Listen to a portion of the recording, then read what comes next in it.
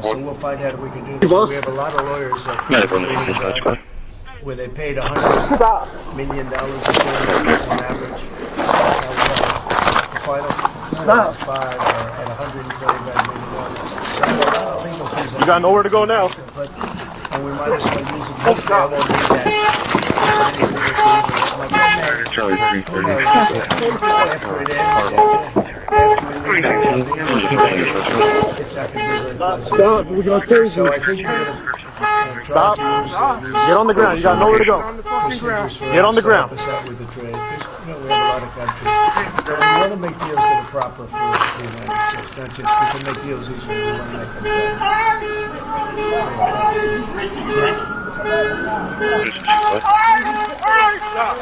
He's reaching.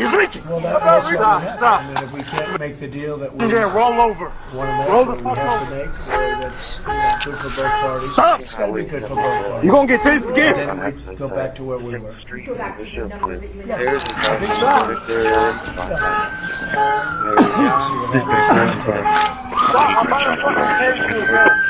Give me the other arm.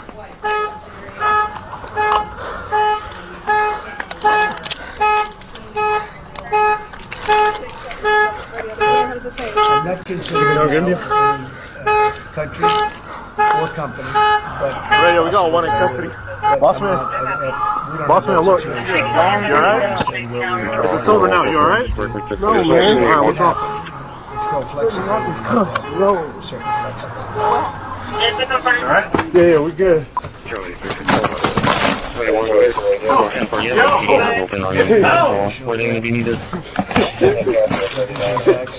Oh yeah. Oh my God.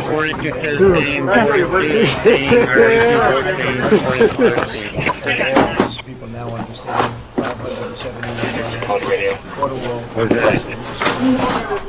going to beef it up.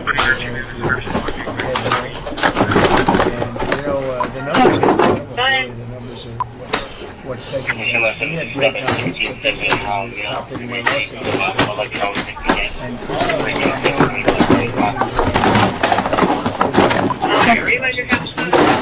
Where we used to have hundreds of thousands of people standing before in Tijuana, Mexico. 1878 Howell Silver Team, Charlie Victor 82373. Massive piece of concrete, which is 1678 Howell. Oh shit. Yeah, there's a Howell Silver. Bro,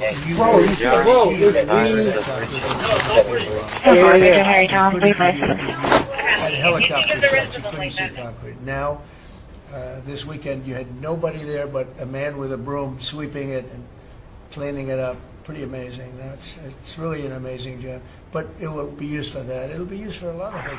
It'll be used by the Department of Justice for corpus record check for this one people. Pam is doing a fantastic job. So it's going to be used for a lot of different things. Somebody want to go ahead? It's a base level. One more. Damn, what up, y'all? This y'all, huh? This plate don't match, man. Hold on. Where you going? Hold on. 42 13, 42 18, 42 14. Yo, stop running. I'm gonna fucking take you. Okay. Oh, shit. I didn't know you did that. Put that right there. Did you shoot at me? I thought you said gun, bro. Gun? Yeah. Bro, you shot at me, right? No, he didn't shoot a gun at you. This right here. This. Taser. He shot a gun at me. No, I didn't. I heard a gun. That wasn't me, bro. He shot a gun. How? I heard a gun. That's why you use this. It's coming out. The difference between a gun and a taser. There's one block. They've been very tough, but they were very smart. They were ready to announce retaliation. Where's And then they heard about China and others, but China. And they said, we're going to hold back a little bit. They decided to hold back. I thought they were very smart. Look, the EU is very smart. 425 Circle. We have an handle. For the purpose of taking advantage of it. I don't blame them, and I don't blame China. I don't blame anybody. I blame the people who are sitting in that Presidents, I blame. They should have never Stop the car! allowed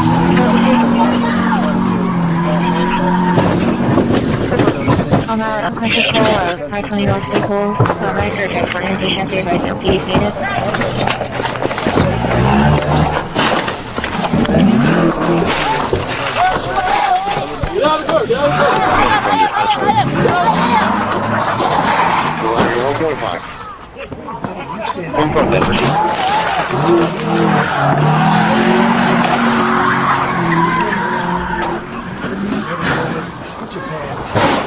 Great with Japan. We had the practice here. It was fantastic.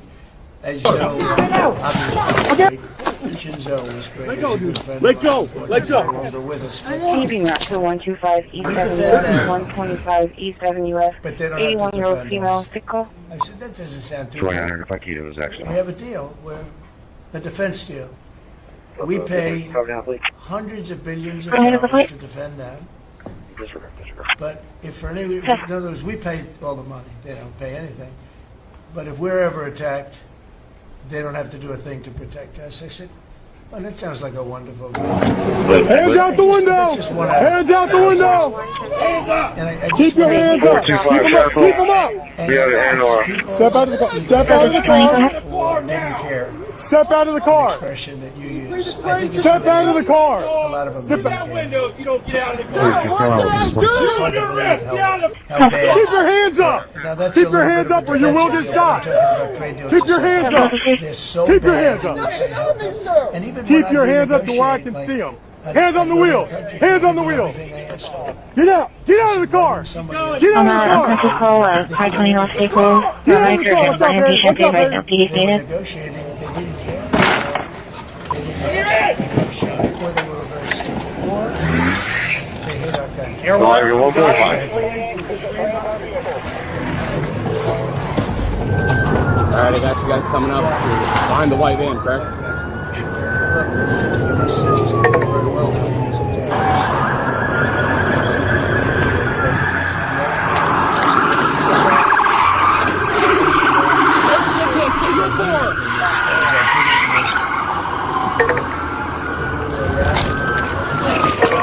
Keeping up to 125 East 7 UF 125 East 7 UF. 81-year-old female, sick call.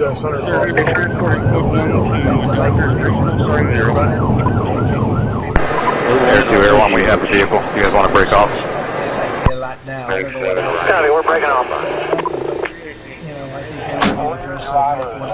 think that would be the first time that when I look at some of those Crazy, so proper. Alright, the silver one, get ready! but they were miles Hey, we got long. 6. Ready, one. Just empty homes. Get ready! Get Get ready, buddy! This is you! Different kind of a thing. But if I didn't do Watch out, that, watch out.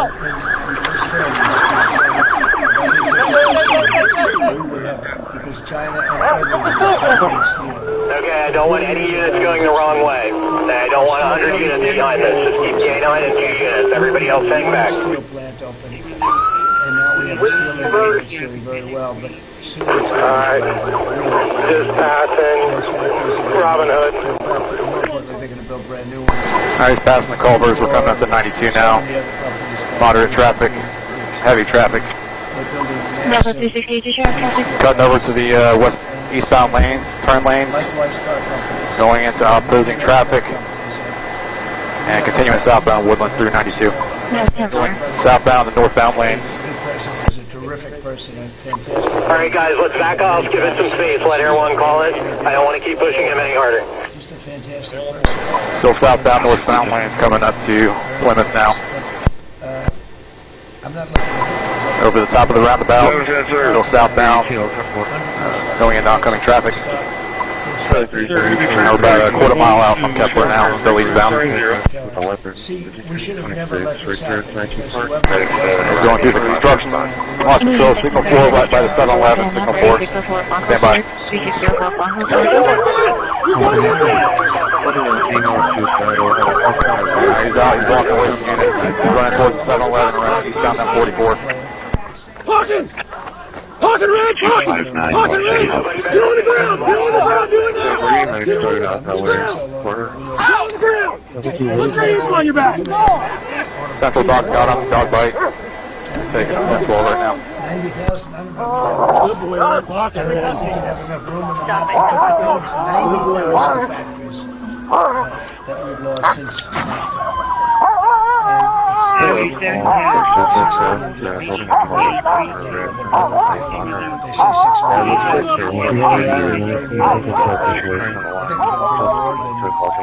than all of we're going to be better and stronger than ever before.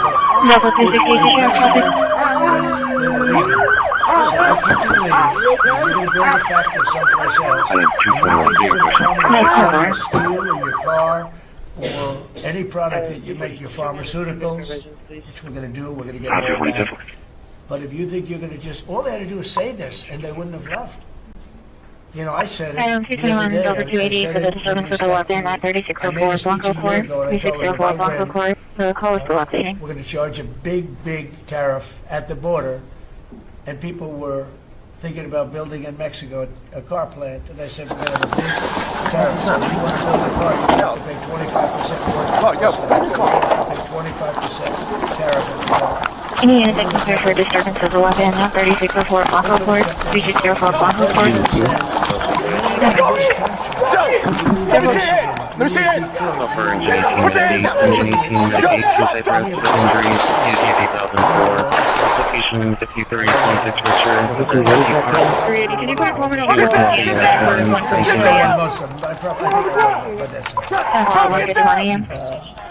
all you had to say if you were the president, if you leave and you think you're going to now fire all those workers, leave all that, you know, everything behind,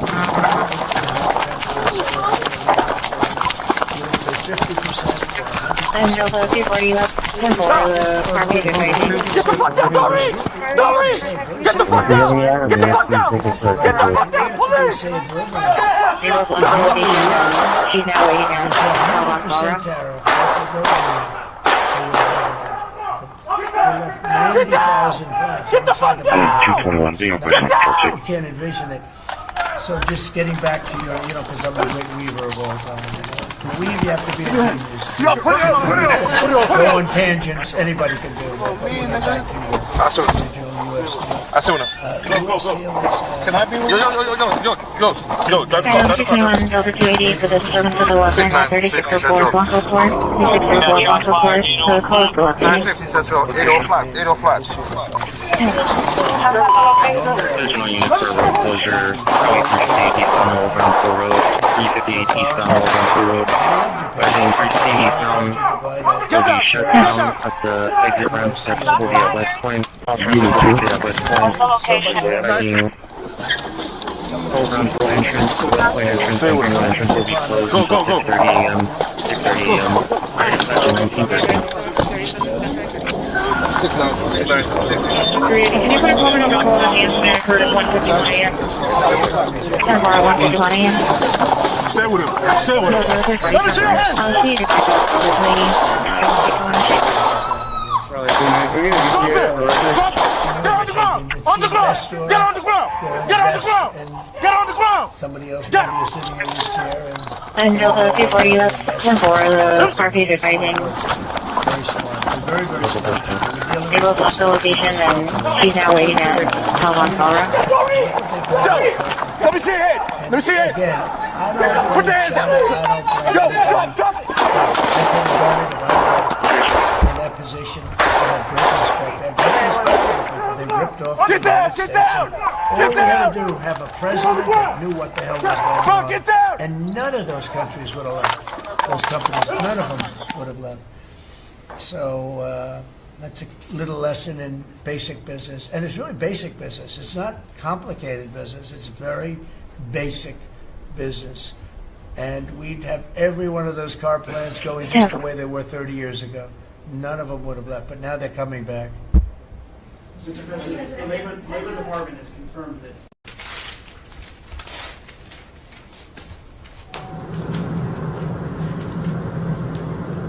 Thank you very much. We had a very good meeting. We're talking about a lot of different things. Consumer prices have actually dropped.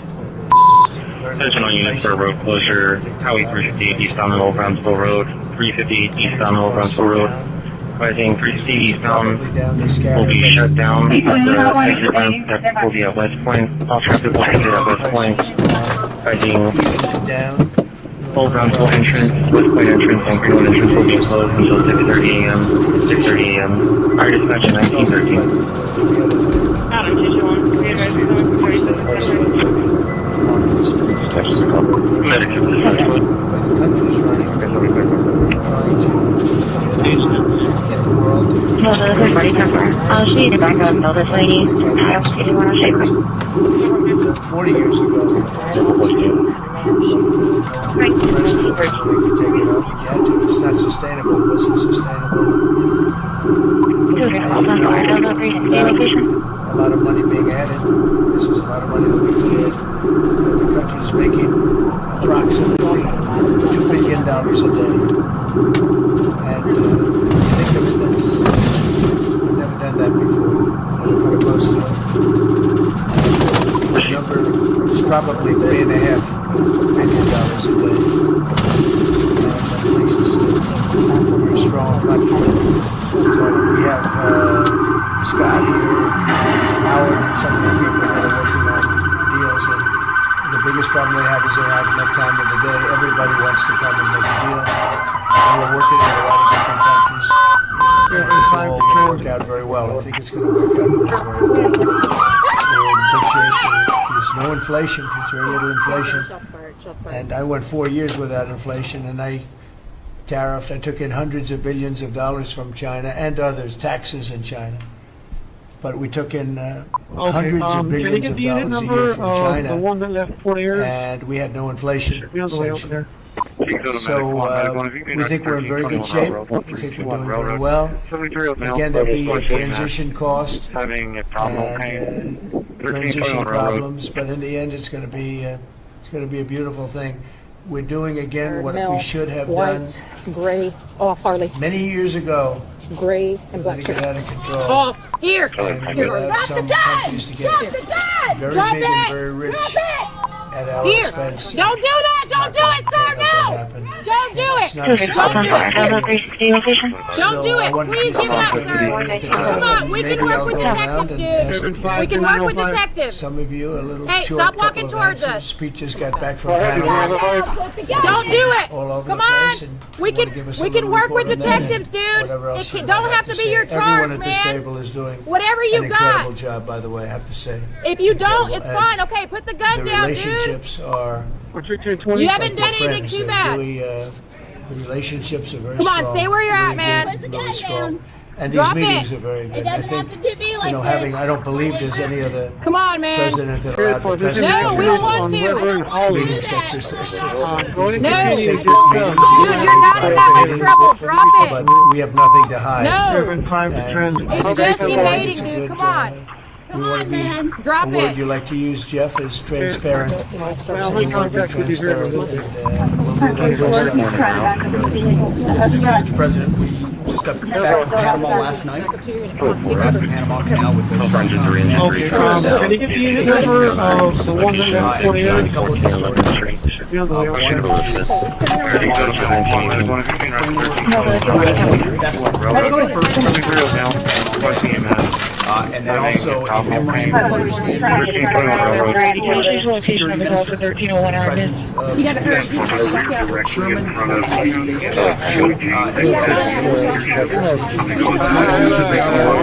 secure the China's had too much influence and others let them creep in. We, along with Panama, so we got a very successful president. Sends his regards, very complimentary of the U.S. He's a great ally, and they want to out. And with our troops, they're partnering with their forces.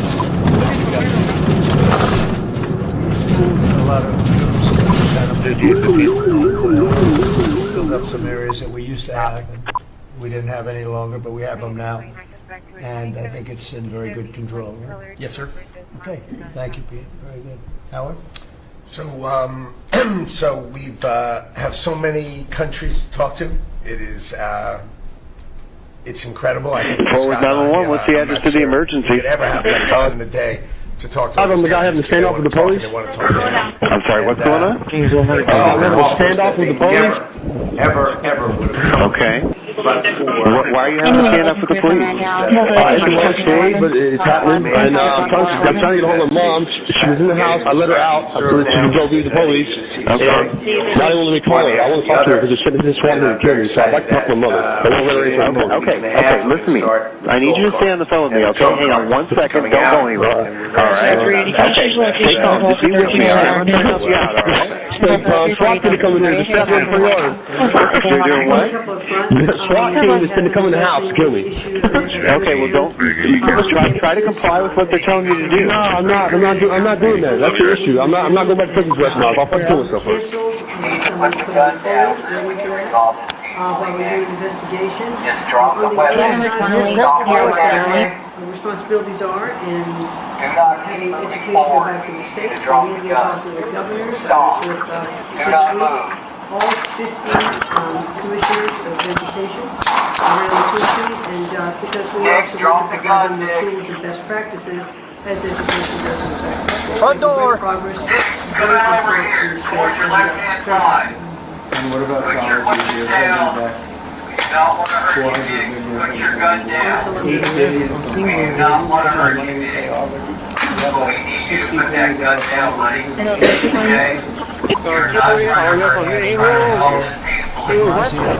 worst mayor in the history of New York. They pay a massive salary. He's saying not gonna happen. That's not hard. That's not hard.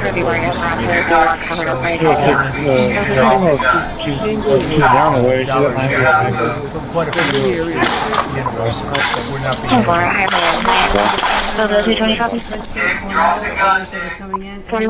being calls now from the presidents of the universities who really do want to come in and sit down and have discussions, and so we're investigating. Any they can clear from that down, 15, 14, 11, 151411. Great job. Is that the 340 Delta 240? I should have after the man Thank you for the House voting for the President's budget resolution along with the Senate bill. And working with members to ensure that a desire for flexibility and desire not to slow spending reforms. And so we're very thankful for that. And now we can get after writing that bill, getting the President as big a package of his agenda to his desk. So very good week. Good. That's right. We just got the House vote, and now we're well on our way to getting, as we call it, the great big beautiful bill. It's a beauty. There's never been a bill like this one. We're trying to get it all into one beautiful bill. It's tax cuts, regulation cuts, and many other things. The border. You're doing a fantastic job. So we just got a report that we, as you know, before us. We were surprised we got the vote. And we're happy to get the vote. So I think we're going to be in very good shape. Okay. Thank you for 2 males that were sitting in front of the location across the street. The right were smoking something, or one of them is passed out and is in and out of consciousness. Under your leadership, like so many other areas, the other one's covered up by a jacket. Shipbuilding and maritime. Great again with these blue collar jobs. These are the cranes, the ports, opportunity zones, and drive that investment back in. And we have under that executive order, and also one to streamline foreign military sales. All just this week. I have RP advising there's a female building business. We may order, we'd have to go to Congress for this, but we may buy some countries that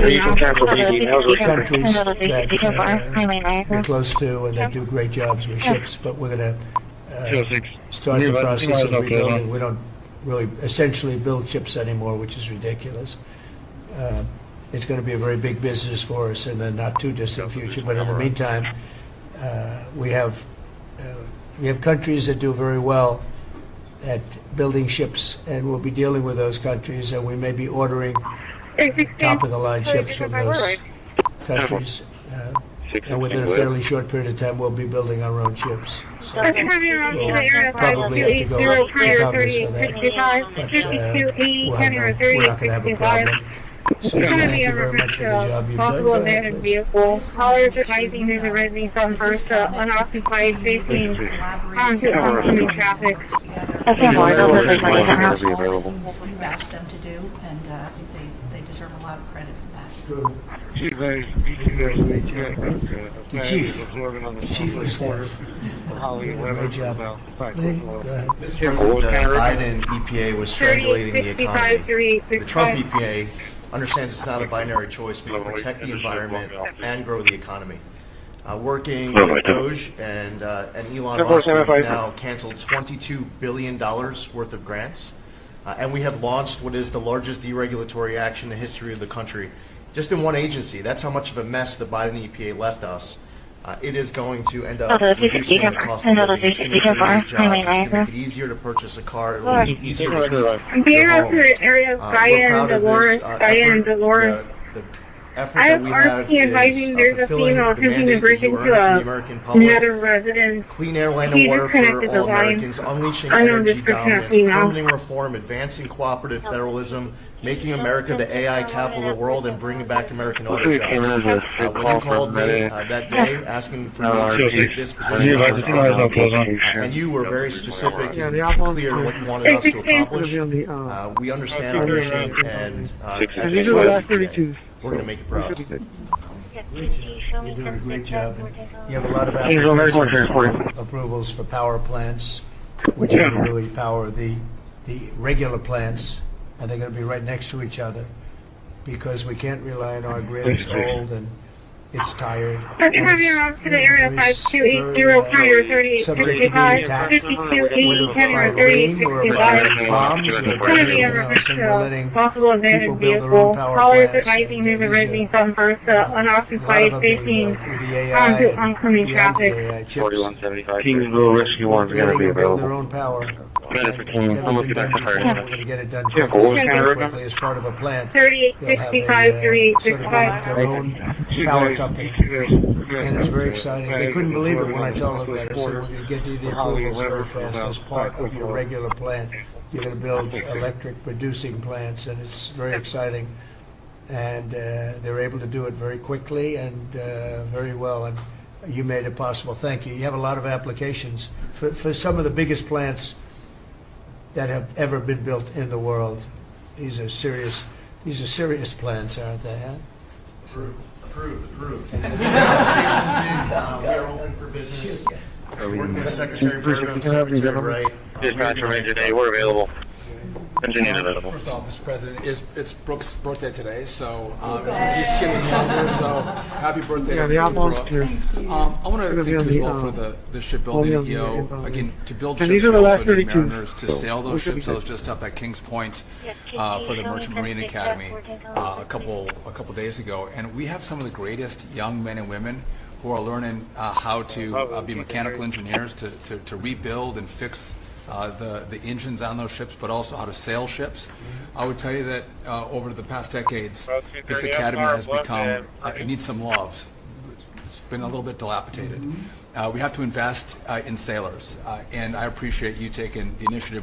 To be a global power, we have to build ships and have sailors to sail those ships. On the computer, putting that the ABS light is on and it gave me a critical fall. Number two, the last administration announced 3,200 projects, big, beautiful roads and bridges. Most of them are good. But they announced them and didn't sign a grant agreement. 3,200, so the money doesn't go out the door to build the infrastructure in the country. And it's fun to do an announcement. It's actually the harder work to put together these grant agreements. So we're doing the work right now at DOT to get these grant agreements done and build the projects. Most of them are good. And they also put in all of this green and social justice requirements on roads and bridges. We're pulling all that out and putting the money toward the infrastructure, not the social movement from the last administration. Good steal. 2262. As opposed to green. Dispatch from Ranger Day, we're available. Okay, thanks. Great job. Sir, first, we are, I would say, more than friends. We've all become family, and I think that what you have assembled in your vision is a turning point and an inflection point in American history. And so just being a part of that is the greatest honor. So thank you for that. And again, just the relationships here and the honor and respect for each other is a reflection of you and your leadership. So I just wanted to say that first. The second thing I want to say is that on behalf of the farmers and ranchers, food security is national security. We have to be able to feed ourselves. And your idea of using tariffs along with deregulation and tax cuts, but your idea of using tariffs to ensure that we are putting forward and putting America first, no one understands that better than our farmers and our ranchers. But having said that, emerging from 4 years of Biden with a 30% increase in inputs for our farmers and ranchers, with an almost $50 billion trade deficit. When we left the first time, it was zero, meaning that they are hurting. So the period of uncertainty we're in, they know that your vision will move us into an age of prosperity for all Americans, but for my people, for the farmers and ranchers, unlike any they have seen before. And I think they are really, really excited and so grateful for your leadership. But also, you have never failed to say that you have the backs of our farmers and our ranchers. It was the first phone call that I had after I was voted with the Senate, and that message just resonates with almost an 85% support of you in the last election. They're with you. Interestingly, the biggest budget driver at the United States Department of Agriculture is not farming and ranching or agriculture, it's food stamps. And so as we emerge and embark, Secretary Kennedy and I, on your vision of making America healthy again, a massive part of that is realigning and reworking our food stamp program so that it better serves those who need it. Yeah, to the point of getting the most under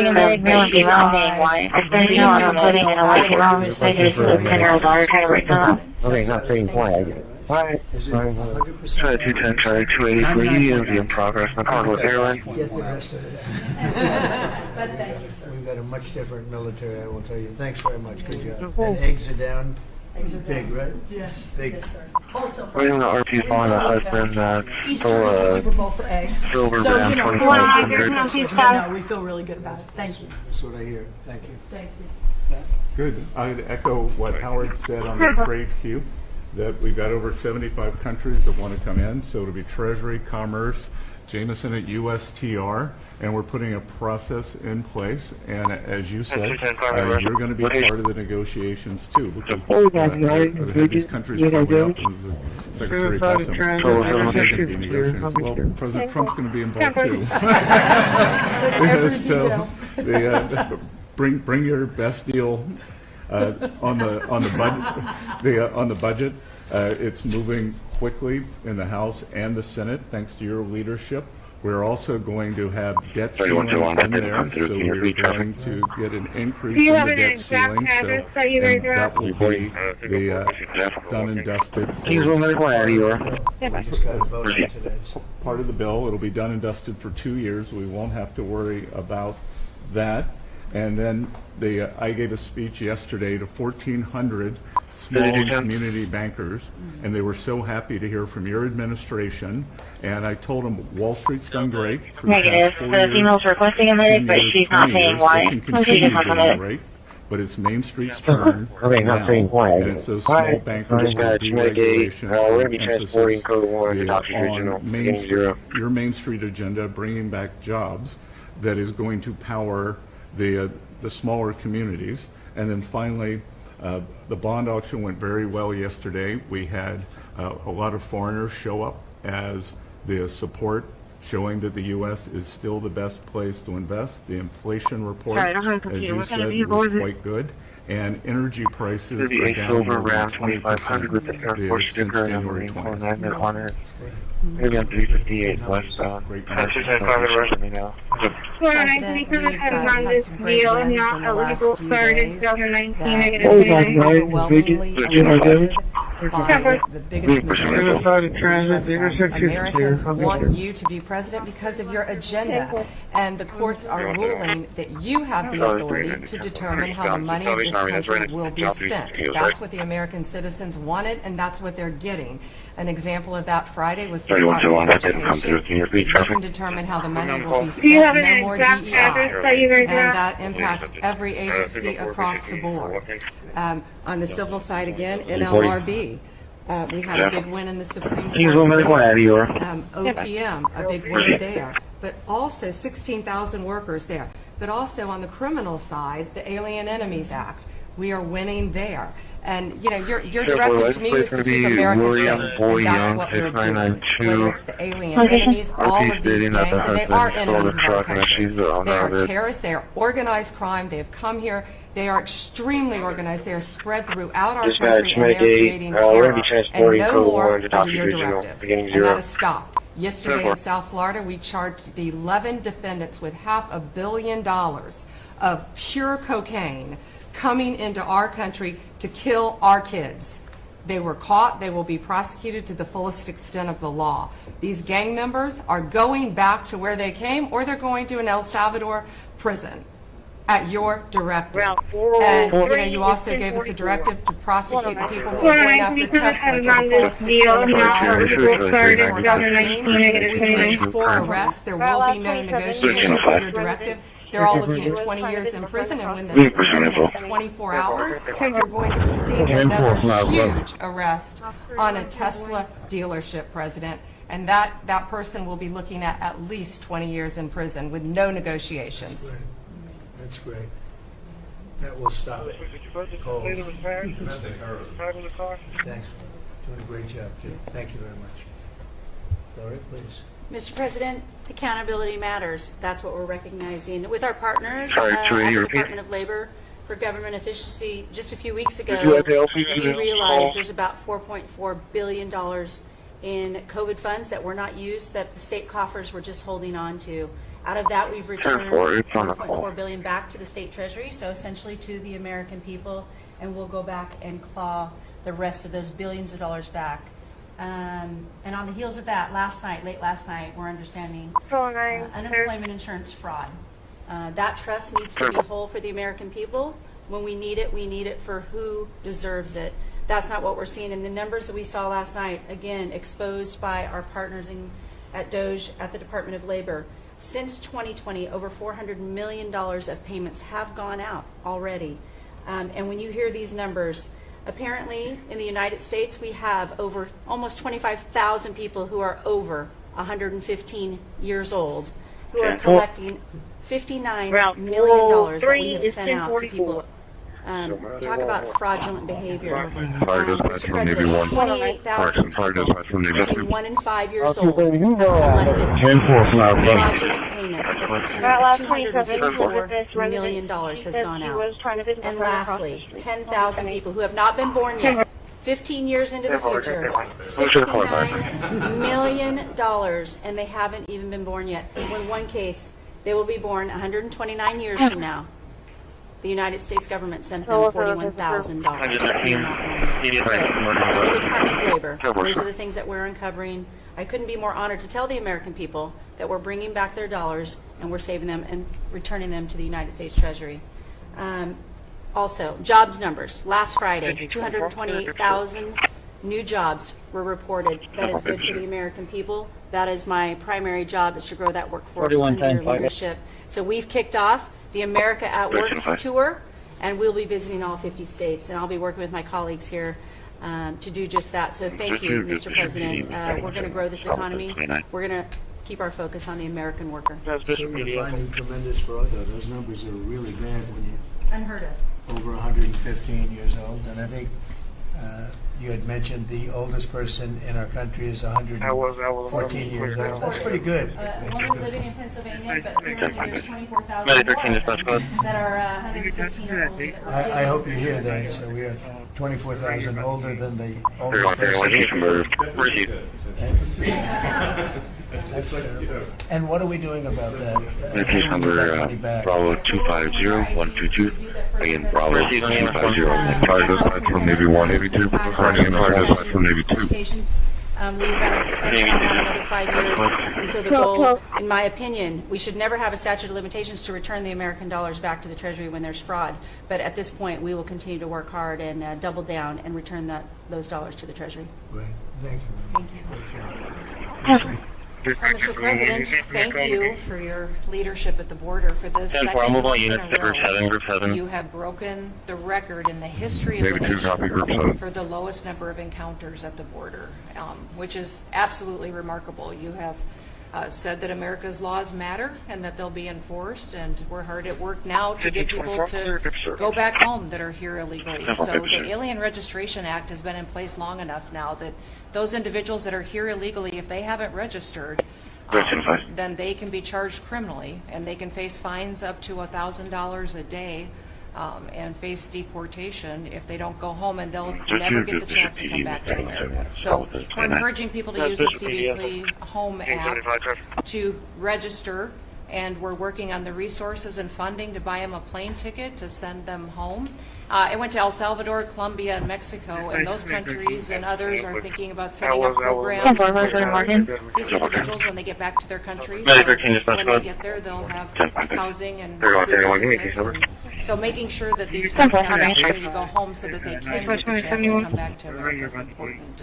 It's a very big self-report operation that we're starting. Navy 2, put us on the MS1. Thousands of people have already been deported. Well, we're just Case number Bravo 250122. Again, Bravo 250122. Laws, then we need to facilitate that. I've been working with the governors a lot lately on several different issues. One of them has been on FEMA for recommendations on how to do exactly what you've directed us to do. And then also I sent a letter and communicated with them that they need to be setting up a staff. Some of our governors don't have security facilities to have national security issues. I think one of the jobs Homeland Security has is to give communication down to states, to local cities and communities. And so recommending they get a skiff, they have secure comms with them at all times nearby so that they can have national security conversations, and then to have somebody in their office designated that is their communications person. A lot of them have emergency management officers, but they don't necessarily have somebody designated when it comes to a national security issue that we you and the SMO for now. If you're familiar with the base, you're coming all the way to the back side of the base by the RV parks. On May 7th. So those governors have been notified to communicate that at home. We don't want anybody to get delayed and not be able to travel when they get to an airport. And this will also help us get back to all of our IDs, and how they're used, for issuing driver's licenses, and governors know how I feel about making sure their driver's license has integrity, because a lot of people use their driver's license to vote. And the backbone of our country and the foundation is election integrity. So we're giving all those directions to our governors and communicating that so they can lead on it as well. And we're going to work with people so that if they go out in a nice way and go back to their country, we're going to work with them right from the beginning on trying to get them back. 230, any more information on our medic? So it gives you real incentive. Otherwise, they never come back. They'll never be allowed once a certain period of time goes by, which is probably going to be 60 days. We're also going to work with farmers that if they have strong recommendations for their farms for certain people, we're going to let them stay in for a while and work with the farmers and then come back and go through a process, a legal process. But we have to take care of our farmers and hotels and, you know. Correct, 10 4 Bravo 230, Receive requested from their station right now. Concerning certain people saying they're great, they're working hard. We're going to slow it down a little bit for them, and then we're going to ultimately bring them back. They'll go out and come back as legal workers. Okay? Thank you. Which I think will be I think it's Stand by on the boat, stand by on an additional medic unit, just you and the SMO for now. If you're familiar with the base, you're coming all the way to the back side of the base by the RV parks. Thank you very much. It's just what I like to do for fun, sir.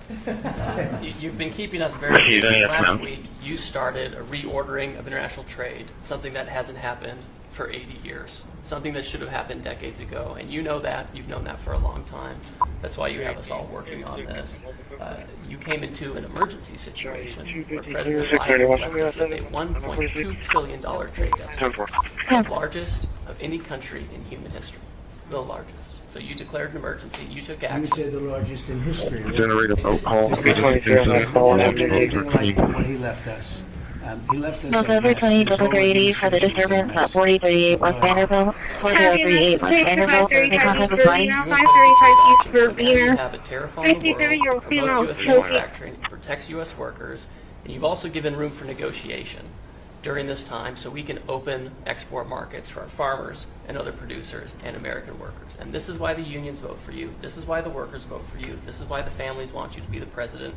Because you're standing up for American workers. Come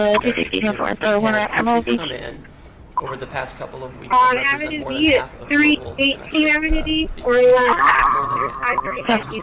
535 you and to your advisors about how to have reciprocal trade. Would have happened to that. Thank you very much.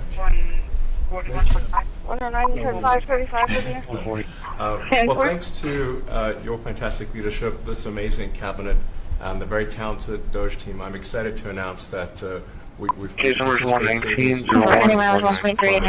based in fraud by $150 billion. And I mean, and some of it is just absurd, like people getting unemployment insurance who haven't been born yet. I mean, I think anyone can appreciate whether, I mean, come on, that's just crazy. Some of these things, people ask me like, well, how are you going to find ways forward in the government? I'm like, well, actually just go in any direction. That's how you find it. It's very common. It's, as the military would say, target-rich environment. So then we generate a vote call for this incident. Launch vote 13. November 20, Delta 380 for the disturbance at 4038 West Vanderbilt, 4038 West Vanderbilt. May contact this line. In a way that is sensible and fair. 535 East Verbena, 535 East Verbena. They'll stay around for the long haul. We like to keep as many as we can. They're great, smart, sharp, right? Finding things that nobody would have thought They currently have Navy on that address and American 13 is almost on scene. Patients right now. Hopefully next week or so. FM1 received. Really exciting. On Avenue D, 318 Avenue D, 411. Actually taking Mary Penn's half. Thanks to your leadership and setting a day of transparency and accountability across the U.S. government, I'm bringing that transparency and accountability to the intelligence community. First and foremost, to make sure that you and your cabinet have that real political objective intelligence to best inform whether it's negotiations for peace, negotiations around tariffs, the great work that you are leading around the cabinet today. Secondly, working with Department of Homeland Security and the FBI to increase our information sharing to achieve your goal of countering narcotic trafficking and our ability to go after cartels designated as foreign terrorists. I met with the National Sheriff's Association this week, being able to work to make sure that the information that they are getting on the ground, that local law enforcement is getting on the ground, is being fed back up through to our National Counterterrorism Center, and that we have all of the federal agencies, state and local law enforcement all on the same page as we are working to make our country safe again. And lastly, sir, as you know, declassification and rooting out weaponization, politicization of the intelligence community is a huge priority. You know more than anyone else the very dangerous and negative consequences of that. I've got a long list of things. Of course, and they're all going to be in block hoodies, about 9 to 13 years old. We currently have Navy medical on scene and There's a call for suspicious activity. is Our almost 24 on scene. That'll give us RTA state, you can hear people walking around her house and come through the windows. We have 36 history with her. She's a microbus post, so she just wants frequent patrol. Which further drives forward your mandate to bring about legal balance across the country so voters can have faith in the integrity of our elections. And lastly, we've been scanning. I've had over 100 people working around the clock to scan the paper around RFK, Senator Robert F. Kennedy's assassination, as well as Martin Luther King Jr.'s assassination. These have been sitting in boxes in storage for decades. They have never been scanned or seen before. We'll have those ready to release here within the next few weeks. How do you feel about that? You can use the base or Bennet. It's not going to matter. You'll just shoot across. We're almost at the tip of the base near the armory. Very great. Hold on, I can Let Bobby see some of this because, it's very personal stuff. But it's time. I've asked him, and his response is, put it out. The world needs to know the truth. Going clear VR. And anything that hasn't been out, you can go to your offices and see. That we have Medic in 15 online for or it's drowning call 101 Naval Station Drive near Southgate. Responding on Group 7 with additional units at 1950. In the storage lockers at FBI and CIA and Happy other nice. agencies, specifically to find if there is anything else that has not been reported. We're actively going out and trying to search out the truth. The Vampire Nest started 3rd unit, 3rd medic unit, a 3rd patient has There's a call for suspicious activity at 4405 Yolanda. RP was stating she could hear people walking around her house and climbing through the windows. We have 36 history with her. She's calling back requesting a cancel, so she just wants frequent patrol. Made in America manufacturing tour, and as I go across the country, people are grateful to have a president who's not just fighting on the tariffs fronts, but to get inflation down, to create jobs. After Biden destroyed 110,000 manufacturing jobs in just his last year, we've already brought back thousands of jobs. So the American worker is grateful. Main Street is grateful for you. And at the agency, you can use the base or Bennet. It's not going to matter. You'll just shoot across. We're almost at the tip of the base near the armory. Loan applications to have citizenship verification, to make sure we have birth dates, common sense principles around lending that the Biden administration had waived. They waived $450 million of fees in 1 year. We're restoring that for the American taxpayer. And the American taxpayer, as tax day approaches, April 15th, they need to know that this cabinet, this administration, and thank you Elon Musk and Doge, for fighting for the American taxpayer to make sure that their hard-earned dollars are well spent, that they have a return on investment for this country, and that we're fighting for them just as you are. Mr. President, we are working at HHS to advance your agenda to make America healthy again. I'm working with Lee Zeldin to reassess the fluoride rules based upon the August release by the National Toxicity Program of new science that shows a direct inverse correlation between exposure to fluoride and IQ loss, particularly in children. Lee and I were in Utah this week, to announce that Utah became the first state in the country to ban supplemental fluoride. I'm working with Brooke on, and governors now in 24 states who are advancing legislation to get soda pops off of the food stamp program, off the SNAP program. We've launched Operation Storm Speed to get the bad chemicals out of baby formula. We're working with governors across the country to get good food into the school lunch programs and to get rid of food chemical dyes and other bad chemicals in our food. One level 2 and 2 level 3s. We'll have 2 patients that will require extraction by boat and 1 patient who is on the shore with the other unit. As physical health. We are working with governors across the country to get cell-to-cell or bell-to-bell legislation to restrict the use of cell phones in schools, which again dramatically impacts academic performance. Today we announced a dramatic reduction in animal testing at NIH and FDA. We're going to switch over to AI, which we've now found is much more precise in identifying the impacts of toxics in various products.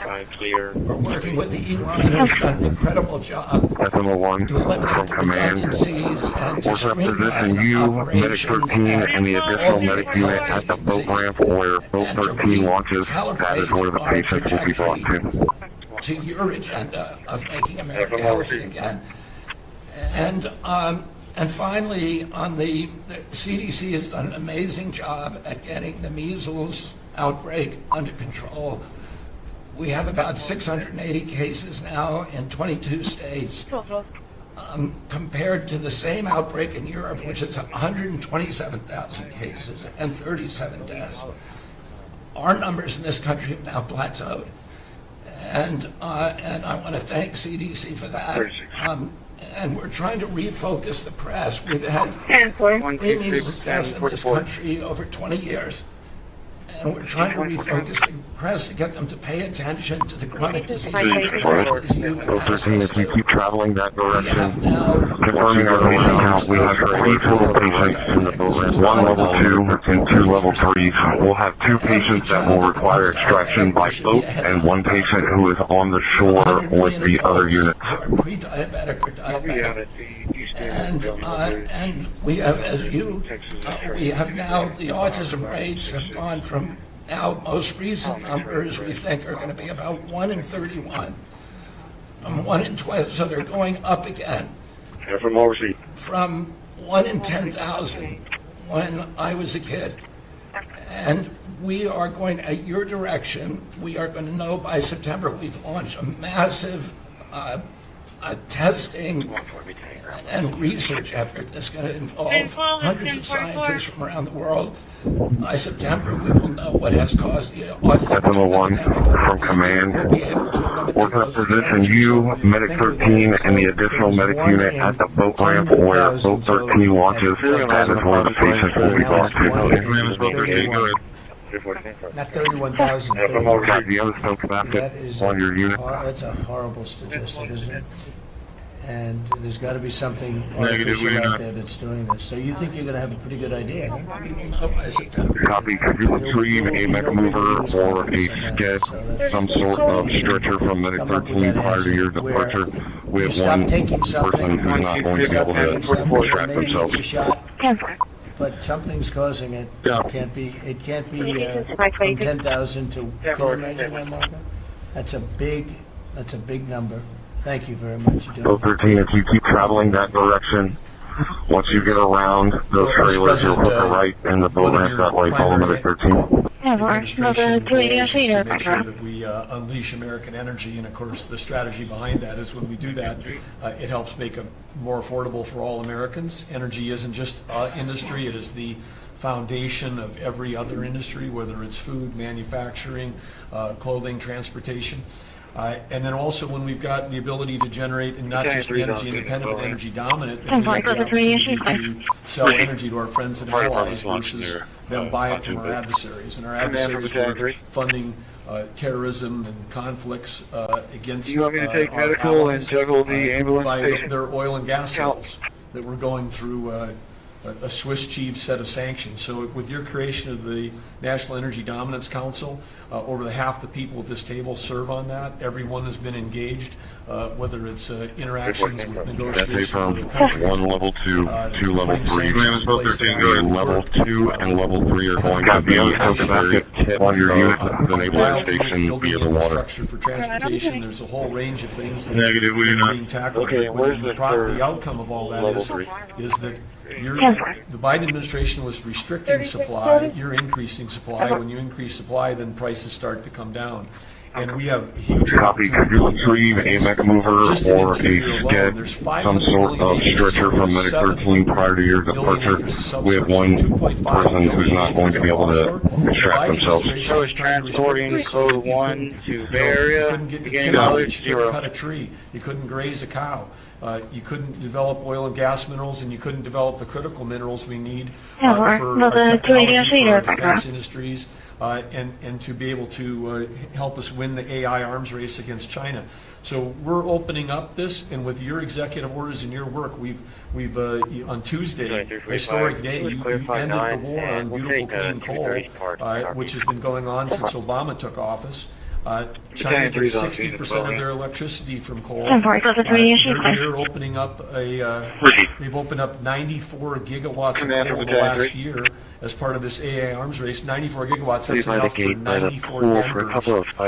You want me to take medical and juggle the ambulance patient? It's unbelievable. We have an opportunity under your leadership to come back. Admiral 1 from command. All 3 pieces have been located. We have 1 level 2 and 2 level 3. Which is scheduled for later this year, but that was the industry loved that because we're now, the Gulf of America is now open for business again, and there's as much as 7 billion barrels of oil accessible now. They've 1 level 2, 2 level 3s. The level 2 and level 3 are going to be at the very point of the naval station vehicle, utilizing flashlights to flag it out. Being put back on again. And of course in Alaska with your separate executive orders to unleash Alaska Energy between Myanmar, the North Slope, and the Strategic Petroleum of Alaska.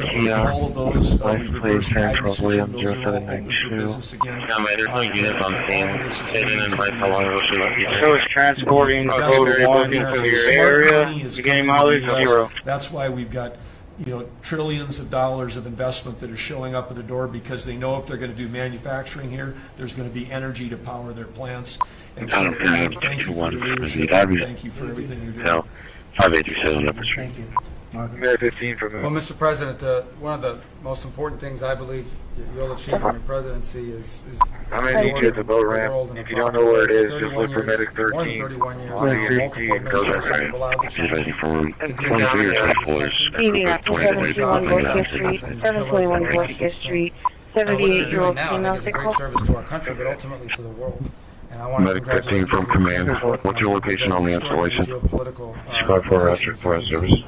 From all these other countries that are now coming here and wanting to... Admiral 1 from command. All 3 pieces have been located. We have 1 level 2 and 2 level 3s. Cover Medic 999. Our company is East 9003. Location 09 Gary Drive. The debriefing here. So just reordering all that has dramatic implications on peace and security of the world, so we thank you.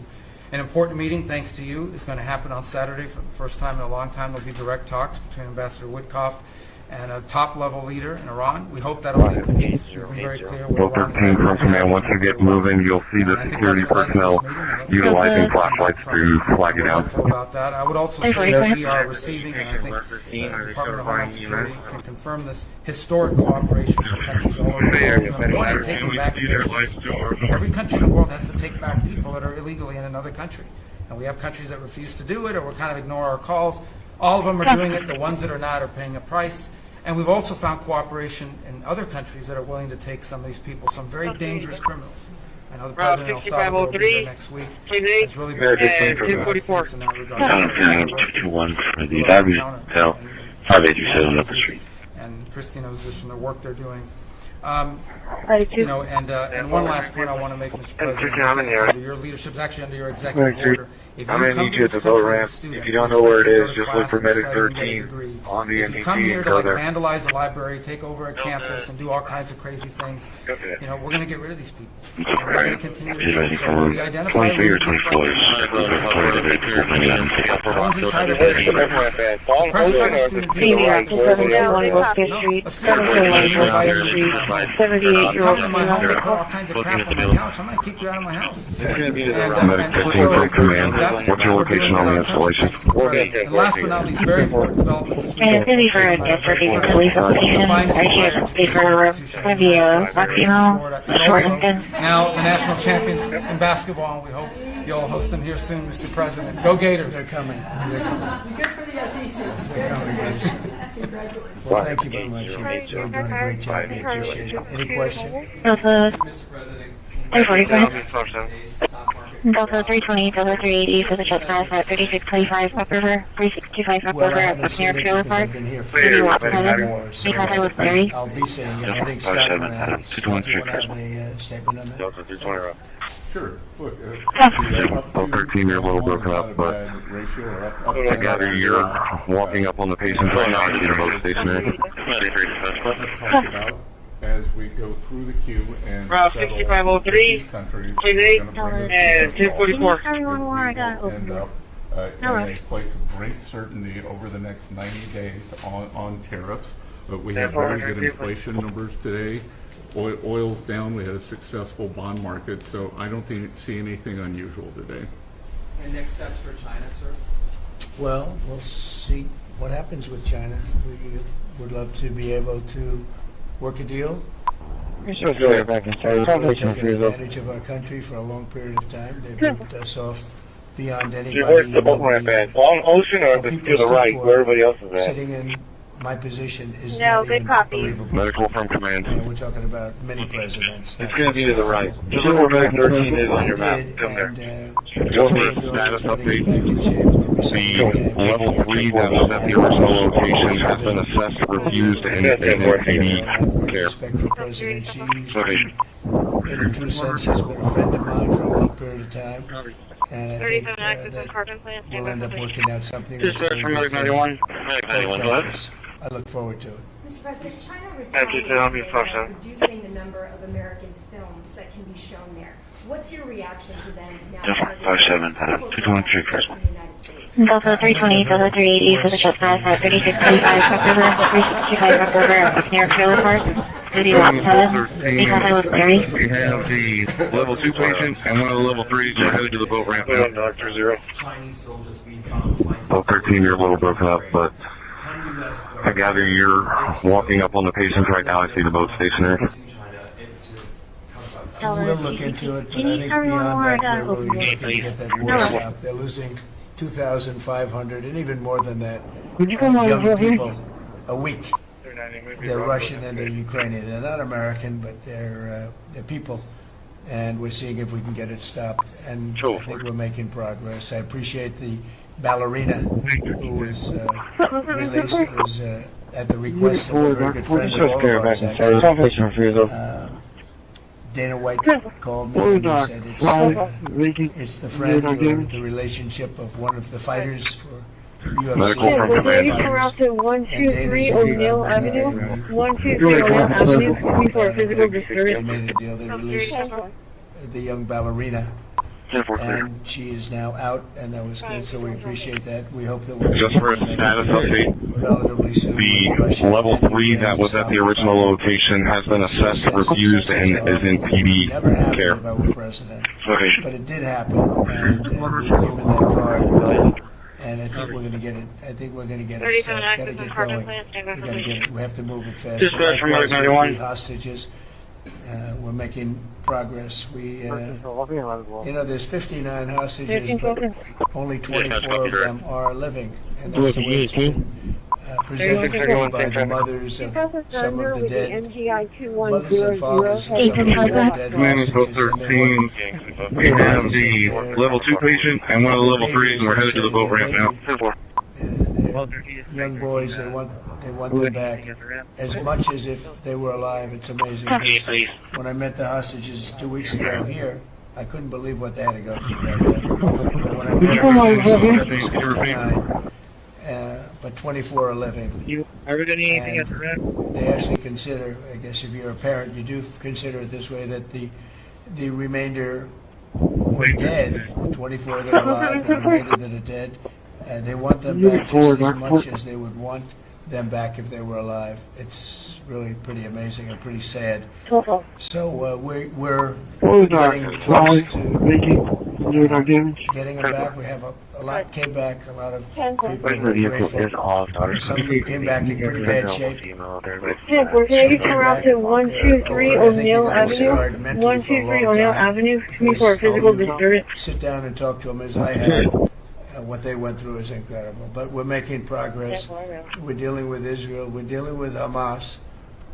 and it's a nasty group. Call for 2-9, there's a 9 men down, ESG 9005, location, north navigation of Leopard, fire dispatch, 28. Well, I think it's very close, but we have to have a deal that we like. We don't want a deal that's going to be a bad deal, or I could make every deal in one day if I wanted Yes, that's copy, sir. do this all in one day. And just say, here's what we'll do. And, 631 same time. I was saying to people before, to Scott, mostly to Scott, Thunder with the and NPI Howard, 2100 and some of the heading other what's the name? We have a lot of law firms that give me a lot of money and legal fees. Probably use those firms to, if we can, I think we can, I'll make a contribution to the country, but the great firms are the best firms, the biggest, and really the most prestigious, and we may be using them to help you guys out, because you need a lot of lawyers, and I'm not sure Pam's going to be happy if I say, can you send over about 200 lawyers that work on trade? She's working on criminal stuff, and I think that's going to be her focus more than anything else. So we'll find out if we can do that. But we have a lot of lawyers that you've been reading about where they paid $100 million a firm on average. Now we have the final 4 or 5 are at $125 million. So I have a lot of legal fees I could give to you people, and we might as well use them. Hopefully I won't need that many legal fees or that much. I may. Who knows? After it ends, after we leave, maybe I'll need it. But if I do, it's not going to be very pleasant. So I think we're going to try to use these very prestigious firms to help us out with the trade, because we have a lot of countries. But we want to make deals that are proper for the United States, not just, we can make deals easily, we want to make them proper. Mr. President, if you aren't able to reach the deals that you want to see at the end of the 90 days, will you put those higher tariffs in place? Well, that's what would happen. I mean, if we can't make the deal that we want to make, or we have to make, or that's good for both parties, it's got to be good for both parties. And then we go back to where we were. You go back to the number. I think so. You wouldn't extend Ten four 47011 William 38. See what happens at that time. 5-6. Yes. Suspicious. 1920. Yeah, subject. At the transfer station, RV for public works. He's watching them on the camera. There's 2 males. One looks to have a rifle. Unsure if it's a BB I'm not gun or not. considering now for any behind the country out there, so you can't or get company, but it's possible that I would. But I'm not. We don't have that situation right now. People understand where we are, what we're going to do. But it could happen.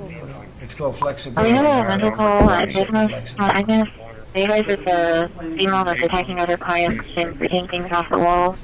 Or you have Paying down national debt. it looks like it could be the same female that was brought in from the earlier call. Morgan, the female that was in the earlier. And all of the other things I built hundreds of miles of wall, as people now understand, 571 miles of border wall in the first administration. But we're going to beef it up, and we're going to add more. And the numbers are incredible. Really, the numbers are what's taking place. We had great numbers, but these numbers are topping my last administration. And Christi and Tom Holman have done an amazing job. But it's an expensive process. This weekend, where they used to have hundreds of thousands of people standing there pouring through the border in Tijuana, Mexico, this weekend they had nobody. You had a man sweeping this massive piece of concrete, which is, the area where there's massive. And I've looked at that during the Biden administration. You couldn't see a piece of that concrete. There were so many people on it. You couldn't, if you had a helicopter shot, you couldn't see concrete. Now, this weekend, you had nobody there but a man with a broom sweeping it and cleaning it up. Pretty amazing. It's really an amazing job. But it will be used for that. It will be used for a lot of things. At the transfer station, RV for public works. He's watching them on the camera. So it's 2 males. One looks to have a rifle. Unsure if it's a BB gun or not. They keep going behind the dumpster out there, so you can't get a good description. It's a baseline.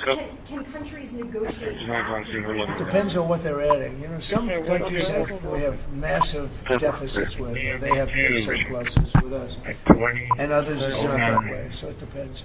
That's why it's really they're all different. Every country is different somehow. certain advantages that others don't have, and certain things. We have some, China, surplus of $1 trillion. We have a mental call business. I guess you guys are the female that's attacking other clients and putting things off the wall. Basically, no We have surpluses. We have some that are pretty even, but they hurt us in other ways. I look like it could be a female that was brought in from the earlier call on Morgan, the female that was in the roadway. We're looking at it as one block. They've been very tough, but they were very smart. Right, but nobody, they're not reporting anybody hurt or anything. Retaliation.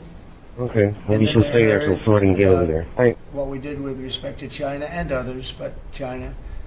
And they said, you know, we're going to hold back a little bit. If you get another alarm, they'll probably are clearing the building. I thought they were very smart. Look, the EU is very smart, but they really have taken advantage of the United States. They were formed for the purpose of taking advantage of the United States. And I don't blame them, and I don't blame China. I don't blame anybody. I blame the people that were sitting at that desk in that other beautiful Oval Office for allowing it to happen. Many presidents I blame. They should have never allowed it to happen. And I'm doing something that a lot of them wouldn't want to do. But I'm here, I do those things, and we're going to make this country great again. We were taken advantage of by almost everyone. I sat back in the last administration. I would actually read, I don't have to read it, but I know it so well. And the TT5, so sorry for the BLC, what this was your day, but he's in front of the fire shop. And I said, Okay, I have a lot of openings there. I'll head over you've there. seen it, Elon. I'd look at deals where it's so one-sided. Even, we have a deal with Japan, and we get along great with Japan, and we had the Prime Minister here. He was fantastic. As you know, Abe was great. Shinzo was great. He was a good friend. We defend them, Okay, thank you. but they don't have to defend us. I said, that doesn't sound too good. But we have a deal where a defense deal. We pay hundreds of billions of dollars to defend them. But if for any reason, in other words, we pay, they don't pay anything. But if we're ever attacked, they don't have to do a thing to protect us. I said, oh, that sounds like a wonderful deal. So that's just one out of thousands. And I just wonder who did this. And it's people that either hate our country or didn't care. An expression that we use. I think it's really a lot of them didn't care. They just, it's just hard to believe how bad. Now that's a little bit of a defensive deal, but I'm telling you about trade deals, the same thing. They're so bad, you would say, and even when I do negotiate, like, I'd go to a country, they give me everything I asked for. I said, why didn't somebody ask for it like originally? They give me everything. I think when they were negotiating, they didn't care, or they didn't ask, or they were shy, or they were very stupid. You know, the TT5, so sorry for the BLC, what this was your day, but he's in front of the fire shop. Private, did you copy boat 13 is out of the water? All patients are with medic units. Yeah. Less than 4. Boat 13 out of the water, 2016. All patients are on the floor. With medics. All we do is the 2018 Audi Q7. The only thing Thank is, you for a call U.S. back. Steel, if you go back 80 or 90 years, that was a behemoth in this. That was our biggest, most. If we were around, we would have been very proud of it. Today we have different types of companies that are big. Google, it's not the same as U.S. Steel, and I love Google, and I got to like the people that run it. They're very capable people. They didn't like me so much in the first administration. I don't know what happened, but I like them. You know, I think they would be the first to admit, when I envisioned, you look at some of those steel factories from 90 years ago, it was a different kind of a country, but they were miles long. Today you see just empty hulks. Those hulks are going to be filled up very soon because of what I'm doing with tariffs. It was a different kind of thing. But if I didn't do that in the first term, my first term, if I didn't put tariffs on, we would have, because China and others were dumping steel. billions of dollars. Command copy, boat 13's out of the Our water. steel companies were all closing every factory. We wouldn't have one steel plant open. And now we have a steel industry that's doing very well, but soon it's going to be thriving, really thriving. And those factories are going to be filled up, but more importantly, they're going to build brand new ones. Nucor and so many other companies, Nucor being a big steel company, they're building massive new steel plants. Did you copy boat 13's out of the water? All plants are many car companies. 3 of them. I'm not looking at hurt Mexico, and I like Mexico. I think boat 13 out of the water, the president is a 2015, terrific operation person, for a fantastic woman. medic. We've had many conversations. She's a very elegant, just a fantastic person. And she's been very nice, very, very nice. But I'm not looking to hurt them, but we have 3 car plants that are under construction in Mexico. They stopped constructing, and now they're going to build in the United States because of tariffs. See, we should have never let this happen, because whoever it was that was president at the time, we lost 90,000 plants and factories since NAFTA. 90,000. It's not believable. How about that, Laura? You know, you're in that sort of world of factories and Build back plants. manufacturing, construction jobs, and bring those workers back home. That's right, we're going to bring them all back. But think of it, from that period of time, which isn't so long ago. Can you check for a person 30, 35? If you had a map on a big wall like this, and if you had pins, 90,000, I don't know if you'd have enough. I don't think you'd have enough room on the map to put the pins. 90,000 factories. Normal number on this going to be 44, 75, 67, 2, 44, 75, 672. I think probably 28, 1044. But they say 6 million jobs. We're going to bring many of that back.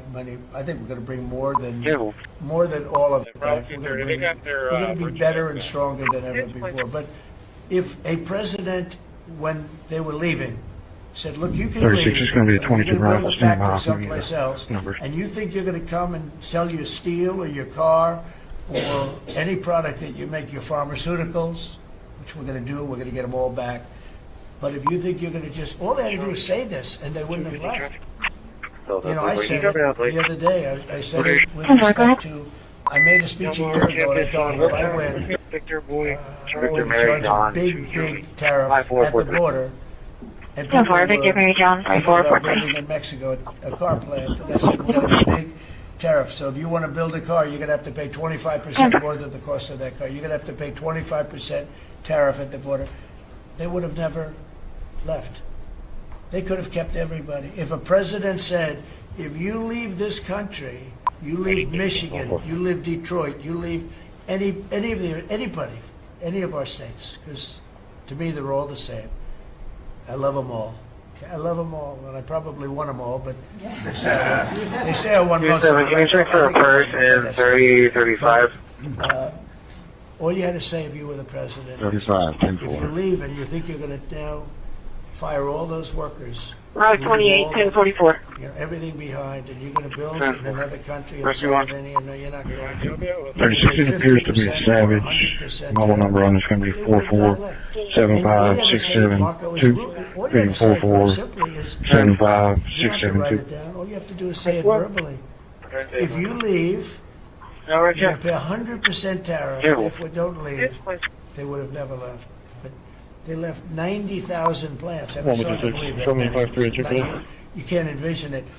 So just getting back to your, you know, because I'm the great weaver of all time. You know? To weave, you have to be a genius. To go on tangents, anybody can do that. But we'll get back to your original U.S. Steel. U.S. Steel is a big name in this country. You know, Babe Ruth is a big name. We have a lot of big names. U.S. Steel is one of the great names in the history of our country. And normally I wouldn't mind so much. I wouldn't Last name's going to be Martinez. First name Any unit that can create back up to 360 with a control for 1 minute at this month. U.S. Steel brand. That's hard for me to do. And maybe somebody else may want it. The company Nippon that's involved with it is a big, powerful company who do a good job. 36 women, or why can't they just build a plant themselves? I mean, why do they have to you know, If take you don't leave the so turn, says, you know, you I try to rejected the listen from deal. numbers. Now they've come back in a different form, coming back as an investor. And, you know, I feel better about that, I guess. But, you know, I know them very well. I know the thinking. It's the investor. They'll invest, and somebody else maybe is sitting in this chair, and they will no longer have an investment. They'll have the whole thing. You know, that's the way it works. They're very smart. They're very, very smart people. We're dealing with very smart people throughout the world. Great geniuses, actually. Look what they've done to our country. And again, I don't blame China. I don't blame anybody. If I could have done it, if I were in that position, I'd have great respect for the people. They ripped off the United States, and all we had to do, have a president that knew what the hell was going on, and none of those countries would have left. Those companies, none of them would have left. So it's a little lesson in basic business, and it's very basic business. It's not complicated business. It's very basic business. And we'd have every one of those car plants going just the way they were 30 years ago. None of them would have left, but now they're coming back. Great work, sir. Mr. President, the Labor Department has confirmed that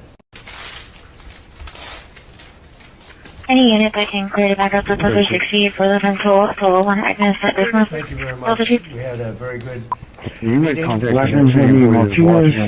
First name, David. Date of birth is going to be July 4th, 79. July 4th, 79. Everybody predicted a lot of inflation. I'm not getting Energy If costs. you don't get a return, can you try to last name from numbers? Probably down. They scatter, but they're I probably have down. 36 women or Prescription drug prices are even to down. We're doing very well. It's been amazing. We had a big day yesterday. There'll always be transition difficulty, but we had in history, it was the biggest day in history, the markets. So we're very, very happy with the way the country's running. We're trying to get the world to treat us fairly. This is something that should have been done 25 years ago. Should have been done 40 years ago, and it wasn't. But no president was willing to take it on, but you had to. It's not sustainable. It wasn't sustainable. 230, 10-4. As you know, without a lot of money being added, this is a lot of money that we could add, the country's making approximately $2 billion a day. And when you think of it, we've never done that before, never come close to it. And the number is probably $3.5 billion a day. And that makes us a very strong country. We have Scott here and Howard and some of the people that are working on deals. The biggest problem they have is they don't have enough time in the day. Everybody wants to come and make a deal. And we're working with a lot of different countries. It's all going to work out very well. I think it's going to work out. You make contact with that city employee that's watching them and see if they want to start There's no inflation, very little inflation. I went 4 years without inflation.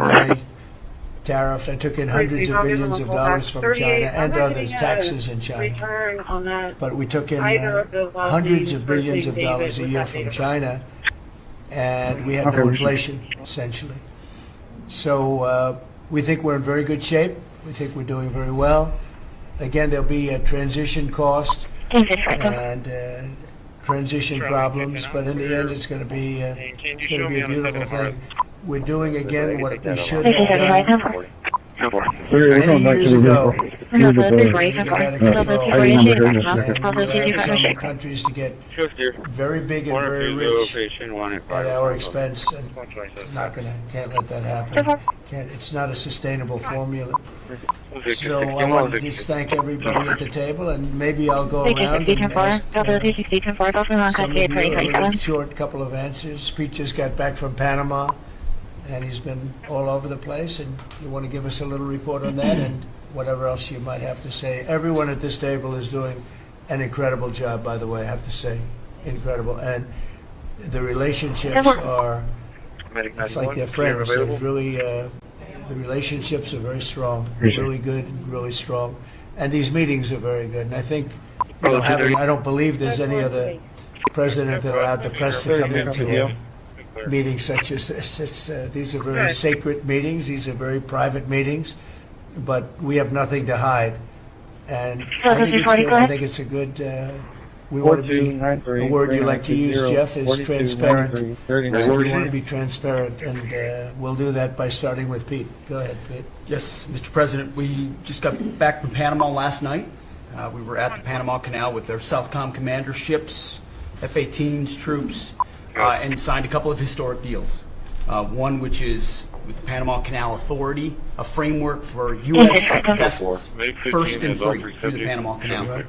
And then also a memorandum of understanding with their security minister for the presence of U.S. troops. Fort Sherman is an old U.S. base there, as well as a naval station and air station, jointly with Canada to secure the Panama Canal from Chinese influence. That's something we're taking back now. China's had too much influence. Obama and others let them creep in.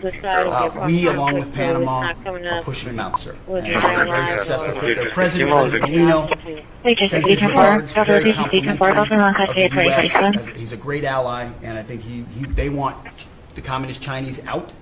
And with our troops there partnering with their forces, we've got a chance to push them all the way out. We've moved a lot of troops to Panama, and freed up some areas that we used to have, and we didn't have any longer, but we have them now. And I think it's in very good control, right? Yes, sir. Okay, thank you, Pete. Very good. Howard? So, so we've have so many countries to talk to. It is it's incredible.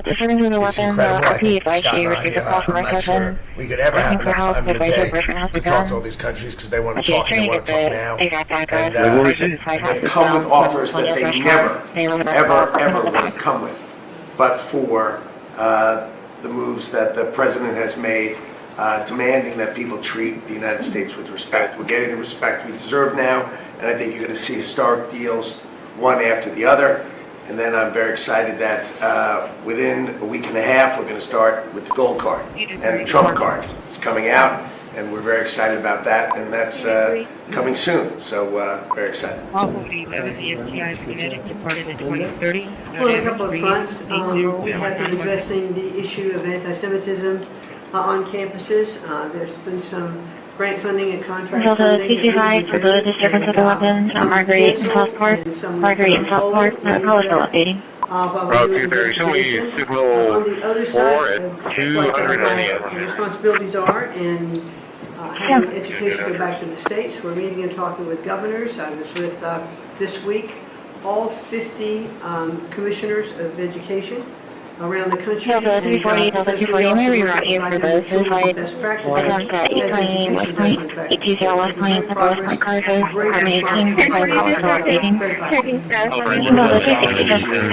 Versus address is the 1023 location, 820 West Point, the West Point Cottages, the money we pay off. she's aging for We have a $60 billion fund, we're giving them $8 billion, and we're trying to figure that out. And then they hire de Blasio, the worst mayor in the history of New York, and they hired the woman from Chicago who was a disaster, total disaster, and they pay them massive salaries, and they're supposed to be teaching the government. The weapons, RP advice you received a call from my cousin, asking for help, advisor person has begun.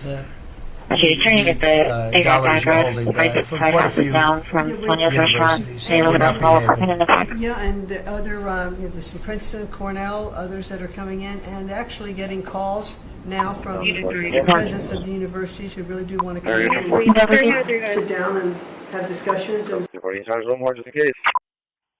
4771 I'm a notary. I got called to do a signing, and it didn't go well. He had this document. He thrust it at my grandmother. He said that if she didn't sign it, he'd kill my mother. Who shot him? I don't know. Would it surprise me if they conspired to kill him? It wouldn't surprise me at all. On July 26, 2016, a bitter family feud reaches an explosive breaking point in Applegate, Oregon, leaving one man dead and investigators scrambling to uncover who pulled the trigger. As they work to determine if this was a devastating accident or a cold and calculated plot, the truth emerges with the shocking realization that the entire incident was caught on camera. The following report is based on official police records, and most of the footage has never been seen before until now. Just before 4 p.m., a 911 call reaches Jackson County dispatchers, but they struggle to get critical information as chaos unfolds at a remote farmhouse. And I need someone now, and I need an ambulance. What's the problem? Take your best guess. Take your best guess. I can't guess, ma'am. You're there. You tell me what the emergency is. I didn't see anything. All I can tell you is a gun went off. You need to tell me what happened. He's dead. I think he's dead. Who shot him? Is somebody coming? They're on their way. Who shot him? I'm a notary. I don't know. I'm a notary. I got called to do a signing, and it didn't go well. I mean, let me stay up here and just nervous about you leaving with that. Hey, come back, please. Hey. No. I want you to come back here with that. I'm sorry. I'm just worried about him walking around with a gun. Okay, where's the gun at? Who has the gun? One of the I know you. Listen to me. I'm not trying to be upset with you or unreasonable, but you have to understand the level of this emergency. Who has the gun and where is it? I don't know her name. It's in her hand. First responders make their way to the scene, but with an unsecured gun and no ID on the suspect, they have no idea what situation they're walking into. As the dispatcher attempts to get help for the unknown victim, she faces unexpected challenges. Okay, listen to me. Are you in a position where you can go help the patient? Oh, no, I don't do blood. Oh, he's still alive. Okay, listen, we can save his life if you're willing to help him. Or if you're not willing, then give the phone to somebody that is willing. Okay, Chloe, lay the gun down on the table. Oh, okay. Do you want to talk to them? They want to know about him, his condition. Okay, so this is his sister, Kelly. Okay. What? Okay, listen to me. Who is the person that shot? My brother. Okay, all right.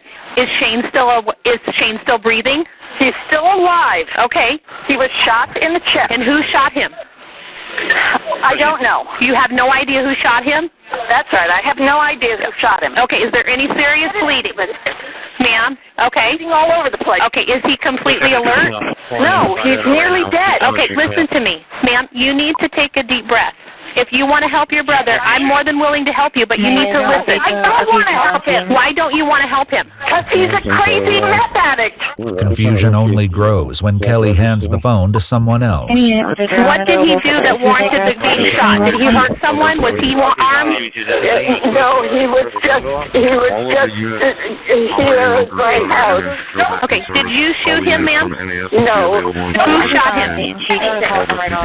I don't know. The shooter has yet to be identified, and with an unidentified suspect still armed, the situation is far too dangerous for paramedics to approach. The phone is handed off once again, this time to someone who's willing to help the victim. Who are you? Okay, are you with the patient? Yes, I'm sitting right on now. Okay. Is he awake? Yeah. Did you shoot him? That's a check. No, no. Okay, listen to me. I'm going to tell you how to give mouth to mouth. Are you right there? I'm here. Okay, place your hand on his forehead and your other hand under his neck, then tilt the head back. Okay, got blood in his mouth, should I? The man attempts CPR while waiting on paramedics. They finally arrived after 20 minutes, but they won't approach until they know the gun is safely secured. They can come in. They can come in and say, I'm right here. I understand that, sir. That's their protocol. Don't let this man die behind a duck. Hey, listen, let's not give up. Just keep doing it over and over, okay? Oh, can you just come in? I already told them, sir. 24 years of doing war. I already told them. Nobody can be that much of a coward. I'm right here. I represent everything on the line. Tell them they are safe. Please come in. The phone is passed once again back to Kelly, who finally updates the dispatcher on the gun's location. I have the gun. The person who shot the gun does not have the gun. The gun is hidden away. Okay, the gun has been secured. Right here. Okay, the gun is secured. Okay, sent in. Okay, I let them know that the gun has been secured. And where's the female that did the shooting? Where is she at? All of the units. Okay. Okay. With the gun secure, first responders finally make their way onto the scene. but it's too late. 63-year-old Shane Patrick Moore is dead as the result of a single gunshot wound to the chest. Officers identify the family members present: Shane's elderly mother, Lori Moore, the owner of the home, Shane's sister Kelly, and Kelly's daughter, 26-year-old Ashlyn Tucker Moore Reed. As Kelly is placed in handcuffs, she questions if her brother Shane is dead, stating, "I hope so." Officers noted in their reports Kelly showed no remorse and made it very clear she was glad he was dead and he needed to stay that way. Given Kelly's statements during the 911 call and the fact she was seen holding the gun, suspicions surround her claim that it was Tucker who pulled the trigger. After Mirandizing Tucker, they begin to question her about what happened. But it soon becomes clear this family rivalry is more complicated than they ever imagined. Both Tucker and her mother, Kelly, are known for their work as authors. Kelly wrote the novel Deadly Medicine with her husband in 1988, a true crime novel chronicling the life of a serial killer. Tucker, along with her mother and sister, would later co-author the Amber House trilogy in 2012, a series of young adult novels with themes of gothic horror and science fiction. Despite the success of their books, family members tell investigators that Kelly and Shane would often fight over money, which led to an incident in 2015 in which Shane allegedly threw a bottle of motor oil through Kelly's screen door, which struck Tucker in the face. In a victim statement, Tucker claimed the injuries nearly blinded her and could have ended her career as a model and actress. She told investigators that a no-contact order was issued after the incident, prohibiting Shane from being near her. Recently, after Lori suffered a heart attack, Kelly and Tucker temporarily moved into the farmhouse to care for her. The long-standing tension between them then escalated when Shane showed up at Lori's house a week before the shooting. He had this document, he thrust it at my grandmother. He said that if she didn't sign it, he'd kill my mother. And about that was this stuff that you heard him say, or was it stuff that your grandmother told? This is something nobody knew. My mother asked her, why would she sign a thing without anyone present? You know, right after you've been in the hospital, you already have a will. And that's when my grandmother kind of huddled into herself and said, he said he would kill you, Kelly, if I didn't sign this. And he had done that while I was in the house. According to reports, the document would grant an equal inheritance of the property if their mother, Lori, passed away. But according to Tucker, Shane's attempt to get a signature was in direct violation of his supposed no-contact order. Okay, so if you wouldn't have been there, could he have came in and been part of this whole notary thing and the discussion about that? If I hadn't been there, no, not with my mother present. Okay, so he's not allowed to even be around your mom? Right. So that is kind of background information I can provide you. And I just don't feel like I'm in a good position to speak about the incident today at all without a clear head and without a lawyer present. I'm sorry about that. For now, the interview ends, but their time with Tucker is far from over. Meanwhile, though Tucker has described Shane as threatening and violent, friends and family adamantly disagree with the characterization. Has Shane ever been an aggressive or violent person, as far as you know? I've never witnessed him being aggressive or violent. Shane did make a statement days prior to this happening that he was afraid that, quote, he said, "I'm afraid Kelly's going to kill me. I'm afraid she's going to shoot me." Here's an unsolicited question. If you were to ask me, would it surprise me if they conspired to kill him? It wouldn't surprise me at all. A forensic analysis of the gun returned 2 fingerprints, but comparisons to Tucker and Kelly were insufficient to identify or exclude either of them as the shooter.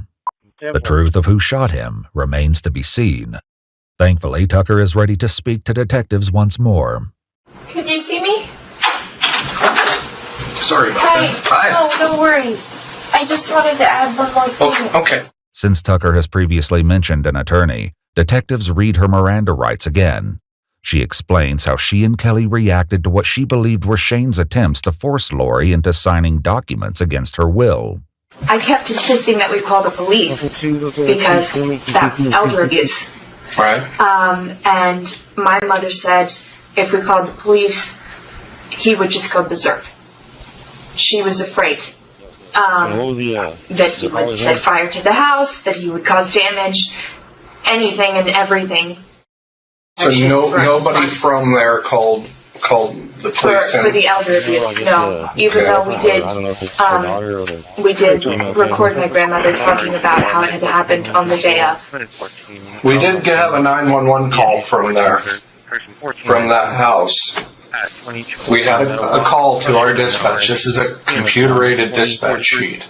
On which day? Today. That's today's date. And the time that call was initiated was 1:44. Nearly 2 hours before the incident, Shane dialed 911, his words shedding an alarming new light on the unfolding story. I was hoping I could get a sheriff out here at my place. It's not a real emergency situation. I'm expecting a notary public to be here at 2 o'clock to 2:30, and I don't want any trouble. I'm afraid my sister's going to try to stop the notary public and my witness from going in and signing the papers in front of my mother. Her kid fired off a gun over there this morning, like they're, I don't know what the hell they're thinking, but I need this notary public to get together with my mother, and I don't want any trouble. The possibility that Tucker fired a gun earlier that morning cements her as a primary suspect in Shane's fatal shooting. A startling revelation further explained by Shane's roommate, Stacy. Shane walked over to tell his mother that the notary was not going to be there until noon. And I don't know what transpired, but Shane came running back to the house, and within seconds of him hitting the back door, getting through the back door, there was shots fired off. How many? 2.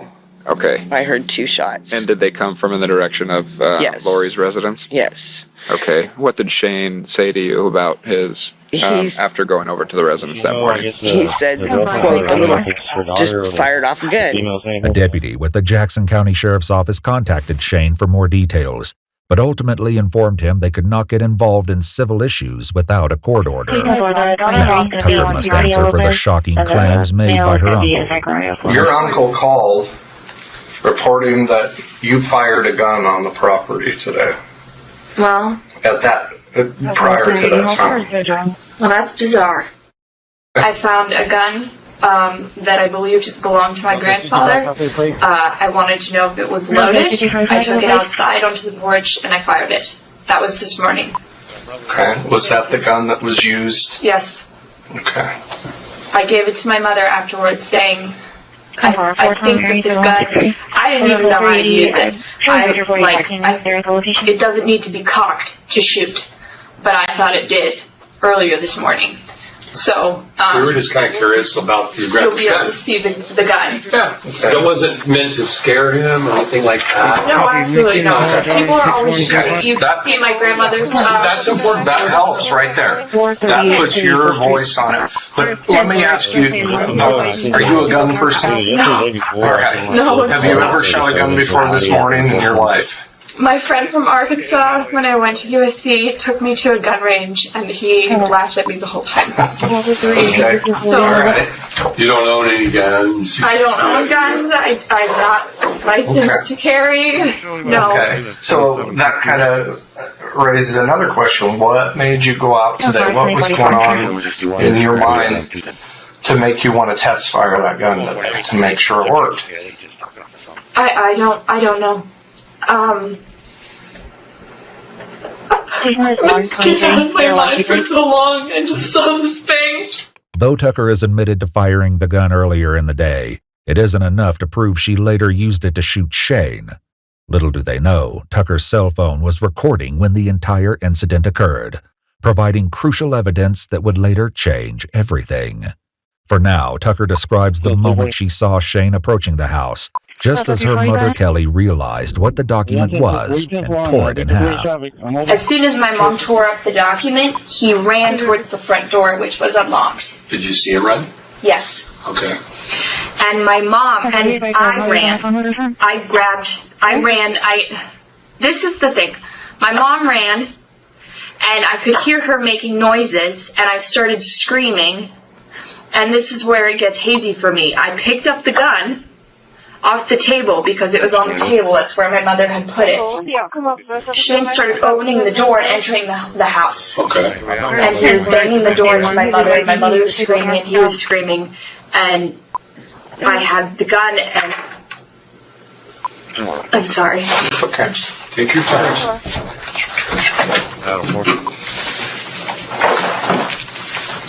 don't even remember what happened. I was like screaming, and I thought that you had to cock a gun for it to go off. Did the gun go off? Yes. And I thought that it was gonna, yes. Okay, so let me ask you this. Why did you pick up the gun? And there's no wrong or right answer there, Tucker. It's just, we're trying to figure out. I was absolutely sure he was going to kill my mother. He told her earlier in the day that he was going to kill her if she messed anything up for him, and she ripped pieces of paper up right in front of him. With Tucker admitting she fired the shot that took Shane's life, the question remains whether her story of defending her mother's life is true or an elaborate deception. A friend of Shane's would later find it difficult to believe the shooting was anything but planned. The kid that shot it wasn't even supposed to be on the property because she filed assault charges prior to that. If there was a problem the day before, why was she there with a gun the next day? Why were they even there? I mean, your guess is as good as mine. Yeah, I mean, to me, that's still premeditation. Proving her intent, however, would be a significant challenge. As investigators search for any sign of remorse from Tucker, her mother Kelly's behavior during the 911 call raises unsettling questions. Are you sorry this happened to Shane? I'm so sorry. Do you think he deserved it? I don't think he deserved to be in jail. Because your mom made it pretty. I remember her screaming, "Die, die," while he was bleeding out, and I was. Okay, he's got blood in his mouth, too. I was sobbing and sobbing. Do you think your mom had any involvement in this? You mean like getting it all jacked up, by yelling at you, saying to shoot him? Did you hear your mom saying? I don't think my mom told me to shoot him. I don't recall that. Witnesses from the shooting would later tell investigators they overheard Tucker state to Kelly, "You told me to do it." Tucker, however, claims her words were unrelated to the shooting. What do you remember saying? Do you remember saying something to the effect of, "You told me I could do it. You told me." Watch the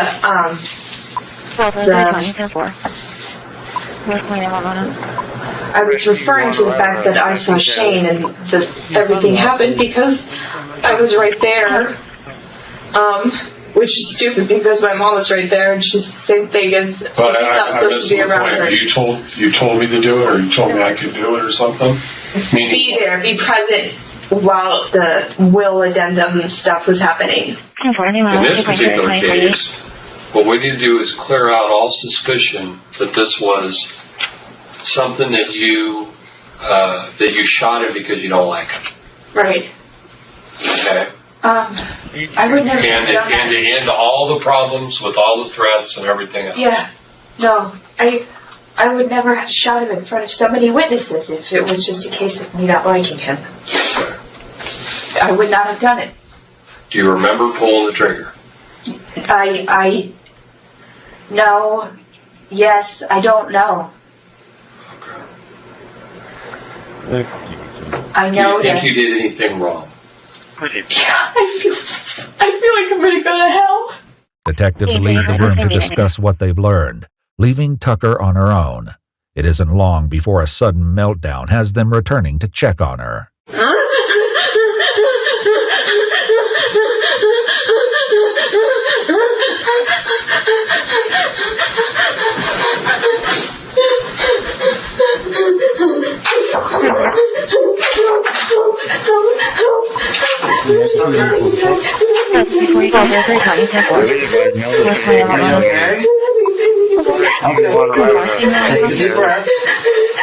Detectives allow Tucker to move to another room in an attempt to calm her down.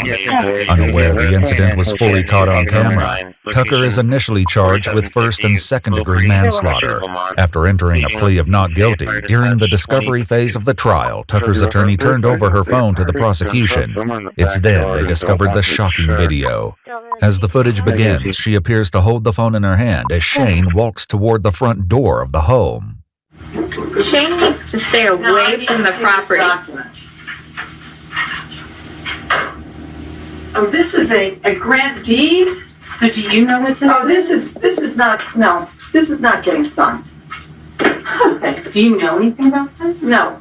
It was It's not absolutely. getting signed. This is up to you whether you sign it. Yeah, she's not Okay, signing you a have grant to do deed. it on She's your not own. signing a grant deed. She's not, I was told it wasn't, she was told it was an inheritance, a will. An addendum to her will. A will. This is not. This is a grant deed. You're not signing a grant deed, Mother. No, I Do am you know not what signing a grant deed is? He's coming into the house. God damn it. She's Pick up the gun. She's not signing a grant deed, Shane. I thought it was a will. She's not signing a grant deed. You son of a. Tucker picks up the gun from the table and walks toward Shane at the front door. She's not signing a grant deed. It's her property. She said she signed it. Yeah, if you. As Kelly and Shane argue near the door, Tucker can be seen lifting the gun in her right hand just before pulling the trigger. You told her. Jesus! She shot it. The video convinces law enforcement that Shane was not acting violently or threateningly, and that Tucker did not act in self-defense or for the defense of her mother. The charges for Tucker were upgraded from manslaughter to murder. According to multiple news sources, while out on bond and awaiting trial, Tucker continued with her acting career, starring in a lead role under the name Win Reed. The movie From the Dark featured Tucker in the role of a killer. According to IMDb, the cast and crew were unaware that Tucker was facing homicide charges at the time of filming. On May 27, 2020, Tucker accepted a plea deal to the lesser charge of second-degree manslaughter and was sentenced to 6 years and 3 months in prison, with an added 3 years of probation after her release. After her conviction, Tucker sued her attorney for giving her phone to the prosecutor, which ultimately led to their discovery of the video. A judge dismissed her lawsuit due to a rule that states you can only sue your criminal defense lawyer for negligence if you've been exonerated for the crime. While in jail, Tucker received new charges related to the unlawful possession of heroin and supplying contraband, charges which were later dismissed. 26-year-old Aisling Tucker Moore Reed served her sentence at the Coffee Creek Correctional Facility in Wilsonville, Oregon, and was reportedly released in November 2024. Copy plate.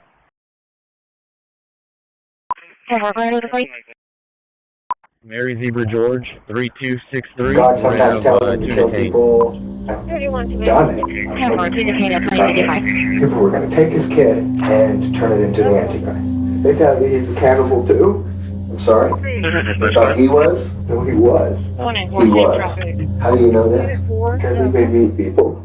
When a man vanishes without a trace in Cortez, Colorado in February of 2008, investigators uncover a twisted tale of cults, devil worship, and cannibalism, hinting that their missing man may be a dangerous figure with a horrifying past. As the investigation unfolds, detectives uncover a shocking twist about the suspect and their dark plots, but nothing prepares them for the revelation of the suspect's true motive. On April 28, 2008, Detective Cox with the Montezuma County Sheriff's Office responds to a missing persons report from a man named Jim about his brother, 41-year-old Jack Berry, who had not been seen since late February. Jack's mother, Sandra, reveals that his son, Jeremiah, confided in her with horrifying information. Detectives bring Jeremiah to the station, determined to uncover the truth about what really happened to his father, Jack. Little do they know their investigation will plunge them into a labyrinth of horrors and expose a shocking history. Any and all claims made by individual witnesses in this case have not been verified and represent only the opinions of those providing their personal accounts. The following footage has never been seen before. Do you understand why you're here? Because my dad's missing. Yeah. Supposedly missing. Okay. Yes, ma'am. We're going to felony stop at the same location as 75. So this isn't the first time anything Copy, like this. please. No. Okay. Does this all the time.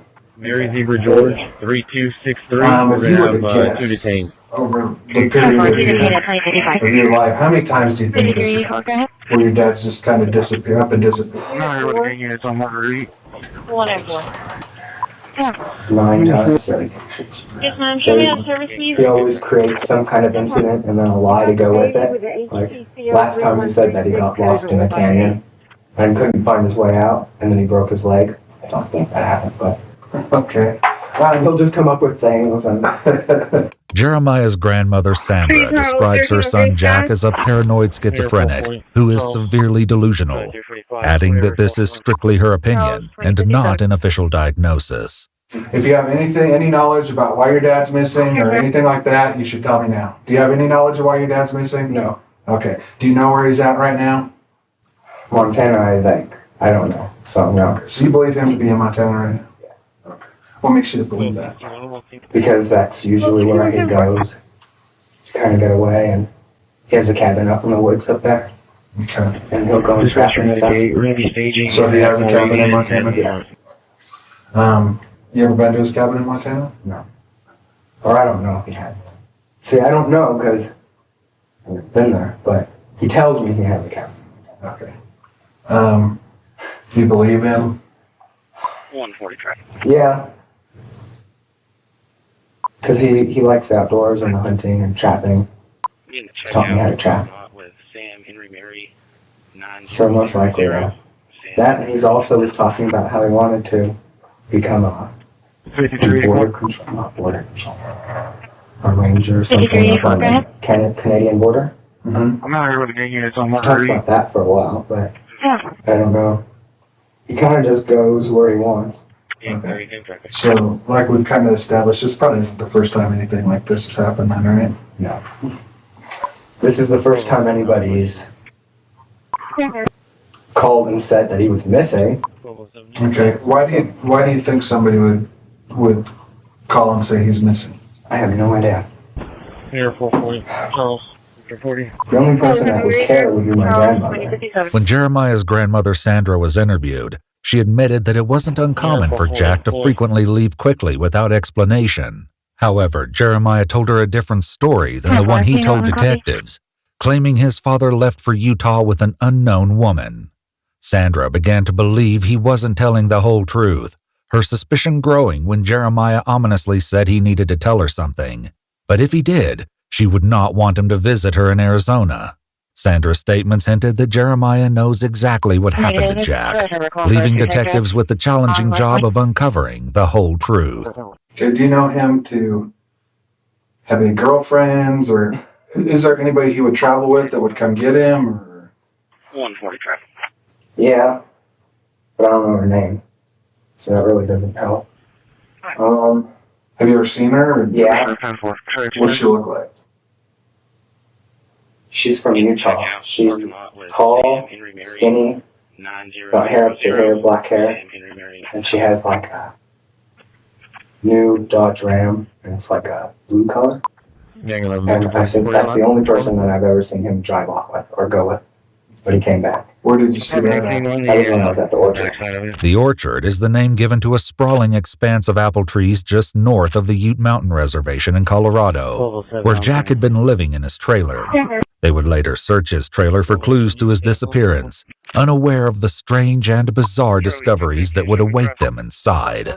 In the meantime, though Jeremiah doesn't know the name of the alleged girlfriend, his sister Rachel does. She identifies her as Joey and shocks investigators with the claim that Jack killed both Joey and her son, Brandon. The startling allegation leaves investigators scrambling to locate Joey to confirm her safety. As Jeremiah continues, he suddenly turns the topic into a strange new direction. He was trying to work at the Excelsior plant. He was trying to work there for a while, but then he started thinking that people were going to throw him into the machines and chop him up. Why would he think that? Because he's crazy.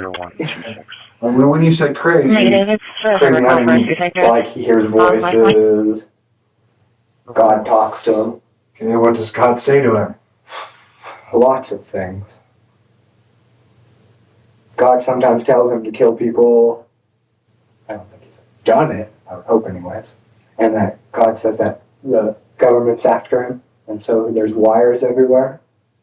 He thinks that everybody's wearing wire, like... While these behaviors are concerning, they do little to explain where Jack may have gone, forcing the detective to bring the conversation back to his last known whereabouts. She said earlier that you had last seen him in February. When was that in February again? Apartment 18 the I really don't backside of it. Like what? Approximately. Like the 23rd. So around the 23rd was the last time you saw him. Yeah. He was where at? At Orchard. And then he was going to go check on a job. And then he left and then he came back. And then I was out with the sheep. And when I got back, he was gone. And You haven't seen him since? I haven't seen him. So just over the course of one day, you saw him that morning and then he was gone by that night. And how did you know he was gone? I mean, other than the fact that he wasn't physically there, did he take things with him or what? No, but he had he took his clothes and stuff, but the dog, he left his dog there. Would that be abnormal for him? You usually want to cross references too close. Usually he comes back for his dogs.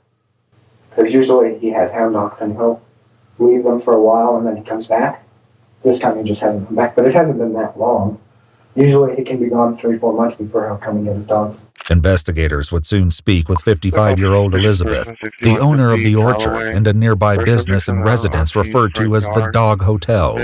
According to her statement, Jeremiah lived with her at the Dog Hotel, where they shared a room for approximately 6 months prior to Jack's disappearance. She described Jack as a terrible person and a freeloader. She claimed he butchered her livestock, once roasting them whole over an open fire. Elizabeth recalls one harrowing incident in late 2007, where Jack went off the deep end, threatening to kill his daughter Rebecca, along with her husband and their children. Officers further note in the report that these violent threats led Elizabeth to consider shooting Jack. Whether she or someone else enacted this dark plan remains to be seen. For now, with Jack still missing, the priority remains locating him as quickly as possible. You know, we're trying to figure out where he's at and why nobody seems to have heard from him for months now. I know why he has a girlfriend. So, no, I don't expand on that a little bit. I just know he has a girlfriend because that's always where he is making more kids. According to Jeremiah's mother, Rita, Jack has as many as 13 children with his 4 former wives and girlfriends. So the day that you went out to tend the sheep, around February 23rd or so, snow on the ground, what? How did he hoof it out? Did he hoof it out of there on foot, or? No, somebody would have had to pick him up because there was snow. Did he say, hey, I'm planning to be gone shortly, somebody's coming to pick me up? He doesn't say things like that. That's not his thing. He just up and leaves. Kind of a spur of the moment thing? Yeah. It's all of a sudden God tells him he needs to go somewhere else to do God's work, and he's gone. As detectives begin probing for more information about Jeremiah's relationship with Jack, they'll soon uncover unsettling patterns of behavior that only begin to scratch the surface of a deeply disturbing past. How is your relationship with him? We get along. Did you guys argue much, or? No. Because before that, I didn't really talk to him. I didn't see him for 5 years before that. Because I lived with him in Colorado Springs, and then him and my stepmother got a divorce, and she left, and so then I came back with my mother. I wouldn't say we're friends, but we're not enemies. Because he's really not a father, because he just kind of comes and goes, and so it's kind of like an uncle. Okay. So you don't have that fatherly attachment to him? No. Okay. So I don't think any of us do. Does it hurt your feelings that he's just up and disappeared? Does it make you wonder, or? No, because I'm used to him doing this. This, honestly, this isn't shocking at all. It's like, he's always leaving. Okay. So it doesn't make you feel bad? However, troubling statements from Jeremiah's mother, Rita, along with unsettling remarks from Jack's children, Rebecca and Josh, would soon point to a far more horrifying reason for their detachment. Had you and your dad ever been, or did you know of your dad getting in fights and arguments with your family here in town? Oh, yes. Tell me a little bit about that. He got in a fight with my sister Rebecca because he told her that these Christian people paid her to wear a wire to record him, and then that same day He got in a fight with her, and then when he came back, then he threatened to kill.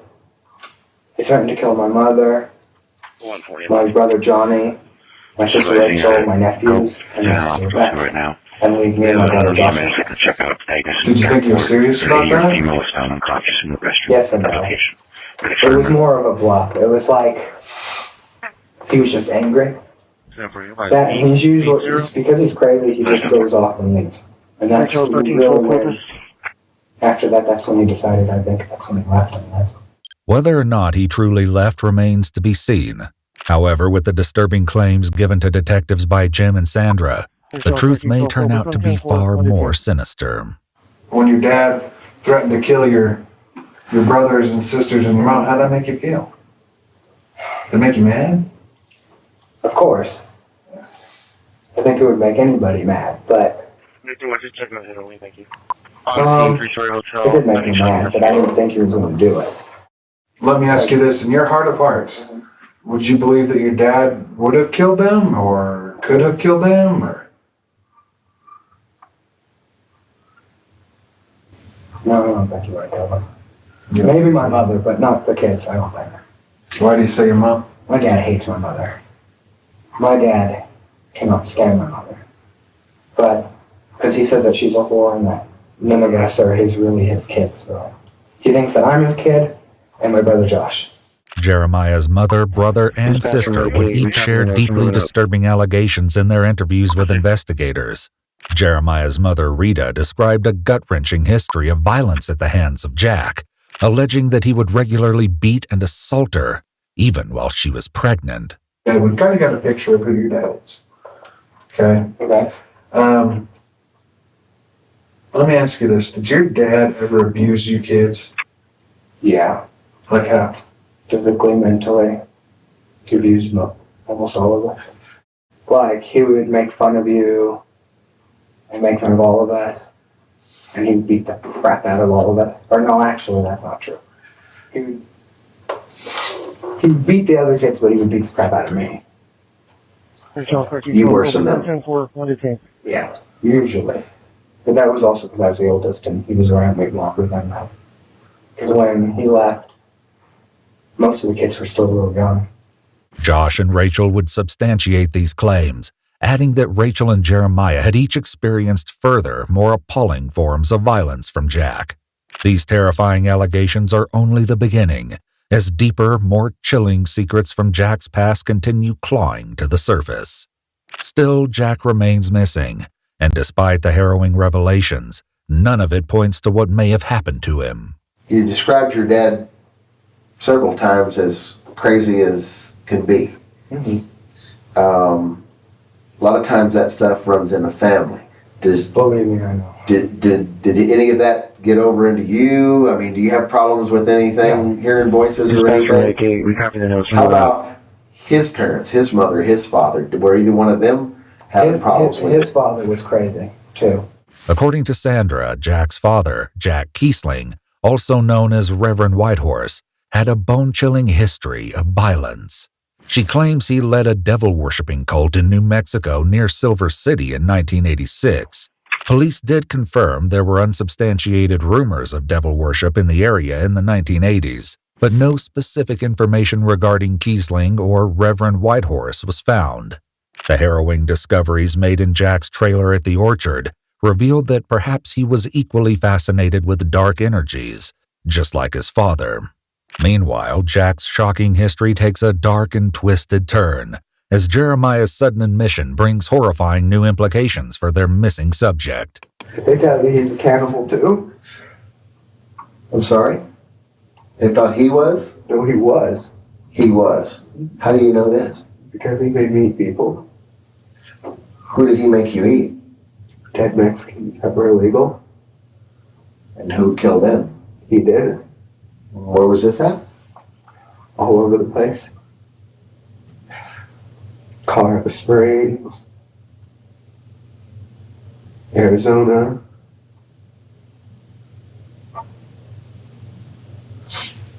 At what age were you when that was going on? Before they put me at CPH, so. Like I can remember from like 6 and onwards. You actually saw him killing these people? Yes, I thought I should help him. How many would you estimate there were? 13. 13, you're pretty definite about that. Yeah, I can remember them.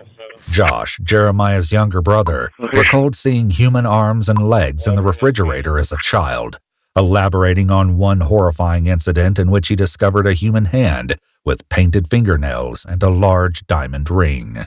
What he says his dad did with the remains would be enough to ruin anyone's appetite. In Jack's trailer, demonic altars, rotting skulls, and scattered animal bones were discovered. Police would also search the dog hotel where Jeremiah resided. No clues pointed to what may have happened to Jack, but several deeply unsettling discoveries were made.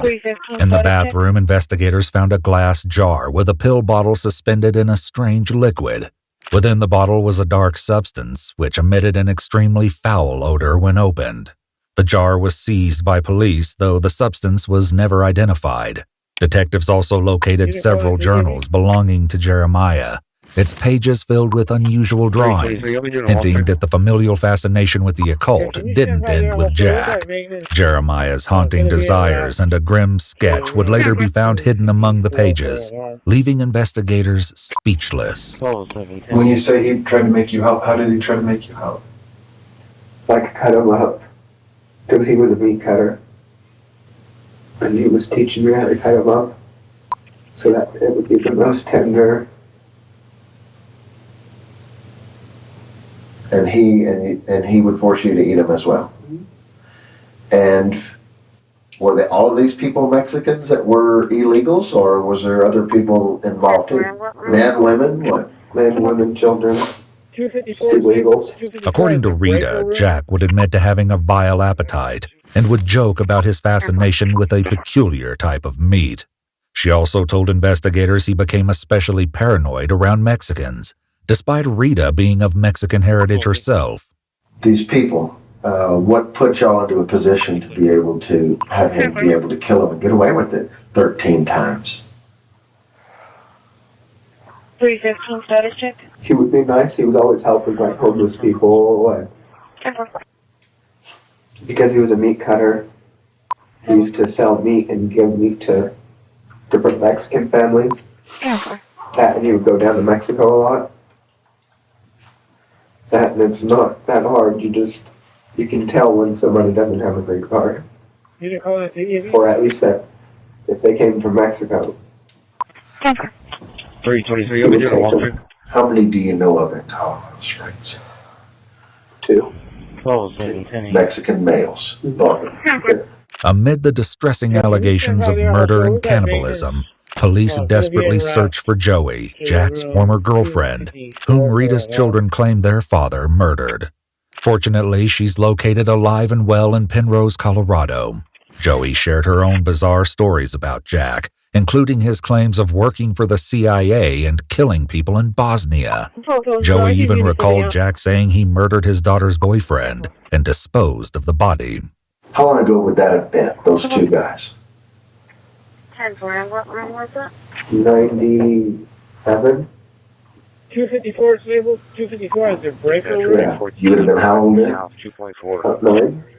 Okay. 10-4. And did he kill him in the house where you guys lived? Yes, the apartment. Cool, thank you. And how would he go about that? First, or he didn't kill him in the house. Where would he kill him at? I had no idea where he would kill him because I didn't go with him. But he would kill him and he would have him in the back of his truck. And then he would take him inside the house. And that's where he would chop him up. In another chilling account, Joey described Jack bringing home meat wrapped in white butcher paper, which tasted very different and bad. Although Jack told her the meat was buffalo, Joey remained suspicious of its true nature. And that's why for like 6 years I didn't eat meat at all. Because I didn't even want to. So when you would bring them into the house, they were already deceased? Yeah. Well, I mean, it's a big, it's a lot of work I would think, to handle a body like that. I mean, where would he store them? How would that work? A lot of the times they'd already be chopped up into sections. And then I'd have to go and help him carry it in. So you'd have you help him bring it into the house? Yeah.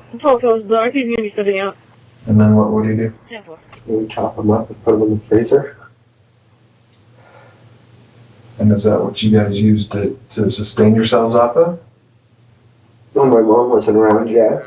Despite the troubling testimonies of violence, murder, cult activity, and cannibalism, none of what they've heard so far explains or provides any clues why Jack suddenly vanished without a trace, or where he may be.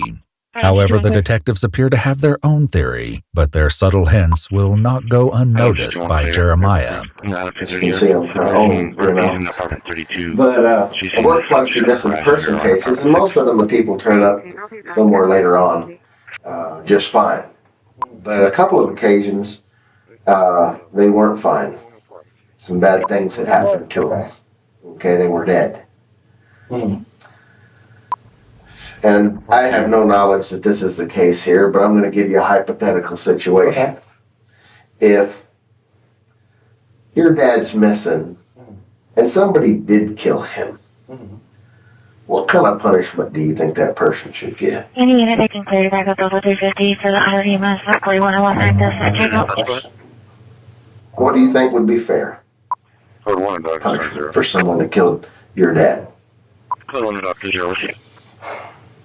Matters what he did to them. So what would make it okay? It wouldn't make it okay, but... Do you think that if someone went out and intentionally killed him, they should deserve a second chance? No. I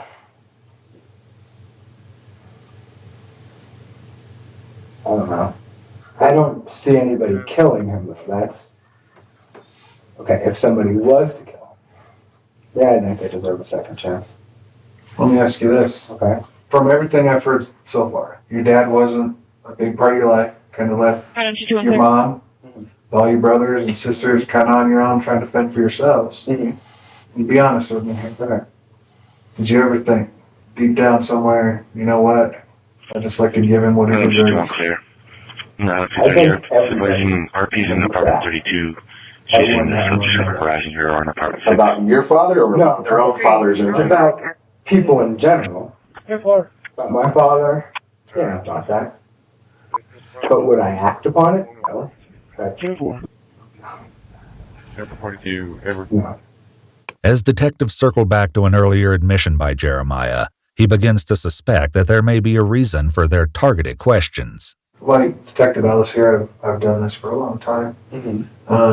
Dispatch to medic. Here's been my experience. You got a guy kind of like your dad, in and out, here and there, kind of sporadic through your life, and he's abusing his kids physically, mentally, probably abusing them in other ways too. Did that go on in your household? You guys think I did it? No, look. Well, he has this twitching thing to the eye. I have a twitching thing all over my face. So it's not just that. And then you said my grandmother. Yes. What makes you think that would make us think that you were doing it though? So few things. No, just because the questions that you've been asking. Well, that's because they send us to school to teach us how to ask these interesting questions. But that doesn't necessarily mean that we're thinking one way or the other just at this point. If there's something that you need to tell us or you want to tell us like that, we should be glad to hear it. What Jeremiah has yet to realize is the detectives are aware of much more than they're letting on. When Jim first contacted detectives about his missing brother, his suspicion that Jeremiah was involved in Jack's disappearance was not simply based on a hunch, but on a horrifying confession by Jeremiah that would soon transform this missing persons case into a full-blown nightmare. If there's something you know about this, now's the time to tell us because, if there's something that's happened, we can work through that. So that's why he's asking you right up front. You know, because you're not dumb. You can see, yeah, I would be suspect. I'm one of the last people to see it. So yeah, it's just the energy you're putting off is making me feel like. At first it didn't. Actually, at first it kind of did, but towards the end, or it's the end, but. Here's what I'm trying to figure out. Is what happened. If it ends up him just wandering off somewhere with somebody, so be it. Most likely. If it's more than that, I'm gonna find that out too. Because here's the deal with things like this. Whether it was just him wandering off, or whether it was something else, we'll find out. Our investigation will not end until we know the answer about this. Right. The detectives leave the room to discuss everything Jeremiah has told them so far. When they return, their attitude toward Jeremiah takes a noticeable turn. Okay, at this point, I believe that you know more about what happened to your dad than what you told me. Okay, once you told stuff, a couple of the things I want to clarify with you is this. When we were at your house, I asked you when was the last time you saw your dad. And you told me on February 19th. Now all of a sudden it's the 23rd. Okay. When was the last time, Jeremiah, that you saw your dad? You're asking somebody who doesn't keep track of dates and time. Let's go with the 20th. Okay. Jeremiah, do you have any knowledge about what happened to your dad? No. Okay, why would somebody say that you did? Who said this? According to reports, his grandmother Sandra was reluctant to believe Jeremiah's admission, as he had a history of being dishonest. But when he asked her if she wanted Jack's wallet, later discovered in Jeremiah's backpack, the possibility he was telling the truth became frighteningly real. With pressure mounting on Jeremiah, the detective finally forces him to confront what really happened to his father. Here's what I think. I think that your dad abused you and your siblings for a long, long time. Okay? I think that you were mad, and I think you were angry, and I think that he put you in a situation where you had to make a life and death decision. Is that what happened? What did my grandmother say? Why would your grandma say? Because What did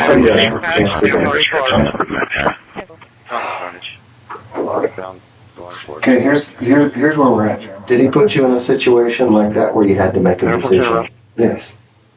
And what was the ultimate result of that? What you guys think? What do we think, Jeremiah? Death. Are you saying you killed your dad? Yes. How did you kill your dad, Jeremiah? I shot him. Where'd you shoot him at? In the head. Where at? At what location? Out in the woods. Jeremiah's startling confession is only the beginning of the nightmare, as his jaw-dropping motivations for pulling the trigger, as well as what he did with his father's body, have yet to be revealed. Where was the gun, or how did that come into play? He had the gun. Okay, how'd you get that from? When he went down and he put his stuff down, he went to go to the bathroom, and I went and I grabbed it from his jacket pocket. So it was a pistol? Okay, did you shoot him in the back of the head? Yeah. And then what happened? You said in the forehead earlier. Was it the back of the No, it was the back of the head. The back of the head, yeah. While it's possible that Jeremiah simply misspoke, this isn't the only odd thing about his confession.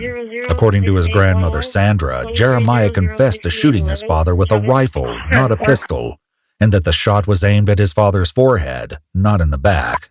Can you describe what happened after that? I know it's kind of tough, but we're trying to get these details as well. Where did you put the gun? Where's the gun at now? Where is he at? Things like that. The gun I threw into the Ennis River. To which river?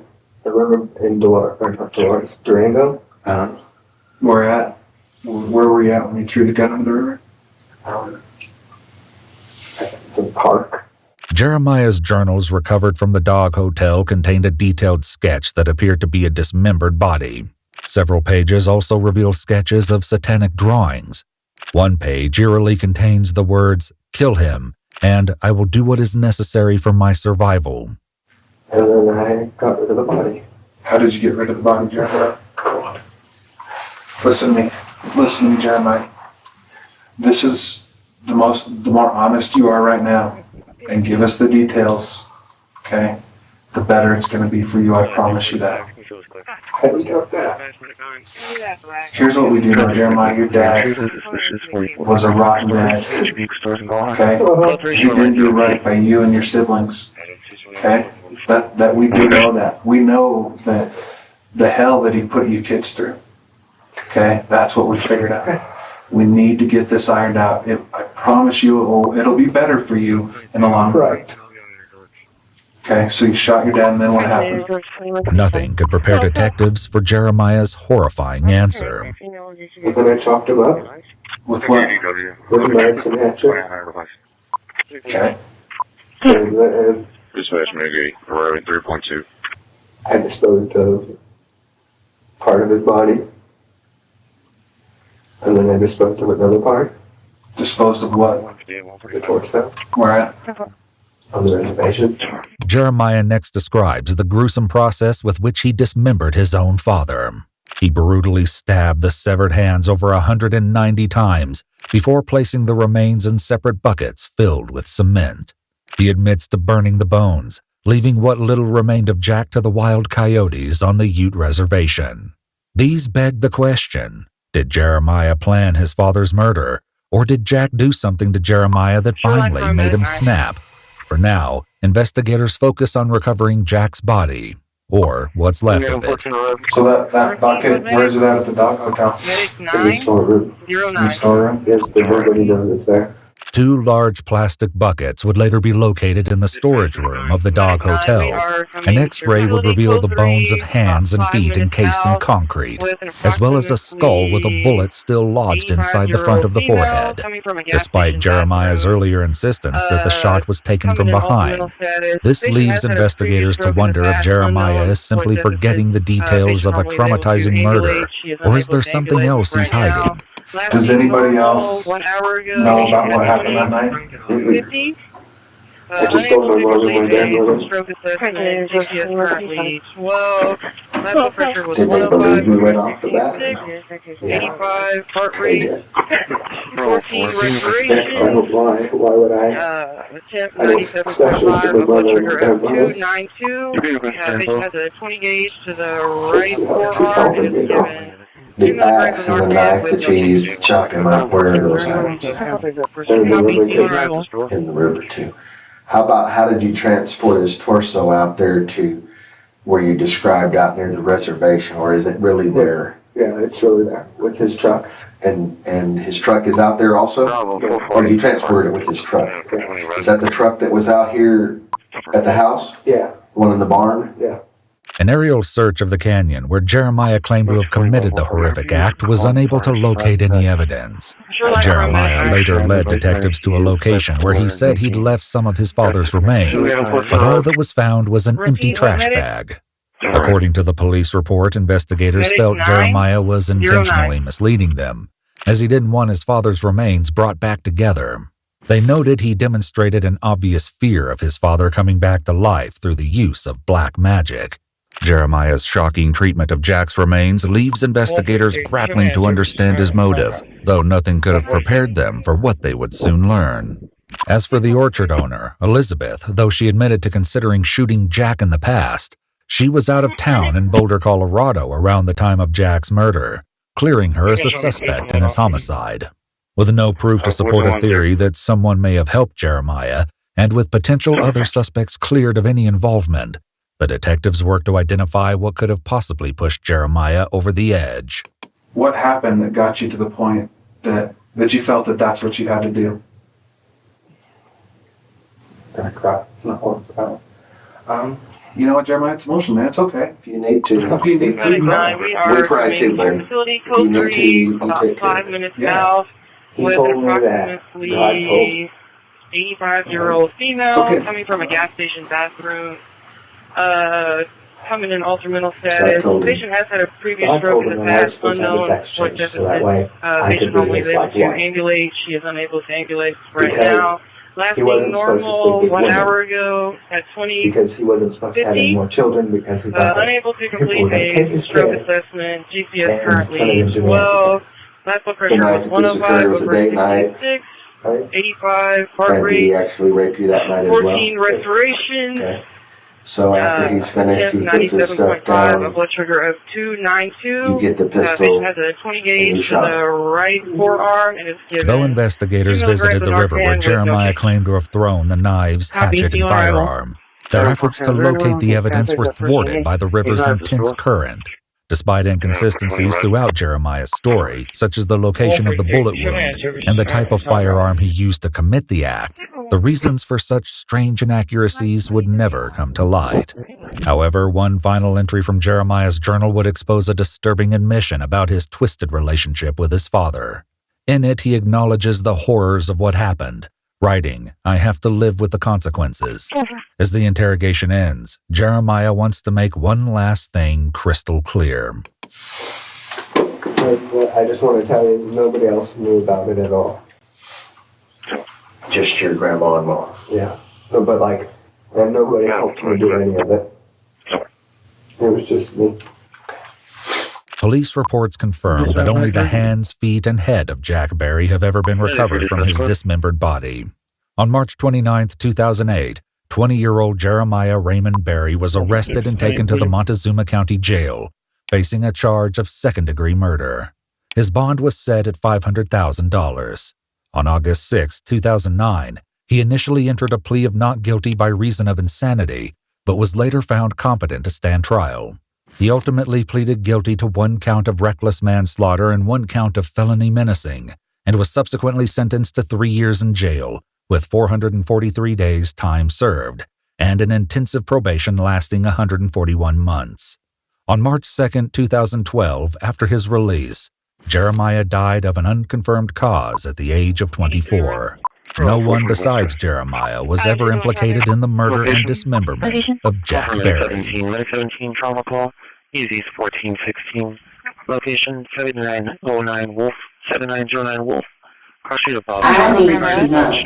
to know, did he cut her into little bitty pieces? I checked on her tonight. She's not dead. They will shoot you if they see you. She's been frozen for 2 days. She's frozen solid. It's amazing she's still alive. It's the middle of the night in Springfield, Tennessee, when a dispatcher takes one of the most chilling 911 calls ever recorded. A man is calling to report that he killed his wife, but the call takes a sudden and shocking twist when he reveals the true reason for his call. In a case doomed to end in sudden tragedy, police and first responders must rush into this dreadful situation to discover the truth and find the suspect before he strikes again. Just lock it down now. Joe, maybe come and get you. The stillness of a quiet night is broken at 2:45 a.m. on the morning of November 7th, 2014, when a bone-chilling call comes into 911. 911 location of your emergency. Yeah, Springfield, Tennessee. It's right behind Oakland Farms. Okay, what's going on?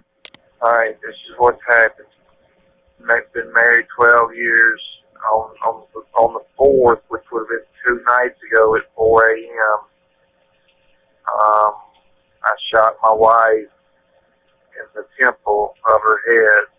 This detail, combined with the man's oddly calm demeanor, are already eerie enough, but it's what the man says next that is truly terrifying. I thought I killed her, and I put her in the freezer out in the garage. When I checked on her tonight, and she's not dead. 15 unknown call, Easy 1511, location 13978 catch, 13978 catch, target is 2136.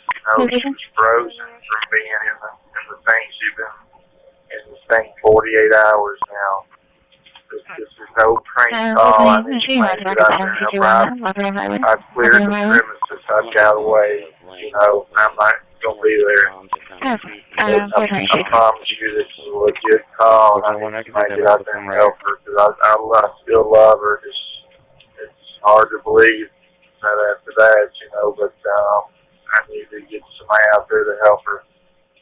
The call is coming from 45-year-old Joseph Parker, and the woman he claims to have shot is his wife, Samantha.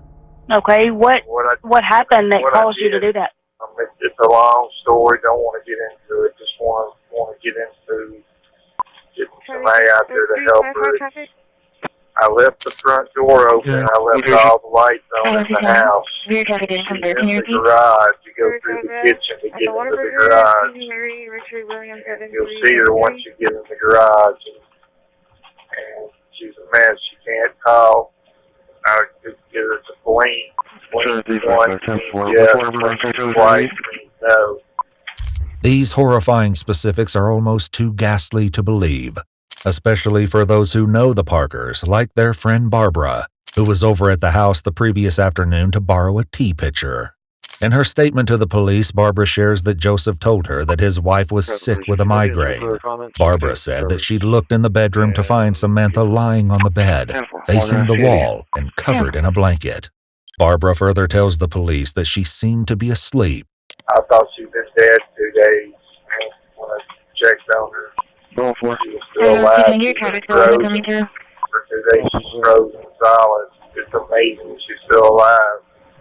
I shot her with a .38 caliber handgun, and there's a big hole in the temple of her head. I didn't see an exit wound.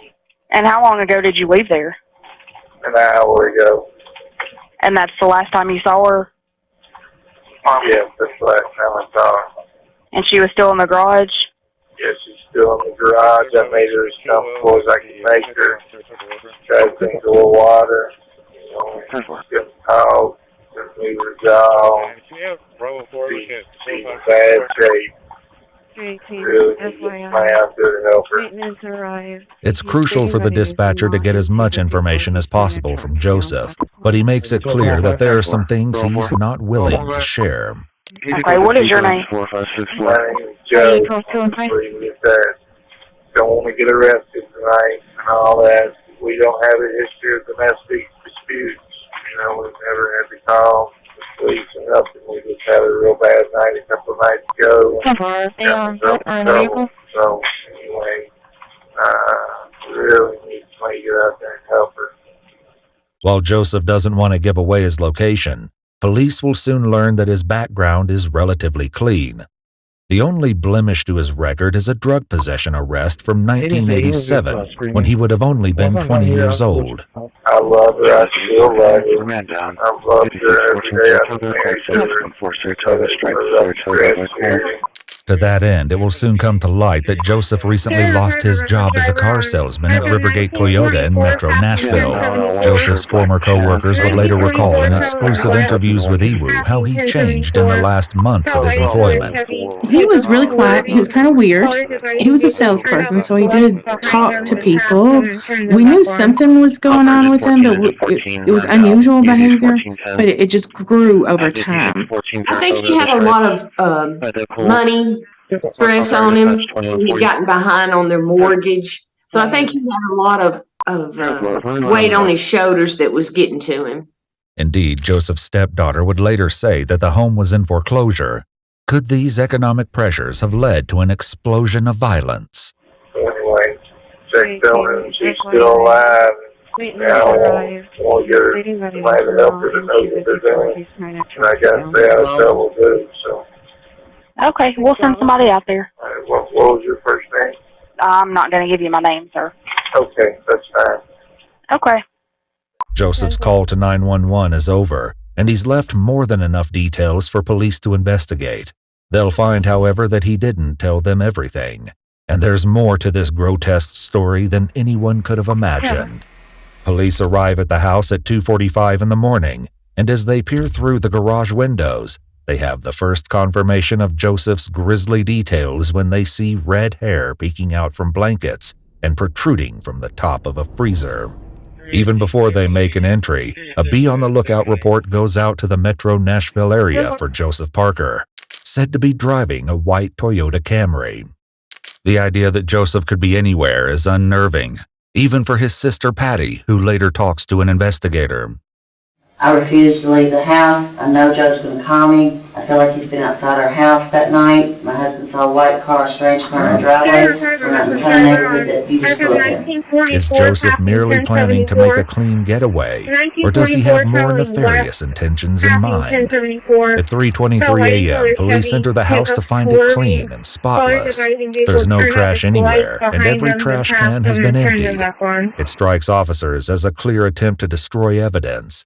But there are other odd discoveries in store that don't seem to be directly related to a crime. Have y'all known that he's OCD? Not that bad. Hit over 1,000 chapsticks. Yeah. But it's in the garage that the police learn the disturbing truth behind Joseph's 911 call. They find Samantha Parker frozen to the touch inside the freezer with a gunshot wound to the left side of her head. She is completely unresponsive, which is a stark contrast to the way Joseph described the situation to 911. And just give us a blink once, yes, blink twice, The police search the residence for signs of blood, but find nothing other than possible small blood stains on the floor and carpet. That is, until they reach the bedroom and find a large blood stain on the mattress. Strangely enough, the pillows and sheets are completely clean. Okay, she was shot in the bed, in the head. I don't know where she was shot. They took half the bed. We took out, we didn't take half the bed. We took out a piece of mattress about like this right here. That's the blood. That was the blood spot. No bullet hole. Not in her head. No bullet hole in the mattress anywhere. The police are a long way from determining what exactly happened between the Parkers at this residence, but soon, new clues come in regarding Joseph's whereabouts. Investigators ping Joseph's cell phone only 12 miles from his residence near the interstate. At 3:42 a.m., dispatch calls Joseph back, and he tells them he's going to Chattanooga to visit some friends. The bolo is updated with the new information. If Joseph has more scores to settle, it's vital that police catch up to him as quickly as possible. Meanwhile, at the house, police realize that Joseph wasn't finished with Samantha after shooting her. Now here's what I've heard. Oh, he cut off her hand. Specifically, he told me he cut off her ankle. I've been told she's been chopped into little bitty pieces. Did he cut off? I need to know. Did he cut her into little bitty pieces? He did not cut her into little bitty pieces. What was her head still on her body? Oh, yeah. Were her arms and legs? Her arms were still attached. Her legs had some work done to them. Okay, was it an anger work, or I've got to get her in the freezer work? I know it was like both, but I don't know if I asked that. Yeah, I don't know that I can answer that. If you're asking me what he was feeling when he cut her up, I don't know. Was it a range of anger? Did he cut her legs into little bit pieces or cut? No. So she was not sliced up bit by bit? There's like... Okay, another thing. Why? She might be in 5 pieces. Okay, that's what I mean. Legs, but her hands is what I could tell. Now she's folded up in there, so it's kind of hard to see. Okay. But thank you. But I think maybe 2 cuts to each leg, or 2 cuts to one leg and 1 cut to the other. Okay. Police may not know all there is to know about what happened here, but they know enough to realize they're dealing with a violent and severely disturbed fugitive. Unfortunately, even with his name added to the Tennessee Top 10 Most Wanted list, Joseph proves to be elusive. It's only in hindsight that police learn that he checked into a hotel in Goodlettsville for a few hours. But it's when Patty gets a phone call that this domestic homicide threatens to grow into something far more tragic. And then, however, get to and ask for Troy, who I know very well, or have known over the years through Joe. And if you lock it down now. Joe may be coming to get you. Did Joe ever say anything to you to make you think that?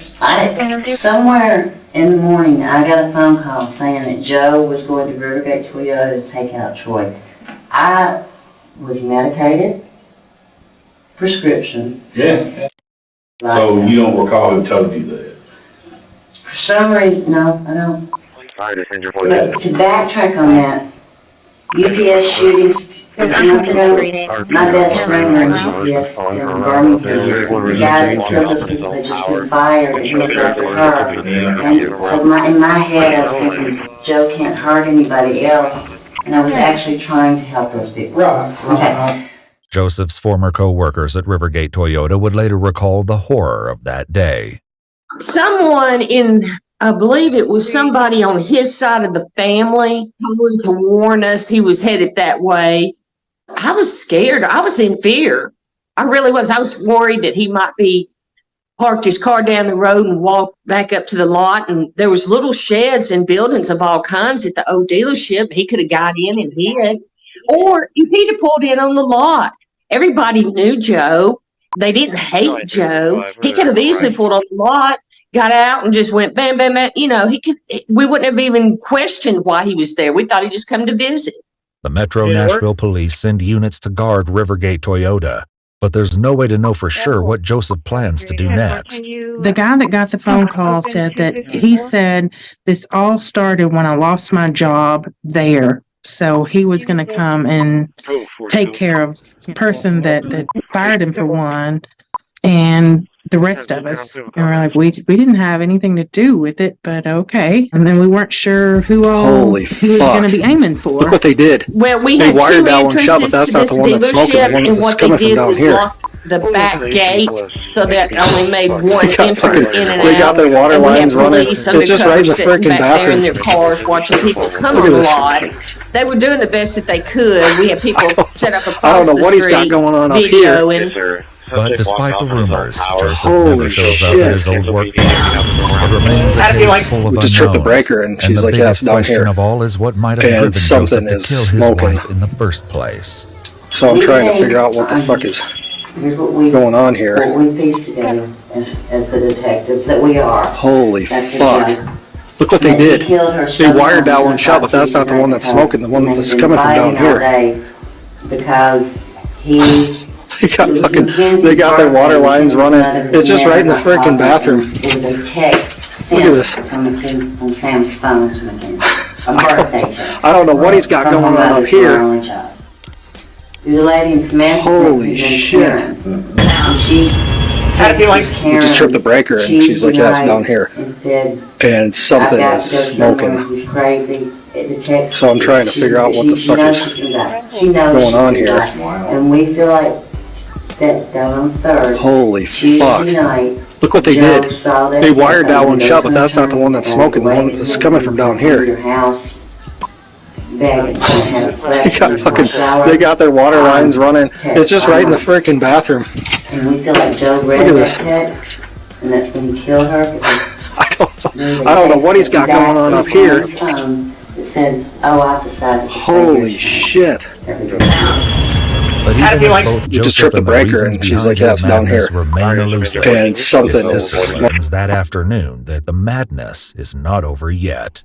At 3:13, my home phone rings, and I look at it, and I went, oh, and if you've heard the 911 tape, Joe was so calm and so cool, it was extremely eerie. I picked up the phone and said, oh my God, Joe, are you okay?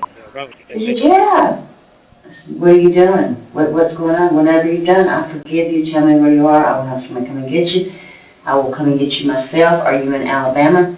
He said, no, Patty, I'm just driving around.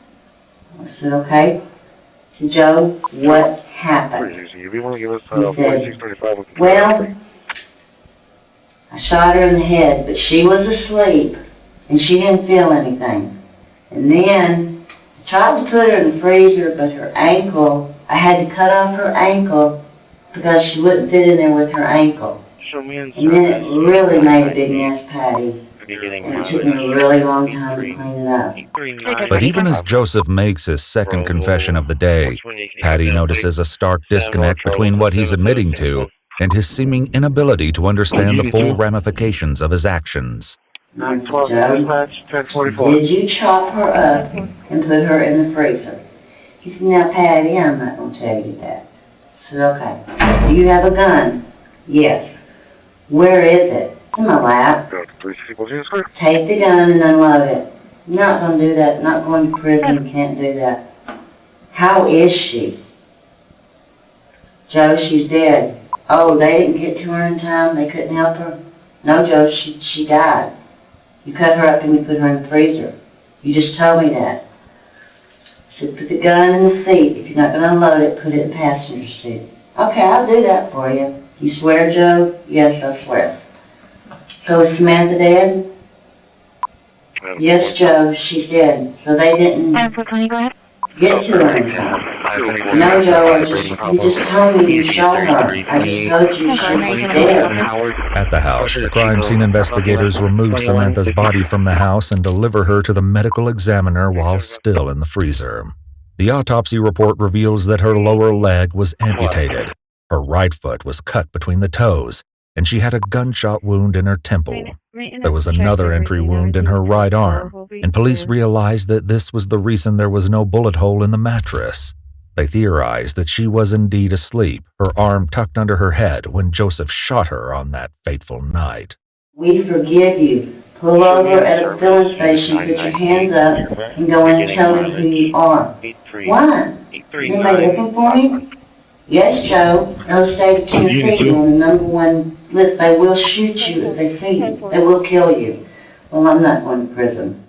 After those final words, the phone line goes dead, but even as law enforcement begins to converge on Joseph's position, he calls Patty back, perhaps knowing that this would be the last time he would ever get to speak to his sister. Now, he said, sorry about that, we got disconnected. I'm almost in Kentucky at a rough spot. He said, you're on your way to Kentucky. He said, yeah, I'm 10 miles from you. So I'm, they're on to me. There's a white Tahoe behind me. Joe just, I said, it's probably not a cop, just don't speed up. And he goes, oh, it's a cop, he's going to follow me. Just doing everything I could to keep him on line. And in the very end, he said, I heard the sirens. Joe, pull over on the side of the road, open the door, hold your hands out where they can see it. Put your hands over your head. I'm crying. Joe, do this, please. Put your hands over your head. Get out of the car. They will help you. We will get you some help. I will visit you. They will help you. Whatever I can do to talk them out of this.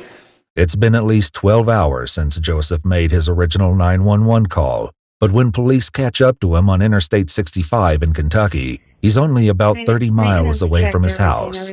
The goal is to take him in without incident, but unfortunately, Joseph Parker has decided this is the end of the line.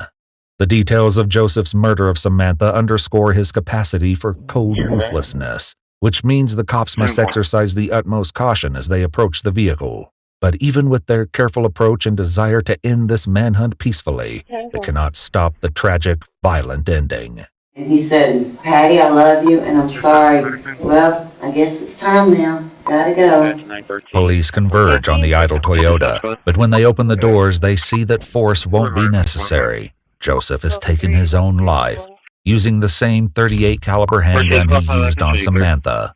Inside the car, police find a mirror with a white substance on it along with a short straw. This evidence coincides with the toxicology report, which shows Joseph had a host of strong medications in his system. While the manhunt doesn't end the way police would have liked, the finality of it is welcome news to the terrified employees of Rivergate Toyota. Not to be cruel, but that was kind of relief. Joseph's sudden burst of murderous violence would leave a lasting impact on those who knew him. That isn't something that you just get over. You hear about it, you worked with him, and to the degree of where he went with all this was just, it scared you. It just scared you. But unfortunately, the root cause, the true reason behind Samantha's murder, remains a mystery. Everybody's just like, why? But my dad... I thought somebody asked me that, my wife asked me, said, what happened? I said, a freaking wire come loose in his head or something. Samantha Parker was 44 years old at the time of her death. 2,200 hours. 10-4. 616, go ahead. Donald Trump Secretary of State Marco Rubio was confirmed unanimously by his former Senate colleagues very early in January. Yesterday, some of those same senators lambasted him on everything from the administration's failure to pressure Israel over its destruction of Gaza, to renditioning people to a Salvadoran gulag, to locking up college students for writing op-eds. Clearly, you don't care about the Fifth Amendment right to due process, and you don't care about the First Amendment either, since you've been very busy snatching students off of college campuses for exercising their right to free speech. Our nation has seen times like this before, especially during the Red Scare and Palmer raids. Like the McCarthy-era witch hunts of the 1950s, your campaign of fear and repression is eating away at foundational values of our democracy. Back then, it took one voice, Attorney Joseph Welch, to cut through the hysteria with the simple question that marked the beginning of the end of that shameful era. He asked Senator McCarthy, have you no sense of decency? And I would ask you the same, Secretary Rubio. You have shown through your words and your actions what the answer is. And I have to tell you directly and personally that I regret voting for you for Secretary of State. Senator Chris Van Hollen, Democrat of Maryland, is a member of the Foreign Relations Committee, which held that hearing with Secretary of State Rubio, and he joins us now. It's good to have you on, Senator. Good to be with you, Chris. I want to talk about a few topics. One of the things you said over the weekend, if I'm not mistaken, I believe it was CBS, you said that the U.S. is complicit in the starvation of the people of Gaza. I want to start with just a question about what should our government be doing right now to ensure that there is not mass starvation in Gaza? Well, Chris, the most basic thing that the Trump administration should be doing, President Trump, Secretary Rubio, is publicly calling upon the Netanyahu government to immediately allow humanitarian aid into Gaza and to safely reach the people who are starving to death. You know, for 78 days, there was a total blockade. We didn't even see any acknowledgement from the Trump administration about what was happening. Finally, a few days ago, Donald Trump acknowledges, yes, people are starving in Gaza, but did not combine that with the second half of the message, which is, Prime Minister Netanyahu and your government, let the food in and stop starving millions of people. I've seen some reporting in the Israeli press, which I read pretty closely, that Netanyahu's talked about calls with American senators, specifically Republican senators. And I guess I want to say this to you, and if people are watching this happen and feel like they're losing their mind, like, how can this happen? These are innocent children. Does it matter if they call their senator? Does it matter if they call their representative? To tell them they feel that way, to then put pressure on the Israeli government? Yes, people should be calling their representatives, their House members, their Senate to say to the U.S. government, Congress, executive branch, call upon the Netanyahu government immediately to not just let a little trickle of food across the border, but actually get it to the people who are starving, make sure that the aid workers can deliver it without themselves getting killed. You know, Chris, we voted on a resolution in the Senate just last night. Senator Peter Welch offered it. I was a co-sponsor with him. It was very simple. It acknowledged the suffering of Palestinian civilians in Gaza. It said the United States should work to release the hostages and end the war. It was blocked by Republican senators. So, look, if they're quietly calling up Netanyahu and telling him to let the aid in, good. And yes, people should be calling. But my read of what happened is everybody in the world, except the Trump administration, weighed in and said, you've got to deliver the food. And the Europeans were especially vocal. Pope Leo said something. The people who were conspicuously absent from that were people like Secretary Rubio and President Trump. Last question on this, and I want to ask about El Salvador. But I had you on the program the night that Netanyahu and Trump did that joint appearance in which Trump announced that we were going to own the Gaza Strip and maybe forcibly or voluntarily displace the civilian population there. Today, Netanyahu, in talking about his plan for Gaza, said that it's all towards implementing Trump's plan on Gaza. This is what he said. The Times of Israel saying it represents the first time the U.S. president's plan for moving Gaza civilians out of the Strip has been presented as an Israeli demand for ending the war. Is that come as a surprise to you? It does not, Chris, and I'm glad you raised this essential point. I have with me a Haaretz article, an Israeli newspaper article, headline, Finance Minister Smotrich, we are destroying everything that remains in Gaza. The world isn't stopping us. And what he points out is the plan is, first of all, to effectively ethnically cleanse Palestinians out of the northern part of Gaza, send them all to the southern part of Gaza, and then he says that they can then implement Donald Trump's plan. Yeah. Donald Trump's plan is to forcibly displaced Palestinians, which does amount to ethnic cleansing. You have raised a legal issue with what to me is a sort of the kind of moral abomination of the rendering into a Salvadoran prison of 200 plus migrants, including Kilmar Abrego Garcia. You and Ed Markey have noted that the U.S. taxpayer dollars are actually paying for this in the form of $6 million, I believe, is the price tag, being paid by American public dollars to the government of El Salvador, and have questioned whether that's actually even legal. Explain. Well, because these are taxpayer dollars going to the Bukele government in El Salvador. And remember, President Bukele called himself the world's coolest dictator. Mm-hmm. But these are taxpayer dollars going to El Salvador for the purpose of taking people off the streets of the United States in violation of their constitutional due process rights and locking them up in notorious prisons. So these are American taxpayer dollars going to prevent people who reside in the United States from getting their Fifth Amendment due process rights recognized. So this is an outrageous scheme. We think it is an illegal expenditure. And we're also going to be, holding the government of El Salvador accountable. But for God's sakes, right now we just need for the Trump administration to obey the 9-0 Supreme Court ruling to facilitate his return, since they've already admitted he was wrongfully deported. How confident are you that eventually is what they're going to do? We are in a weird liminal space now. What is your read on where things stand now? Well, right now they're stonewalling the federal district court judge in the case, Judge Zinnes, claiming they can't provide information because of the State Secrets Act, which is just a total subterfuge for continuing to flout the Supreme Court order. In fact, the judge has said that their explanation for invoking the State Secret Act is not adequate, doesn't stand the smell test. So we'll have to see, but this could be the case. The why that this is so important, not only because of the man Abrego Garcia, but because it implicates all of our Fifth Amendment rights. And it could be the first one where we find out whether they will openly defy the Supreme Court of the United States. Senator Chris Van Hollen, Maryland, thank you for your time tonight, sir.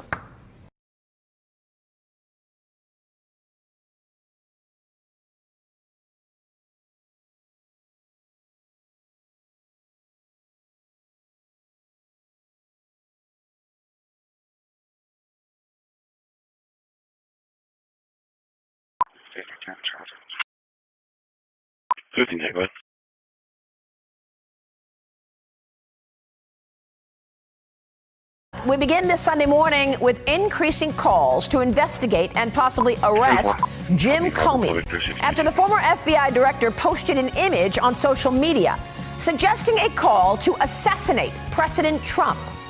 Comey was interviewed by the Secret Service on Friday and is now facing a string of federal probes after he posted an image of a beach scene with seashells arranged in the numbers 8647, writing this: "Cool shell formation on my beach walk."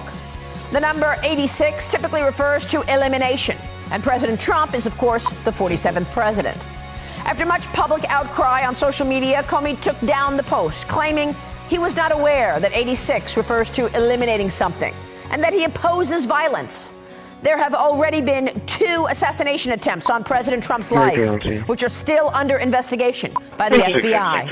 After the incident, new FBI Director Kash Patel told me he is in the middle of an active investigation into 401B 1044. So, will actually result in better services for the American people, and that we're going to be spending their tax dollars in a way that is sensible and fair and good. And your people are fantastic. In fact, hopefully... Charlie Henry 6876.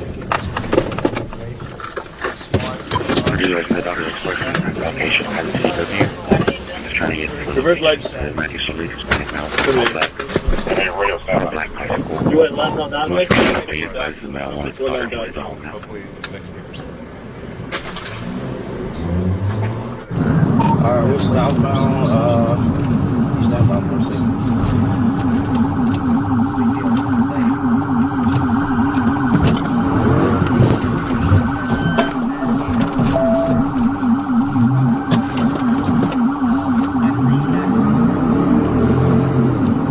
you southbound middle.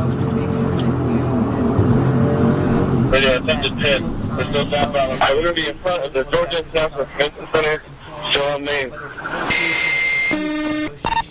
16 alcohol. 16 alcohol. Show on name. From the convention center on name. 16 alcohol. 16 alcohol. 16 alcohol. 16 alcohol. What? Stand by. Very good. Get on the ground! Get on the ground right now! I got driver! I got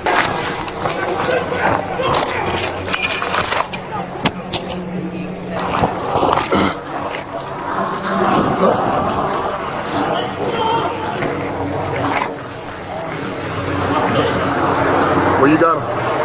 Hey, get the fuck out! Get the fuck out!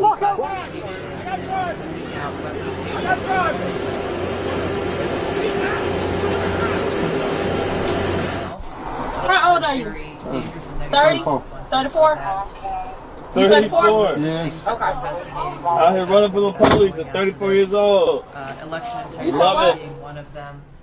We have evidence of how these electronic voting systems have been vulnerable to hackers for a very long time and vulnerable to exploitation to manipulate the results of the votes being cast, which further drives forward your mandate to bring about paper ballots across the country so that voters can have faith in the integrity of our elections. And lastly, we've been scanning. I've had over 100 people to scan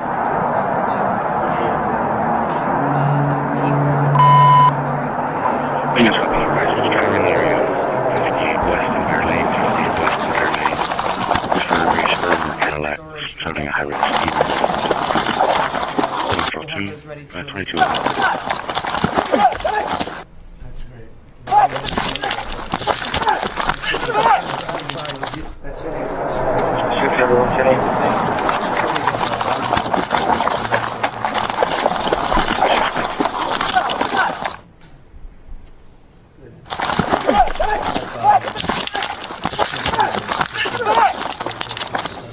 Sit down! You stuck? Give me your hand!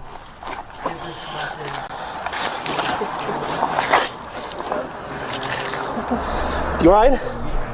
There was a male asleep on the AC in the back. His breathing moving. RP isn't touching yet. It's either RP's parked on a black square.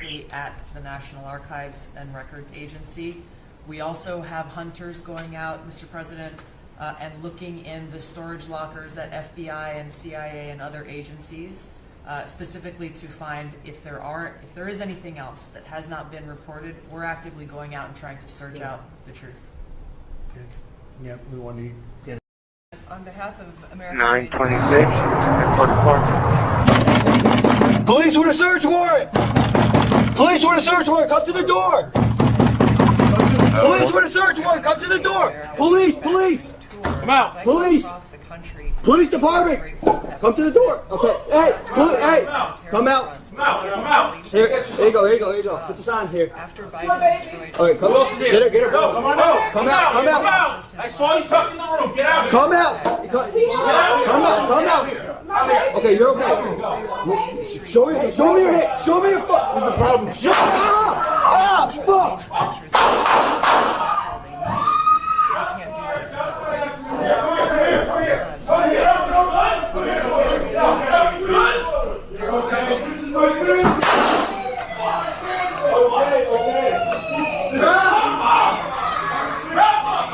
Here, shield up. Here.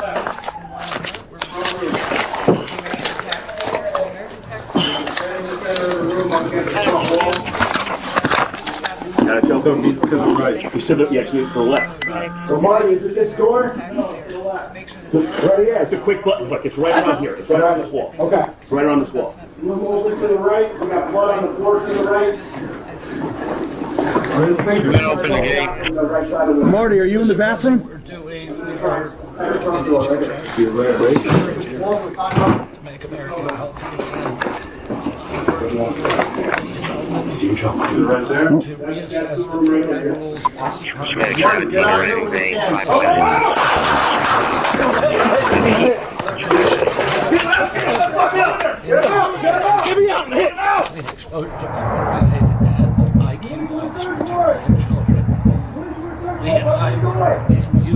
last week, Utah announced the first state in the country. And so working with Brooke and governors in all 24 states. I'm out! I saw you come in the room. Get out here! Get out here! Get out here! Out here! Get out here! Go! My baby!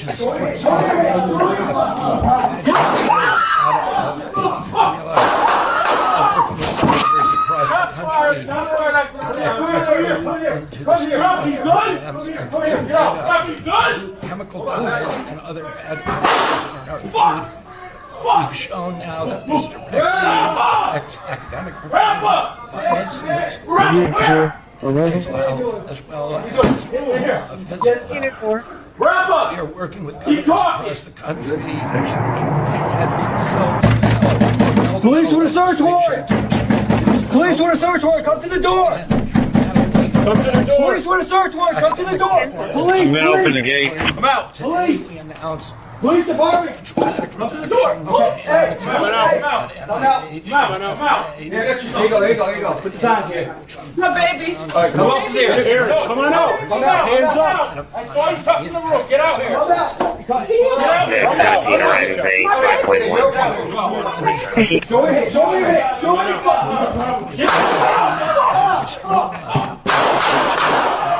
the health agencies and to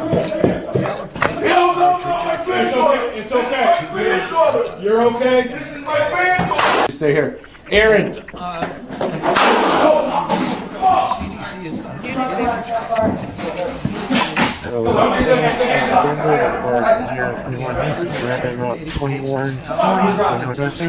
Rob, was that you? Was that blue shoe? No, to the left. The front room. Yeah. Room opens to the right. We got blood on the floor to the right. And I want to thank CDC for that. Target shot from the right side of the room. I'm in the front, at the front door, right here. Over 20 years. We're trying to refocus the president to pay attention to the That's the room right there, yeah?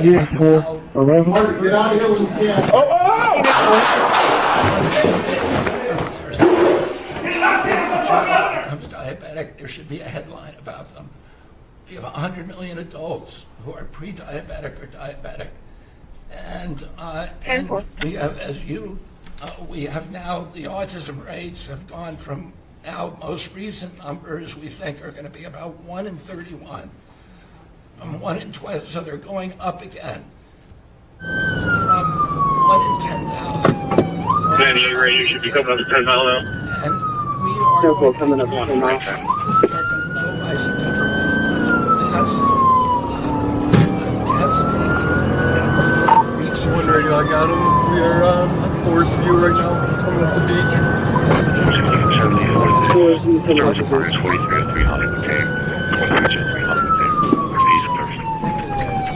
One radio, I cracked up. We're going to be northbound beach from Forest View.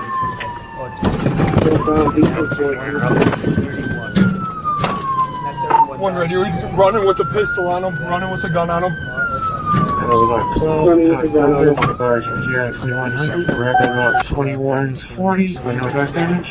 Also, bars in GI 31 is also on top. There will be no bigger news conference than that, so that's... 1 o'clock to come up with that answer. Therefore, 1 in custody. You stop taking something. It's behind it, yep. I got him. We are on Forest View right now, coming up the beach. Coming up the beach.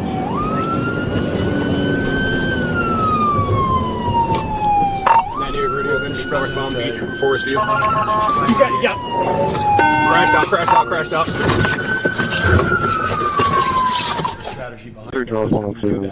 Everything's it helps make it gun on him. affordable for all Americans. Energy isn't just industry, it is the foundation of every other industry. Building, transportation. And then also when we've got the ability to generate and not just be energy independent but energy dominant, then we have the opportunity to sell energy to our friends and allies versus them buy it from our adversaries. 20, go ahead. We're funding terrorism and conflict against our allies by their oil and gas sales. Hey, there's a rifle right there. Yeah, 427. So it was the creation of the National Energy Dominance Council. You heard, man? Huh? All right. Come on inside. Go over this way.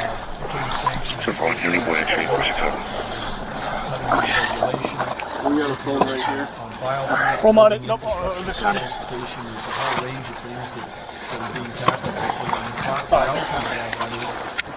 Come on, stay up, man. We'll get him back off. Right here.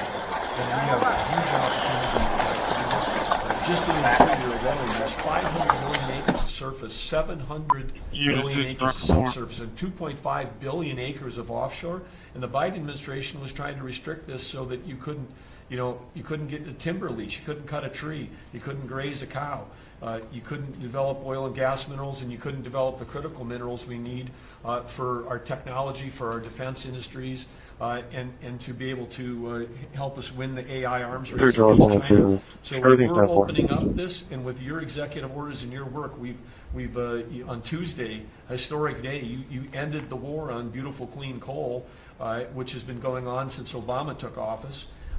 China gets 60% of their electricity from. To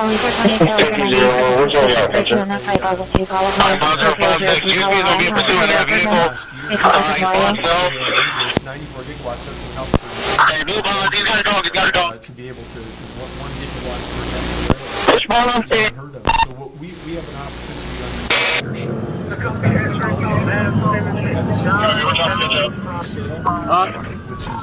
It's turning on hearing right now. Turned on hearing. I think he's got it.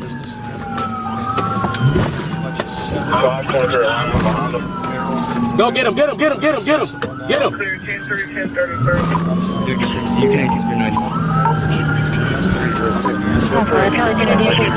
Alright, 5056. GSP is going to be in pursuit of that vehicle.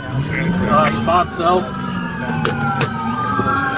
Hey, be advised, he's got a dog, he's got a dog. Alright, roll overhead. Anwar, the North Slope, pushing towards Peachtree.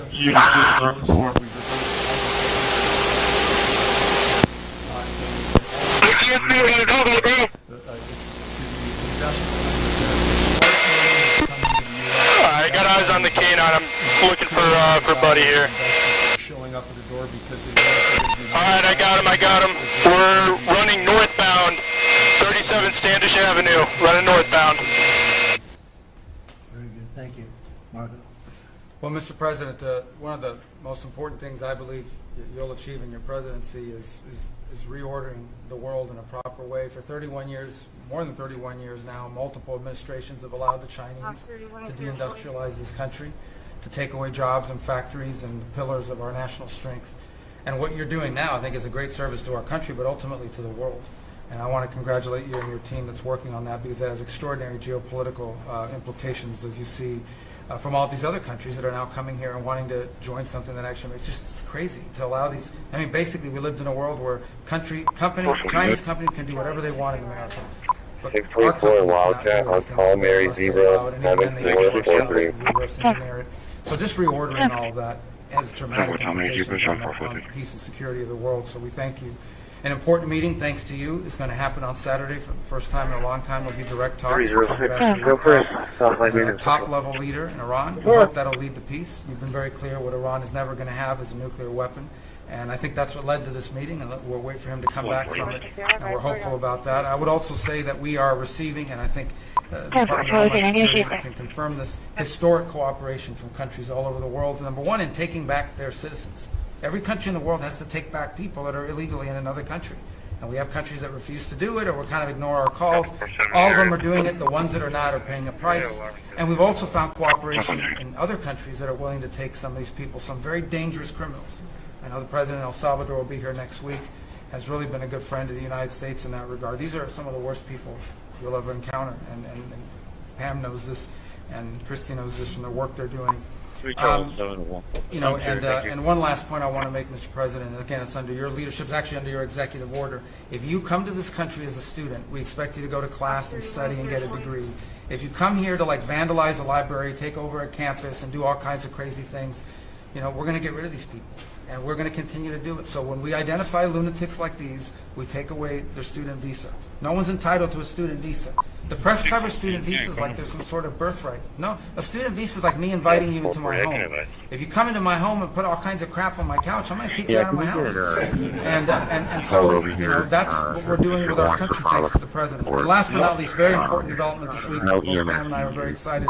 The finest higher education institution in the United States, University of Florida, is also now the national champions in basketball. You'll host them here soon, Mr. President. Go Gators. Well, thank you very much. You're really doing a great job. We appreciate it. Any question?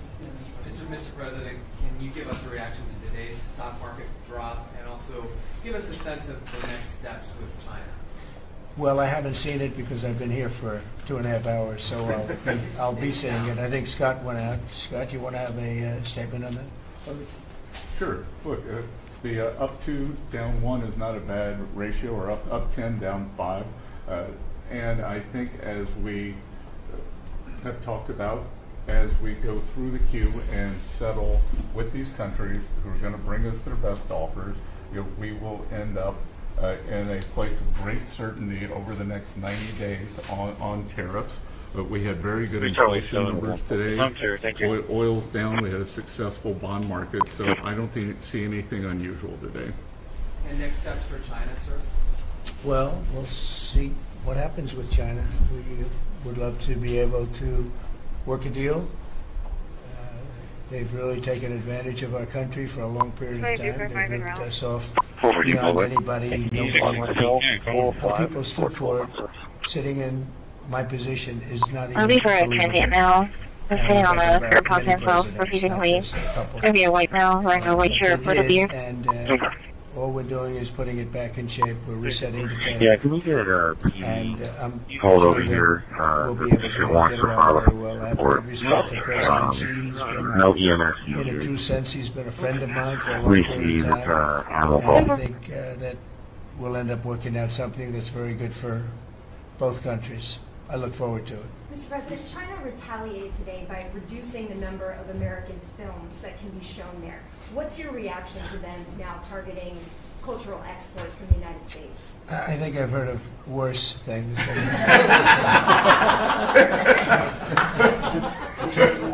Yes, please. Also on China, the Ukrainians say they have evidence that Chinese soldiers being found fighting in Ukraine. Charlie 360, Charlie 470, first citizen assist. 58 Staples, 30 Staples, Circle K We'll look Staples, into confirmed. it, but I think beyond that, we're really looking to get that war stopped. They're losing Cornyn. 2,500 and even more than that young people a week. They're Russian and they're Ukrainian. They're not American, but they're people. Ms. Cortez Maska, Mr. Cotton, Mr. Kramer, Mr. Crapo, Mr. Cruz, Mr. Curtis, Mr. Gaines, Ms. Duckworth, Mr. Durbin, Ms. Ernst, Mr. Fetterman. All of ours, actually. Dana White called me and he said it's the friend or the relationship of one of the fighters for UFC or one of the fighters. And Dana's an incredible Mrs. guy. Fisher, Mr. Gallego, Mrs. Gillibrand, Mr. Graham, Mr. Grassley, Mr. Haggerty, Ms. Hassan, Mr. Hawley, Mr. Heinrich, and that was good, so we appreciate that. We hope that we're going to Mr. Hickenlooper, Mr. Rono, Mr. Hoven, Mr. Husted, Mrs. Hyde-Smith, Mr. Johnson, Mr. Justice, Mr. King, Mr. Kelly, Mr. Kennedy, Mr. Kim, Mr. King, Ms. Klobuchar, Mr. Langford, Mr. Lee, Mr. Lujan, 10, 10, we got to get it. 9, we have to move it faster. 8, likewise with 7, the hostages. Ms. Lummett, 5, 4, 3. Mr. Markey, Mr. Marshall, Mr. McConnell, Mr. McCormick, Mr. Merkley, 2, 3, Mrs. Moody, 5, 6, Mr. Moran, mothers and fathers of some 9, of the dead hostages, 10, and they want 10, the bodies of their 8, of their baby, as they say. Mr. Moreno, Mr. Mullen, Ms. Markowski, Mr. Murphy, Mrs. Murray, Mr. Ossoff, Mr. Padilla, Mr. Paul, Mr. Peters, Mr. Reed, Mr. Ricketts, Mr. Risch, Ms. Rosen, Mr. Rounds, Mr. Sanders, Mr. Schatz, Mr. Schiff, Mr. Schmidt, 4, 5, 6, 7, 8, Mr. Schumer, the remainder. Mr. Scott of Florida, Mr. Scott of South Carolina, Mr. Shaheen, Mr. Sheehy, Ms. Slotkin, Ms. Smith. Thank you. It's really pretty amazing and pretty sad. So, Mr. Sullivan, Mr. Thune, Mr. Tillis, Mr. Tuberville, Mr. Van Hollen, Mr. Warner, Mr. Warnock, Ms. Warren, Mr. Welch, Mr. Whitehouse, Mr. Wicker, Mr. Wyden, Mr. Young.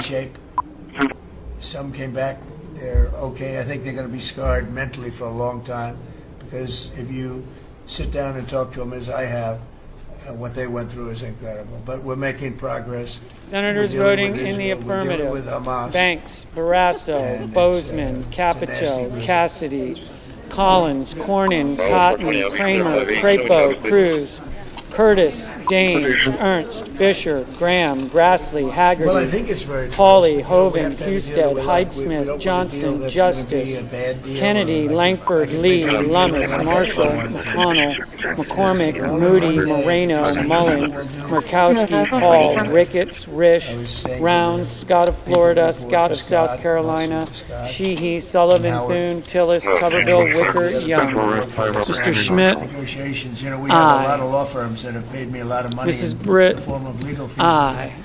Probably Mr. Moran, use those firms to, aye. if we can, I think we can. Media mic check. 1, Contribution 2, to the country, but 3. they're great firms, they're the best firms, the biggest, and really the most prestigious.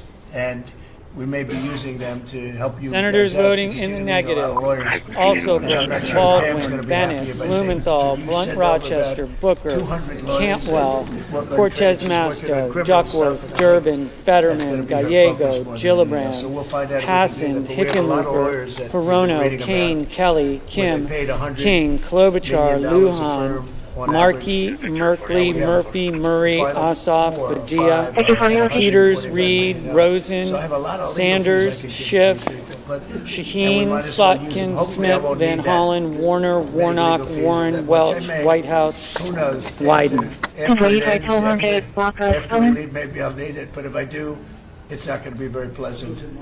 So I think we're going to try to use these very prestigious firms to help us out with the trade. 'Cause, we have a lot of countries. But we want to make deals that are proper for the United States, not just, we can make deals easily, we want to make them proper. So if you aren't able to reach the deal, I think it's clear for insurance with a weapon, 4954, crosstown, 4954, crosstown. Well, that's what would happen. We can't make the deal that we want to make, or we have to make, or that's good for both parties. It's got to be good for both parties. Coons, Mr. And then Coons we now. go back to where we were. go back to the number that you announced last week? I think so. You wouldn't extend the pause? Yeah. We'll have to see what happens at that time. Thank you, Mr. President. You said yesterday you were considering some exceptions for companies. Can you talk about what you're considering? And then also on the reciprocal tariffs, you said they'd be substantially lower. Is the same math formula going to be used, or is that tossed out? I'm not considering now for any country or company, but it's possible that I would. But I'm not, we don't have that situation right now. People understand where we are, what we're going to do. But it could happen, It's called flexibility. You have to have certain flexibility.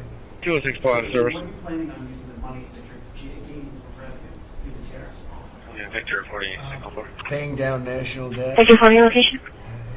Reducing taxes, creating good budgets, helping Christie with the border. Mr. and Schumer, all of the other Mr. things. Schumer, no. I built hundreds of miles. Oh, you put on the open door? People now understand. Ready for 1200 block of Sullivan. Border wall in the first administration. But we're going to beef it up and we're going to add more. Shots, no. And, the numbers are incredible, really. The numbers are what's taking place. We had great numbers, but these numbers are topping my last administration. And Christie and Tom Holman Hello, Deputy for Disturbance, Mountain Progress at 802 Hancock, 802 Hancock, in contact with police. They used to have hundreds of thousands of people standing there pouring through the border in Tijuana, Mexico. This weekend they had nobody. You had a man sweeping this massive piece of concrete, which is, the area where they said massive. And I've looked at that during the Biden administration. You couldn't see a piece of that concrete. There were so many people on it. You couldn't, if you had helicopter shots, you couldn't see concrete. Now, this weekend, you had nobody there but a man with a broom sweeping it and cleaning it up. Pretty amazing. It's really an amazing job. But it will be used for that. It'll be used for a lot of things. It'll be used by the Department of Justice for doing a great job. Pam is doing a fantastic job. So it's going to be used for a lot of different things. Mr. President, on the 10% tariff, is that the It's a baseline. Can countries negotiate that to bring that It depends down? on what they're adding. Some countries we have massive deficits with, or they have big surpluses with us. And others, it's not that way, so it depends. That's why it's really they're all different. Every country is different. Some have certain advantages that others don't have, certain things. We have China has a surplus of $1 trillion. The numbers are crazy. And others have basically no surpluses. We have some that are pretty even, but they hurt us in other ways. Is a little bit different. Delta 430 for the disturbance, Mountain Progress, 802 Hancock, 802 Hancock, make contact with police. Unit 3. We're looking at it as one block. They've been very tough. They were very smart. They were ready to announce retaliation, and then they heard about what we did with respect to China and others, but China. And they said, we're going to hold back a little bit. They decided to hold back. I thought they were very smart. Look, the EU is very smart, but they really have taken advantage of the United States.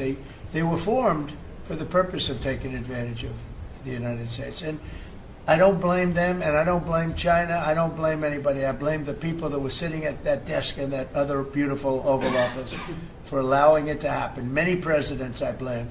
They should have never allowed it to happen. And I'm doing something that a lot of them wouldn't want to do.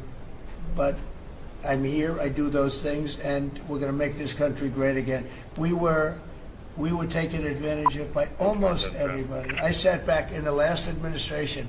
I would actually read them. I don't have to read them now. I know them so well. I would read some of these documents that were signed, deals, and I said, who would do a deal like this? Who would do it? You've seen it, Elon. Yeah. I'd look at deals where it's so one-sided. Even we had a deal with Japan, and we get along great with Japan, and we had the Prime Minister here. He was fantastic. As you know, Abe was great. Shinzo was great. He was a good friend of mine, unfortunately no longer with us. But we defend them, but they don't have to defend us. I said, that doesn't sound too good. We have a deal, a defense deal. We pay hundreds of billions of dollars to defend them. But if for any reason, in other words, we pay all the money. They don't pay anything. But if we're ever attacked, they don't have to do a thing to protect us. I said, oh, that sounds like a wonderful deal. So that's just one out of thousands. And I just wonder who did this. And it's people that either hate our country or didn't care, an expression that you use. I think it's really a lot of them didn't care.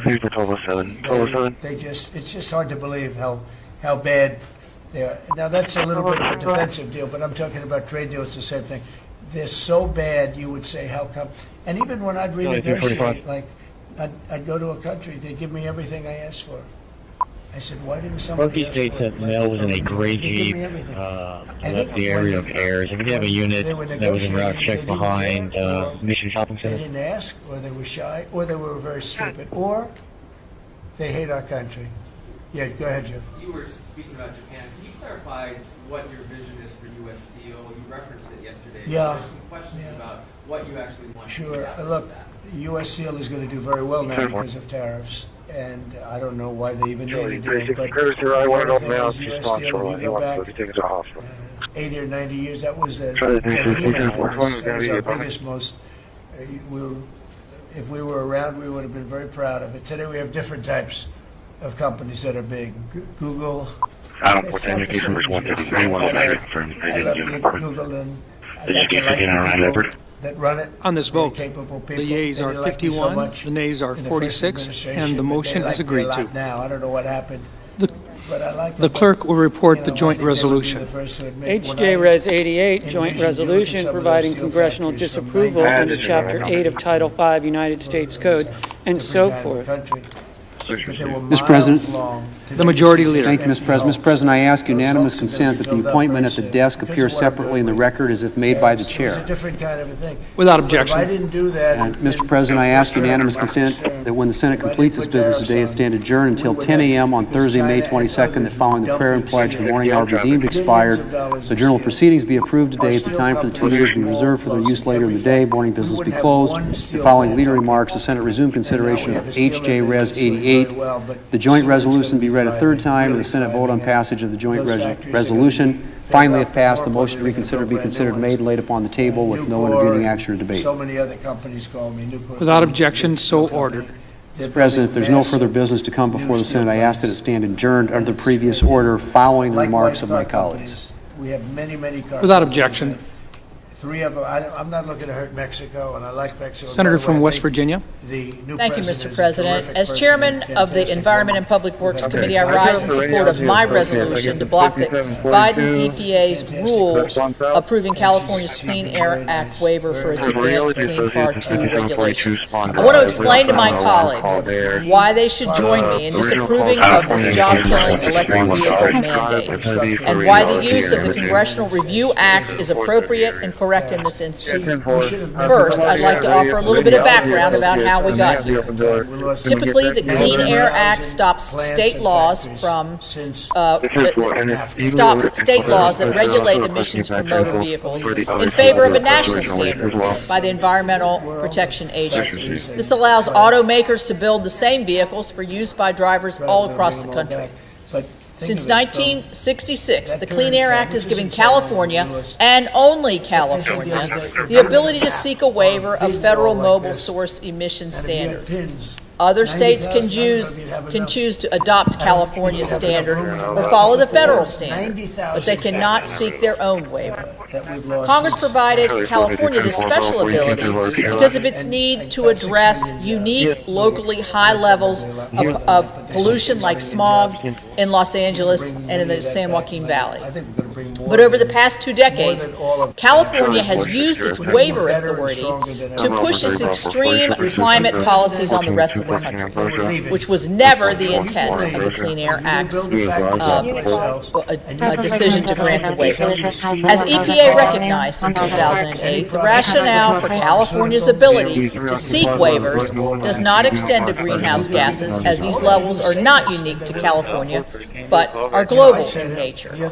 But now, in addition to seeking and establishing an EV mandate, California is also seeking to use its waiver authority to eliminate diesel trucks. The Advanced Clean Trucks and Low NOx truck rules set unattainable standards that will harm our ability to ship goods across this country. While my remarks today will focus on the resolution of disapproval that I have offered on the Advanced Clean Car 2 EV mandate, I strongly support the resolutions that will follow that are offered by Senator Fisher and Senator Mullen to block these rules. California's Advanced Clean Car 2 program requires all, and I did say all, vehicles to be sold in that state, Washington, D.C., and 11 other states that have adopted California states. All cars would be zero-emission vehicles by the year 2035, meaning in 1 decade, these states, totaling 30% of the new car market, will have a full ban on the sale of gasoline-powered vehicles, and not just those, but also on traditional hybrids as well. The regulation begins in 2026, next year. by requiring affected states to sell 35% electric vehicles. These cars will hit showroom floors within the next few months. So to avoid the devastating impacts of these waivers, we need to act now. These unattainable standards, backed by a fine of $26,000 per vehicle, I said $26,000 per vehicle for non-compliance, attempt to reshape auto manufacturing and take away consumer choice all across the country. I want to be clear, I have no problem with electric vehicles. Consumers should be able to purchase the vehicle of their choice. But I do have a big problem with electric vehicle mandates that replace the will of the consumer and the will of the government. Only 2.3% of new vehicle registrations in West Virginia last year were electric vehicles. Nationwide, EVs accounted for only 10.2% of new vehicle registrations. The plain truth is, electric vehicles are not popular. Even in New York, one of the states that has adopted the California standard, only 10.1% of 2024 new vehicle registrations were EVs. Perhaps that is why 6 New York House Democrats voted against this rule. As states and manufacturers ramp up to meet this EV mandate, the impacts and costs will be massive. As the National Auto Dealers Association wrote, the economic impact of California's regulation will affect all states. Soon, automakers will be forced to either sell more EVs or limit the number of gas cars for sale in the other affected states. Affordable new gas and hybrid vehicles, which cost between $30,000 and $40,000, are expected to be among the first vehicles that would be rationed out.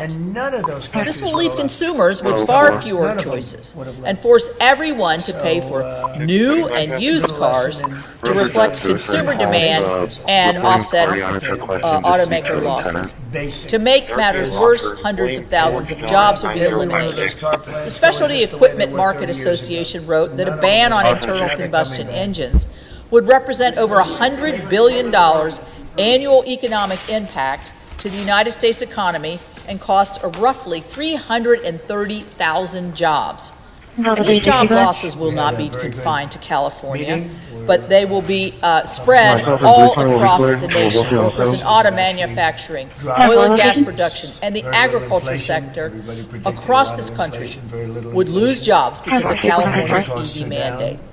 And the elected officials who represent Michigan auto workers, Nebraska corn farmers, or West Virginia gas workers had no say in California and EPA's decision to impose this mandate nationwide. The responsibility of approving or disapproving California's waiver applications rests solely with the EPA.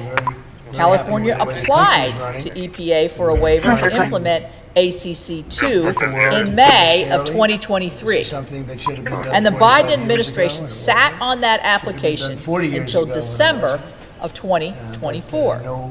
Well, there's no practical reason that the Biden EPA couldn't have acted on California's waiver in 2023 or even during the first 11 months of 2024. But we know why the previous administration decided to wait. President Biden and his team knew that electric vehicle mandates were unpopular with most American voters, especially swing state voters that would decide the presidential and congressional elections. 2024 polling from the WPA Intelligence showed that 70% of likely voters opposed a ban on gas-powered cars, with only 18% in support. Both the text of the Clean Air Act and public sentiment should have led the Biden EPA to reject California's application. Instead, Biden administration approved California's waiver in December 2024 after Democrats lost the election. EPA's approval was published in the Federal Register on January the 6th, 2025, the same day Congress certified President Trump's victory. The decision to limit consumer choice, increase car prices, and cost hundreds of thousands of jobs was made by California and approved by a federal administration that had already been rejected by the American transition voters. problems, but I in the strongly end, it's gonna oppose be these a- California it's gonna be a EV beautiful mandates thing. and We're strongly doing again oppose, what we should oppose a have done process that allows such a many years major ago. national policy decision Let it get out of to be control. made against the And will of we the allowed American some people countries to get without input very from big their and members very of rich Congress. at our expense. In 1996, the Congressional Review Act was enacted not a through sustainable regular order formula. to create an So I expedited wanted to just process thank for everybody Congress at to the table, consider and maybe I'll resolutions go around that and overturn ask, rules finalized by federal some of you a agencies, little short like the couple of Biden's answers. EPA's We just got back decision from to Panama, approve California's and he's EV been all over the mandate. place, and The CRA's rationale, as explained by sponsors Don Nichols, Harry Reid, and Ted Stevens, was to allow Congress to efficiently stop rules and fines, and I quote, "too burdensome, excessive, inappropriate, or duplicative." Every one of these terms applies to the situation we find ourselves in today. I don't believe The CRA works by requiring federal agencies to submit their final rules to the Senate, to the House of Representatives. When a rule is submitted to Congress and published in the Federal Register, a 60-day period is open for any member to introduce a resolution of disapproval, and, if passed by both chambers and signed by the President, prevents the rule from taking effect. Mr. President, These resolutions, by law, are subject to limited debate, allowing them to be enacted by the Senate by a simple and signed a majority couple vote. of historic deals. Senators can bring One resolutions which of is disapproval to the Panama Senate Canal floor Authority, either by a reporting them framework for through US committee vessels, or by submitting a first and free petition through the that Panama has been Canal. signed by at least And then 30 also a senators. memorandum of Either understanding way, with the their, process allows the security senators minister to vote for on the whether the presence rules should of go into US effect, troops, Fort providing a Sherman, method US for base elected there, representatives as well to as have a naval oversight station, air station, over unelected jointly with Panama bureaucracies. to secure the I Panama decided to Canal. use the CRA process and introduce this regulation against EPA's approval of the California electric vehicle mandate for two reasons. First, enactment of the resolution would vacate EPA's rule approving of the California waiver, stopping the EV mandate, and protecting consumers and workers across the country. Second, because a vote here in the Senate and in the House would allow the elected representatives of Americans of all 50 states, not just California, to decide whether a nationally significant policy should be implemented. As I discussed earlier, the Biden administration delayed its action on approving the California waiver for 18 months to get past the 2024 election. But that wasn't the end of the previous administration's effort to shield this unpopular EV mandate from the will of the people. I'm not sure we could ever have The enough time Biden in the day EPA to did talk not to those submit countries. its They wanna approval talk, of and they wanna the talk now. California EV And, mandate and for they come review with under the offers that CRA they and never, claimed its ever action would was have not come a rule. but for That was a clear effort to the avoid moves that the accountability from president has Congress. made, Fortunately, demanding that people treat President the Trump United and States with EPA respect. We're Administrator getting Lee respect we Zeldin deserve now, decided to give and I the think American you're gonna see people a historic say deals by one submitting after the other. approved And then I'm California very waiver excited that, to Congress as a within rule. a week and a half, we're going to Under start the CRA, gold that card. submission And the Trump by the card Trump is coming EPA out, triggered and my we're very right excited about that, as a and that's, senator to coming introduce this soon. So, very resolution excited. to block California's EV mandate. But that submission kicked off another effort by Democrats to stop the Senate from voting on this issue. On March of this year, at the request of three Senate Democrats, the Government Accountability Office wrote an unprecedented letter stating its, and I quote, observation that the Biden EPA action approving California's EV waiver is not a rule subject to the CRA. Similar to the Biden administration's efforts, this GAO letter was obtained in an attempt to stop the Senate from exercising its authority provided by the CRA, keeping the California EV mandate in place without a vote in this chamber. And what about colleges? Nothing in the Holding Congressional back Review Act, Senate 400 rules, or million Senate from precedents Columbia. gives $8 billion unelected from staff Harvard. at the Can you imagine the money GAO we the authority to prevent elected senators from considering a resolution of disapproval against the bill. In fact, Comptroller General Gene Dodaro, who's head of the GAO, recently testified in a Senate hearing that said, and I quote, "Our decisions are not dispositive on the Congress, they're advisory." That's not Harvard. That's not Harvard the way it used to be. So, do you have anything to say about that? The dollars you're holding back from quite a few universities that were not behaving. Yeah, and the other, there's some Princeton, Cornell, others that are coming in, and actually getting calls now from the presidents of the universities who really do want to come in and sit down and have discussions. And so we're investigating them, but in the meantime, we're holding back the grant and the fund money. Great job. Very thankful for the House voting for the President's budget resolution along with the Senate bill. Made a ton of progress this week in working with members to ensure that a desire for flexibility in the Senate was not misconstrued as a desire not to slow and do spending reforms. And so we're very thankful for that. And now we can get after writing that bill, getting the President as big a package of his agenda to his desk. So very good week. Good. That's right. We just got the House vote. And now we're well on our way to getting, as we call it, the great big beautiful bill. It's a beauty. There's never been a bill like this one. We're trying to get it all into one beautiful bill. It's tax cuts, regulation cuts, and many other things. The border, a lot of money for the border. You're doing a fantastic job. But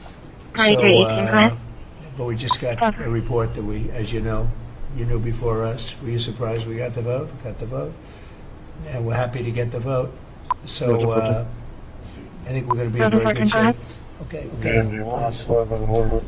President, last year the Chinese received 1,700 orders from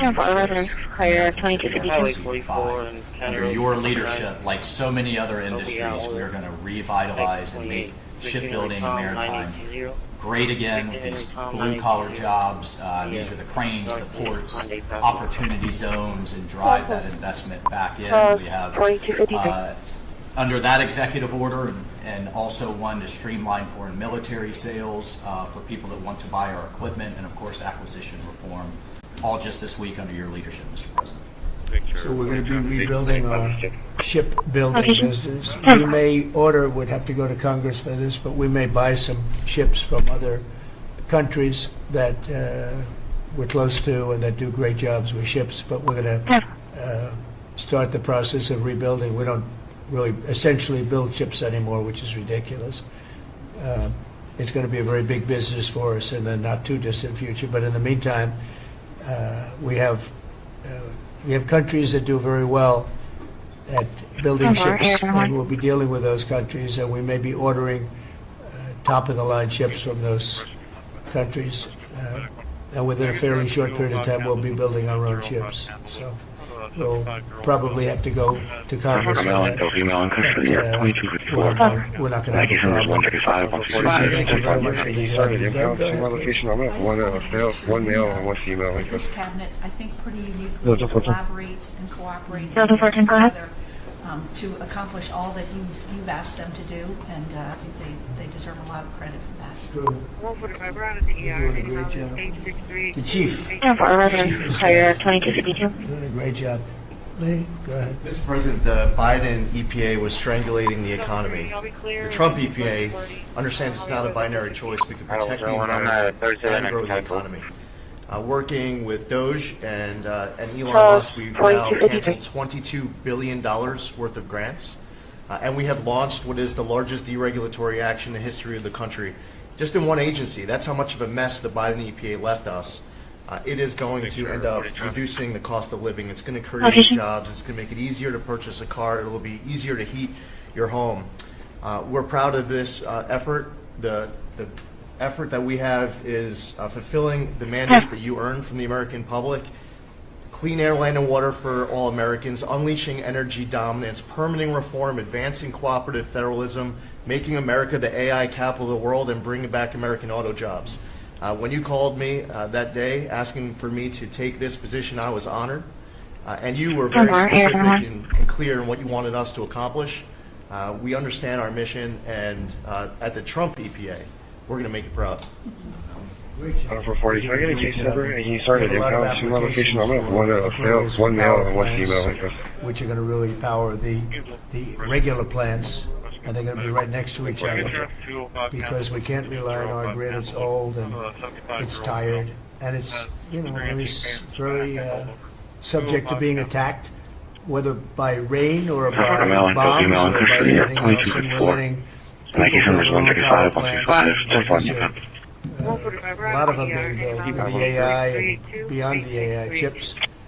And they're letting them build their own power, and never been done before. And we're going to get it done quickly and approved quickly as part of a plant. They'll have a sort of be their own power company, and it's very exciting. They couldn't believe it when I told them that. I said, we're going to get you the approvals very fast as part of your regular plant. You're going to build electric producing plants, and it's very exciting. And they're able to do it very quickly and very well. And you made it possible. Thank you. You have a lot of applications for some of the biggest plants. Good evening. I'm Muriel Bowser from the Mayor of Washington, D.C. I am here with the Chief of the Metropolitan Police Department, and we are joined by members of the Washington, D.C. Public Safety Team and our partners in the federal government from the Federal Bureau of Investigation, Special Agent in Charge, as well as the Assistant Director in charge. We are also joined by the Attorney General for the United States, Pam Bondi, United States Attorney for the District of Columbia, Judge Pirro, as well as the Israeli Ambassador to the United States, Ambassador Leichter. The engines on those ships, but also on we are here at the MPD headquarters to provide an update on a horrific shooting that happened shortly after 9 p.m. this evening near the Capitol and I appreciate Jewish you taking Museum. the initiative to be a global power. I want to start by sending our condolences These are the very people that to help the loved ones should we come of into the points of crisis to victims support the who military. were So thank you for that. senselessly, Number two, the last administration announced 3,200 I want to provide my projects, prayers and big, condolences beautiful to the roads museum and staff and the guests who are but they announced also them, they didn't sign a grant gathering agreement. together in 3,200, so the money fellowship. doesn't go out the door. The chief will to share build the preliminary infrastructure information in from the investigation. I want to say announcement. up front It's actually that there is harder work no to put together these grant active threat in agreements. our So we're doing the community. work right now at DOT. What I do know is that to get the these grant horrific agreements done and incident is build the going to projects. Most frighten of them a are lot good. of people And they in also our put city in all of this and green in our and social country. justice And I requirements want on to roads be and bridges. clear that we Pulling all will that not out tolerate and putting the money toward this violence the infrastructure in our city. the social movement We from will the last not administration. tolerate acts of terrorism, and we're going to stand together as a community in the coming days and weeks and send a clear message that we will not tolerate anti-Semitism. Sir, first, I want to ask more Chief than Smith friends. to We've all talk become about family, where we and, are I with think this that investigation. what you followed have assembled by, in your vision is a our turning point and an FBI inflection point in partners. American history. And lastly, and so just being a part Ambassador of that is the greatest honor. So thank you for that. And again, just the Thank you, Madam relationships Mayor. here and the I'm Chief honor and Pamela A. respect we have Smith, for each Chief other of the is a Metropolitan reflection of Police your Department. leadership. So I I'll just want to start say by that first. expressing The my second thing I want to sincere say is condolences, that on behalf of to our both farmers of and the ranchers, victims and food families, security is national and security. also We have to be able to feed ourselves, and your idea of using tariffs along with deregulation and tax cuts, but your idea of using tariffs to ensure that we are putting forward and putting America first, no one understands that better than our farmers and our ranchers. But having said that, emerging from 4 years of Biden with a 30% increase in inputs for our farmers and ranchers, with that almost $50 billion trade deficit, when we left the first time it was zero, meaning that they are hurting. So the period of uncertainty we're in, they know that your vision will move us into an age of prosperity for all Americans, but for my people, for the farmers and ranchers, unlike any they have seen before. And I think they are really, really excited and so grateful for your leadership, but also you have never failed to say that you have the backs of our farmers and our ranchers. It was the first phone call that I suspect and that message just resonates with an almost 85% support of you in where he discarded the weapon. Interestingly, and that weapon the biggest has been budget recovered, driver at the United and States he Department of implied that he Agriculture committed is the not offense. farming and ranching The or suspect agriculture, chanted, it's "Free, food stamps. free And so Palestine," as we emerge while in and custody. embark, Secretary The Kennedy and suspect I, has on been your vision of tentatively making America identified healthy again, as a 30-year-old massive part of Elias that is Rodriguez realigning of Chicago, and Illinois. reworking our Our food stamp MPD program so that it case better serves detectives those who are need leading it. this And, investigation. yeah, to the I will point now of getting turn the it over to transgender DEI Associate Director Green New of Deal Justice. out of the USDA and realigning is really important. So Thank you, Chief. Director in charge of the Washington Clear that. I'd also like to express my sincere condolences to the family of the victims, but to the ambassador. Thanks very much. Good job. And eggs are down. Grievance for his resignation. Tonight, a heinous crime was committed, and the FBI stands Easter is the Super Bowl for with the eggs. Metropolitan So, Police there may be a little Department, not only fluctuation, but no, we investigate feel the really good homicide about it. and Thank provide you. support, but also to look into ties to potential terrorism or motivation based on We've got over bias, 75 crime, or countries hate that want to come in, so That's our reason for being here. Jameson at Full support of USTR, the FBI and to we're putting a Metropolitan Police process Department in to place. resolve this. And as And I you also want said, to you're express going to my be part of sincere the gratitude to negotiations too, Metropolitan Police because Department I've for had their these quick countries call me action, up and their attempts to render Secretary aid, Bessent, we're happy you're going to despite be the nature of the well, crime President Trump's going to be resulting in involved the too. Quickly resolve this issue. Bring your allows us best to deal continue with the on the budget. It's moving quickly in the House and the Senate, thanks to your leadership. We're also going to have debt ceiling in there, so we're going to get an increase in the debt ceiling. So, and that will be the done and dusted for Part of the bill. Part of the bill will be done and dusted for 2 years. We won't have to worry about that. And then I gave a speech yesterday to 1,400 small and community bankers, and they were so happy to hear from your administration.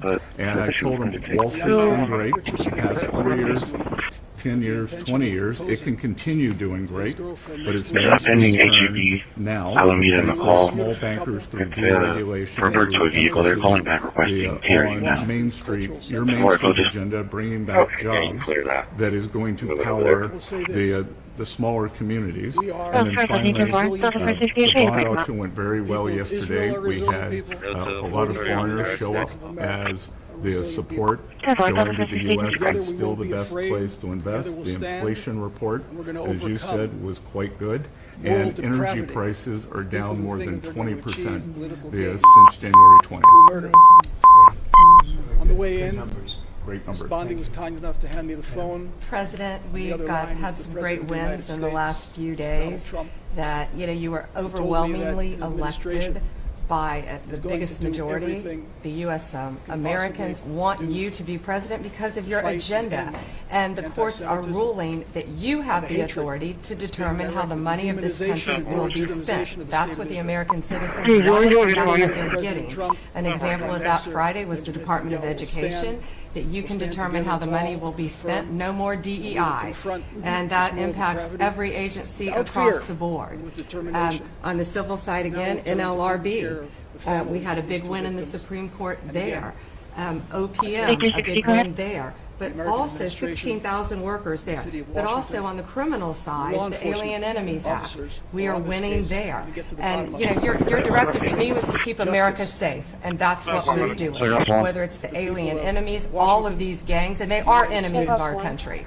They are terrorists, they are organized crime, they come here, they are extremely organized, they are spread throughout our country, and they are creating terror. And no more under your directive. And that is stopped. Yesterday in South Florida, we charged the 11 defendants with $500 million of pure cocaine coming into our country to kill our kids. They were caught, they will be prosecuted to the fullest extent of the law. These gang members are going back to where they came, or they're going to an El Salvador prison at your directive. And, you also gave us a directive to prosecute the people who are going after Tesla to the fullest extent of the law, some of the greatest police work I've seen. We've made 4 arrests. There will be no negotiations at your directive. They're all looking at 20 years in prison, and within the next 24 hours, you're going to be seeing another huge arrest on a Tesla dealership, President. And that person will be looking at least 20 years in prison with no negotiations. Trying to harm other people. Is there any indication? Can you tell us any more about that? And also for the Attorney General and the U.S. Attorney,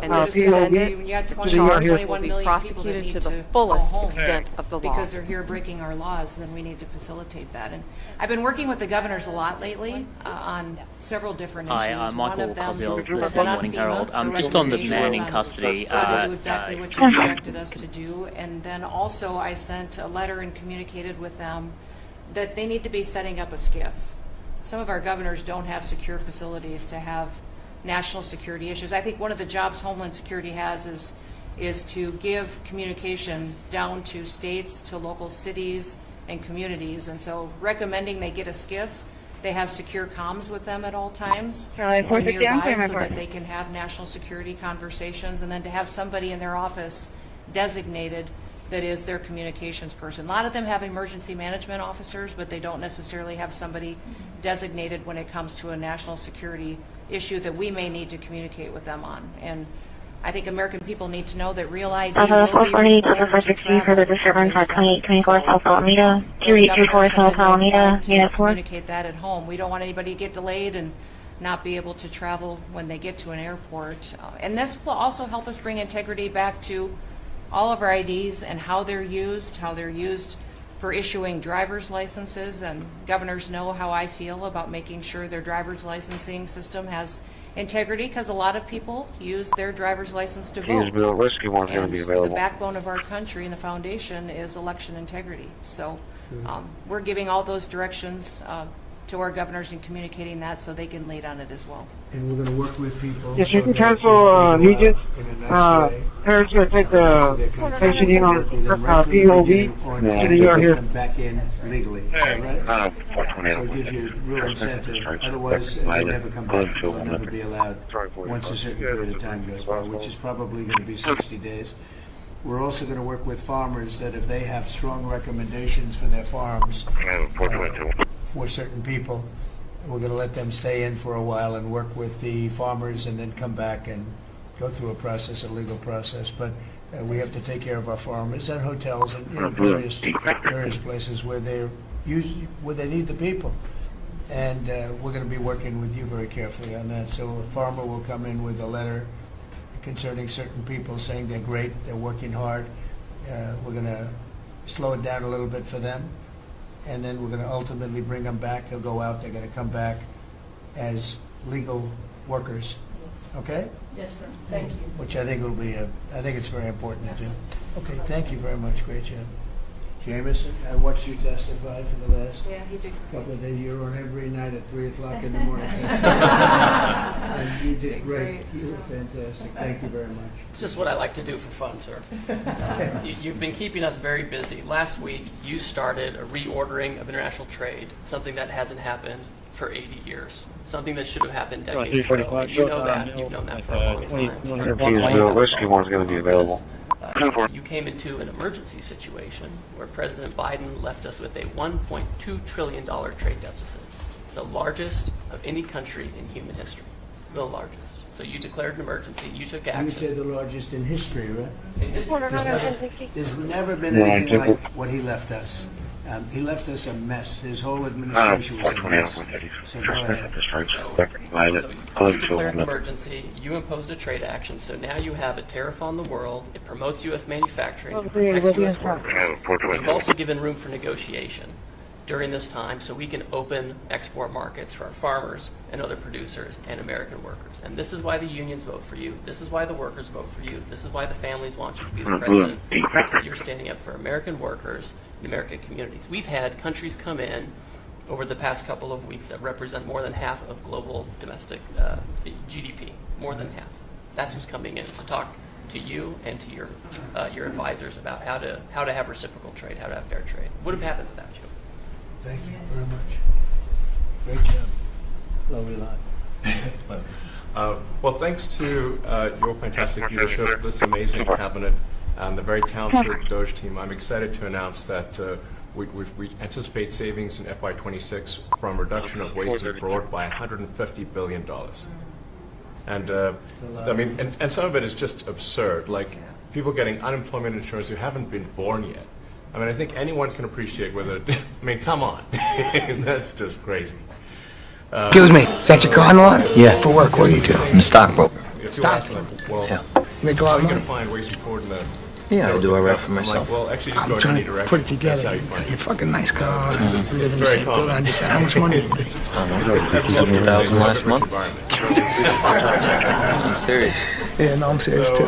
Seriously, how much So money we're you doing make? a lot of good. I told you, 70,000. Well, technically 72,000 last month, something like that. Better services for the You make 72 grand a month. Yeah. Going to be spending their tax dollars. I tell you in a what, way that is you show me a pay stub for $72,000, I'm gonna quit my job right now and I work for you. In fact, hopefully they'll stay around for the long haul. Hey, Like Paulie, as what's good up? as we can, they're great. No, yeah, everything's Smart, fine. sharp, Hey, listen, I right? quit. Excuse me, is that your car on? Yeah. For work, what do you do? I'm a stockbroker. Stockbroker. Yeah. You make a lot of money? Yeah, I do all right for myself.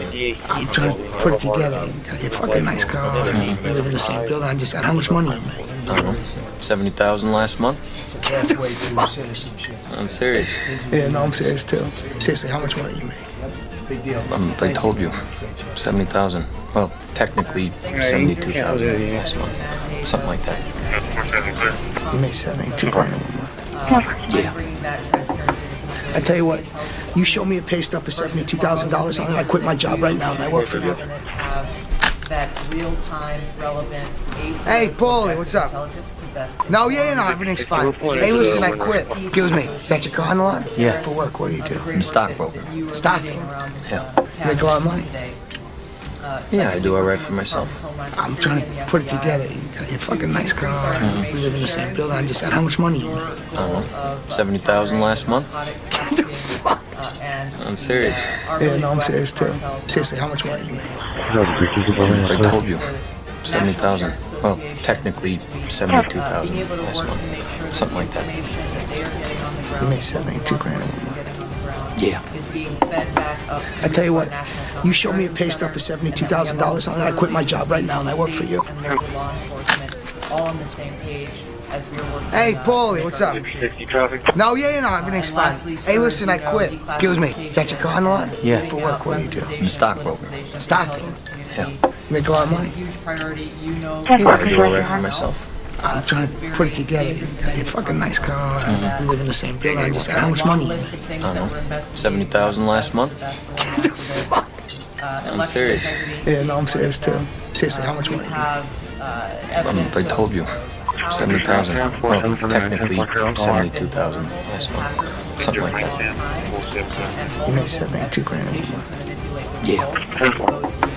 I tell you what, you show me a pay stub for $72,000, I'm gonna quit my job right now and I work for you. Across the country so that voters can have faith in the integrity of our Hey, elections. Paulie, what's up? And lastly, No, we've yeah, been everything's fine. standing ahead Hey, of listen, I 100 quit. people working Excuse me, around the is that your clock car on the lot? to Yeah. scan, For work, what do you do? I'm a stockbroker. paper Stockbroker. around Yeah. RFK, You make a lot of money? Senator Robert F. Kennedy's assassination. Yeah, I do all right as for well as myself. Martin Luther King I'm trying to Jr.'s put it together. You got your fucking nice car. We live in the same building. I just said, how much money you make? I don't know, 70,000 last month. We'll have those ready for this year within the next week. I'm serious. Yeah, no, I'm serious too. Seriously, how much money you make? How do you feel about that? I told you, 70,000. Well, technically 72,000 last month, something like Thinking that. about Bobby. You make 72 grand a month. Yeah. I tell you what, you show me a pay stub for $72,000, I'm gonna quit my job right now and I work for you. See some of this, but you know, it's very personal stuff. Hey, Paulie, what's up? But it's time. I've asked him, and his response is, put it out. The world needs to know the truth. And his uncle that's been out, and anything that hasn't been out, they can go to your offices and see, right? Everything that we have within our possession, it's either online or it's physically at the National Archives and Records Agency. We also have hunters going out, Mr. President, and looking in the storage lockers at FBI and CIA and other agencies, specifically to find if there is anything else that has not been reported. We're actively going out and trying to search out the truth. Okay. Yeah, we want to get it all out. Yes. 100%. Thank you very much. Good job. Mr. President, on behalf of America's manufacturers, I want to thank you for standing up to the Chinese Communist Party and fighting for our main streets, for our workers, and for those that make things in America. I'm out on a Made in America manufacturing tour, and as I go across the country, people are grateful to have a president who's not just fighting on the tariffs fronts, but to get inflation down, to create jobs, after Biden destroyed 110,000 manufacturing jobs in just his last year, you've already brought back thousands and thousands of manufacturing jobs. So the American worker is grateful. Main Street is grateful for you. And at the agency level, we're making sure that manufacturers have access to the capital they need, but we can't do that if we're not fighting fraud. So we've modified our loan applications to have citizenship verification, to make sure we have birth dates, common sense principles around lending that the Biden administration had waived. They waived $450 million of fees in 1 year. We're restoring that for the American taxpayer. And the American taxpayer, as tax day approaches, April 15th, they need to know that this cabinet, this administration, and thank you Elon Musk and Doge for fighting for the American taxpayer to make sure that their hard-earned dollars are well spent, that they have a return on investment for this country, and that we're fighting for them just as you are every single day. So thank you, Mr. President. Mr. President, we are working at HHS to advance your agenda to make America healthy again. I'm working with Lee Zeldin to reassess the fluoride rules based upon the August release by the National Toxicity Program of new science that shows a direct inverse correlation between exposure to fluoride and IQ loss, particularly in children. Lee and I were in Utah this week, to announce that Utah became the first state in the country to ban supplemental fluoride. I'm working with Brooke and governors now in 24 states who are advancing MAHA legislation to get soda pops off of the food stamp program, off the SNAP program. We've launched Operation Stork Speed to get the bad chemicals out of baby formula. We're working with governors across the country to get good food into the school lunch programs and to get rid of food chemical dyes and other bad chemicals that are in our food.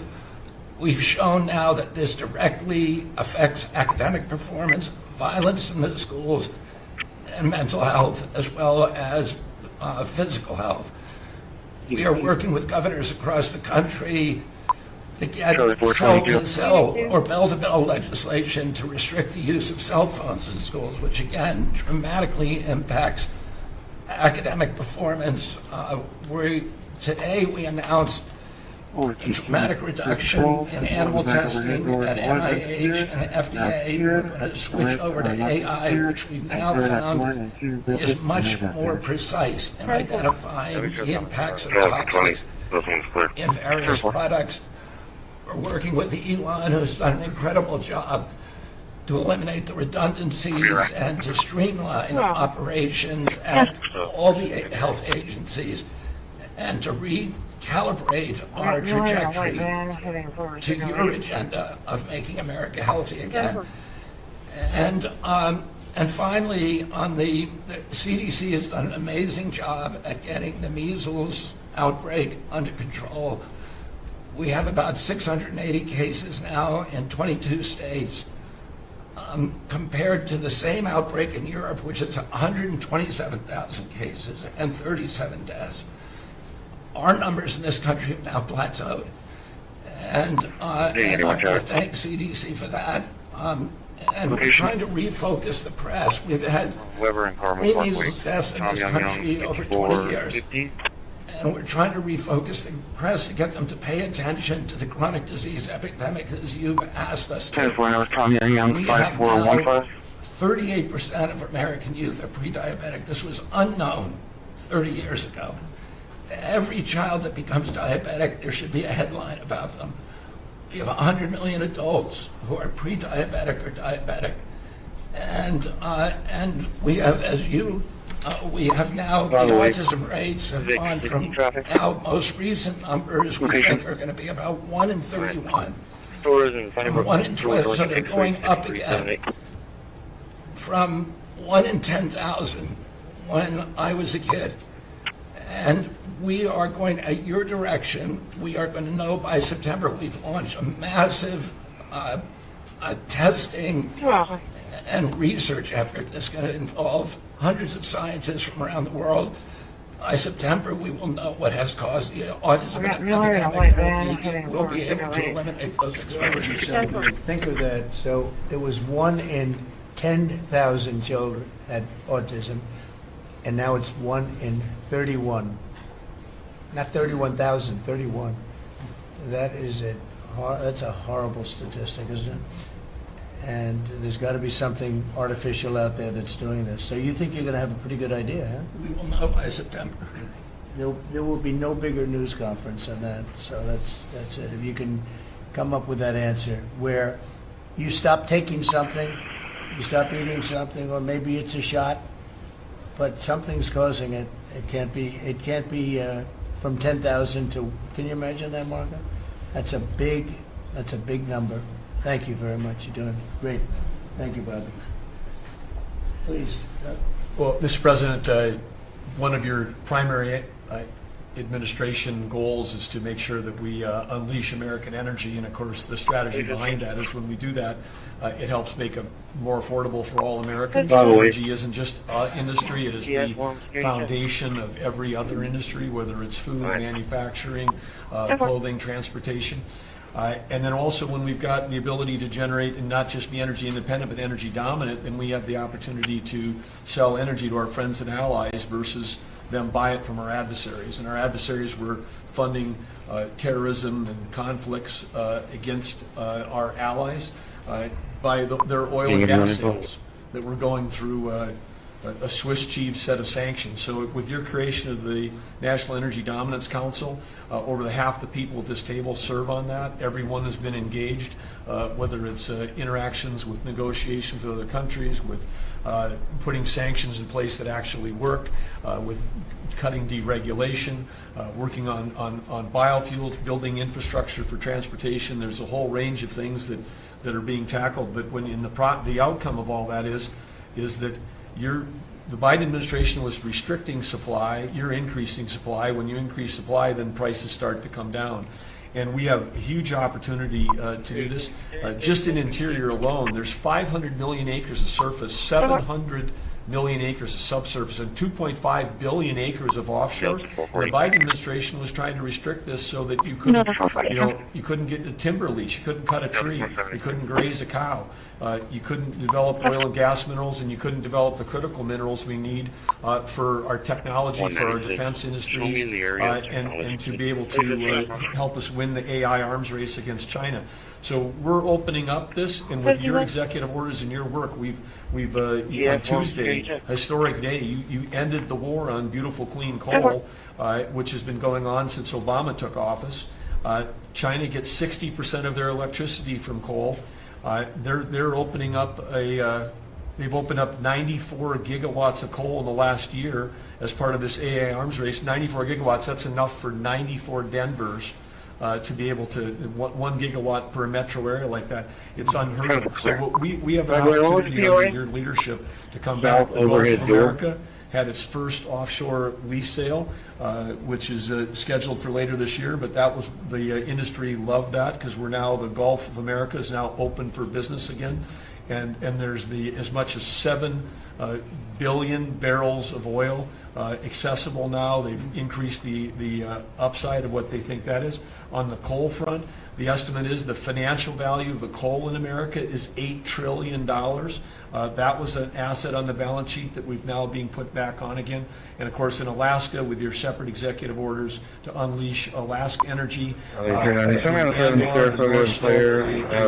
Petroleum Reserve Alaska, all of those we've reversed Biden decision. Those are all open for business again. And all of this is leading to the investment coming to America. The smart money is coming to the U.S. That's why we've got trillions of dollars of investment that are showing up at the door because they know if they're going to do manufacturing here, there's going to be energy to power their plants. And so again, thank you for your leadership. Thank you for everything you're doing. Very good. Thank you. Marco. Well, Mr. President, one of the most important things I believe you'll achieve in your presidency is reordering the world in a proper way. For 31 years, more than 31 years now, multiple administrations have allowed the Chinese to deindustrialize this country, to take away jobs and factories and the pillars of our national strength. And what you're doing now, I think, is a great service to our country, but ultimately to the world. And I want to congratulate you and your team that's working on that, because that has extraordinary geopolitical implications, as you see. All these other countries that are now coming here and wanting to join something that actually overhead door to allow these. I mean, basically, we lived in a world where Chinese companies can do whatever they want in America, but our companies cannot do anything over there unless they allow it, and even then they steal our stuff and reverse engineer it. So just reordering all of that has dramatic implications on peace and security of the world. So we thank you. An important meeting, thanks to you, is going to happen on Saturday for the first time in a long time. There'll be direct talks between Ambassador Witkoff and a top-level leader in Iran. We hope that'll lead to peace. You've been very clear what Iran is never going to have is a nuclear weapon, and I think that's what led to this meeting, and we'll wait for him to come back from it, and we're hopeful about that. I would also say that we are receiving, and I think the Department of Homeland Security can confirm this, historic cooperation from countries all over the world. Number one, in taking back their citizens. Every country in the world has to take back people that are illegally in another country, and we have countries that refuse to do it or will kind of ignore our calls. All of them are doing it. The ones that are not are paying a price. And we've also found cooperation in other countries that are willing to take some of these people, some very dangerous criminals. I know the president of El Salvador will be here next week, has really been a good friend of the United States in that regard. These are some of the worst people you'll ever encounter, and Pam knows this, and Christi knows this from the work they're doing. You know, and one last point I want to make, Mr. President, and again, it's under your leadership, it's actually under your executive order. If you come to this country as a student, we expect you to go to class and study and get a degree. If you come here to like vandalize a library, take over a campus, and do all kinds of crazy things, you know, we're going to get rid of these people, and we're going to continue to do it. So when we identify lunatics like these, we take away their student visa. No one's entitled to a student visa. The press covers student visas like there's some sort of birthright. No, a student visa is like me inviting you into my home. If you come into my home and put all kinds of crap on my couch, I'm going to kick you out of my house. And so, you know, that's what we're doing with our country, thanks to the president. And last but not least, very important development this week, Pam and I were very excited. The finest higher education institution in the United States, University of Florida, is also now the national champions in basketball, and we hope you'll host them here soon, Mr. President. Go Gators! They're coming. They're coming, guys. Well, thank you very much. You're really doing a great job. We appreciate it. Any question? Mr. President, can you give us a reaction to today's stock market drop, and also give us a sense of the next steps with China? Well, I haven't seen it because I've been here for 2.5 hours, so I'll be saying it. I think Scott went out. Scott, you want to have a statement on that? Sure. Look, the up 2, down 1 is not a bad ratio, or up 10, down 5. And I think, as we have talked about, as we go through the queue and settle with these countries who are going to bring us their best offers, you know, we will end up in a place of great certainty over the next 90 days on tariffs. But we had very good inflation numbers today. Oil's down. We had a successful bond market. So I don't see anything unusual today. And next steps for China, sir? Well, we'll see what happens with China. We would love to be able to work a deal. They've really taken advantage of our country for a long period of time. They've ripped us off beyond anybody, nobody. How people stood for it, sitting in my position, is not even believable. And we're talking about many presidents, not just a couple. But they did, and all we're doing is putting it back in shape. We're resetting the table. I'm sure that we'll be able to get along very well. One company was not able to establish contact. In a true sense, he's been a friend of mine for a long period of time, and I think we'll end up working out something that's very good for both countries. I look forward to it. Today by reducing the number of American films that can be shown there. What's your reaction to them now targeting cultural exports from the United States? I think I've heard of worse things.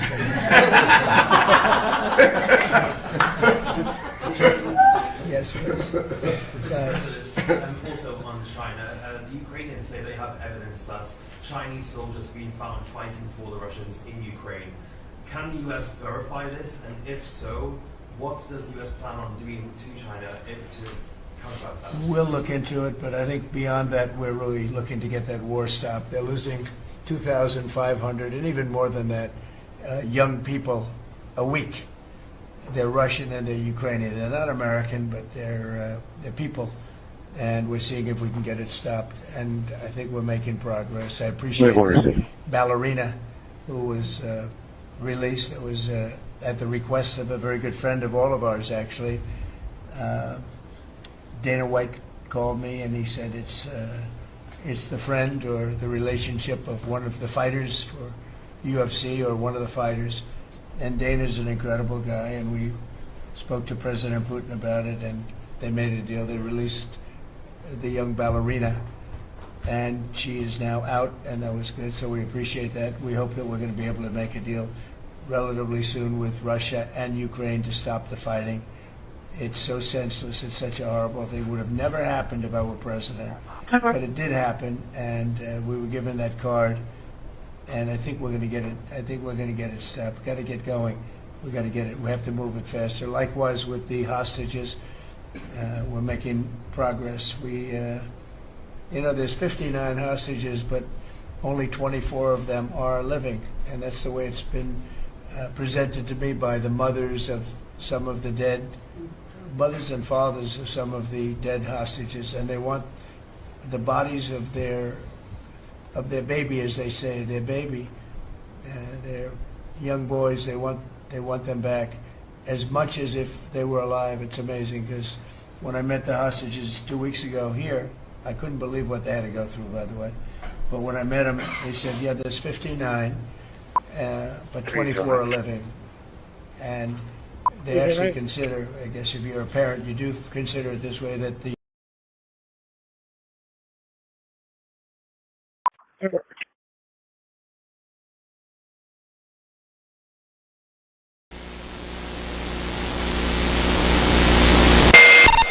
I got 3 individuals running northbound on Standish Ave. Next cross, it's going to be off of Peachtree and Standish. Currently running through a parking lot. Hey, pushing towards Peachtree. Affirm, pushing towards Peachtree. Push bond on Standish, pushing towards Peachtree. Get up to Peachtree.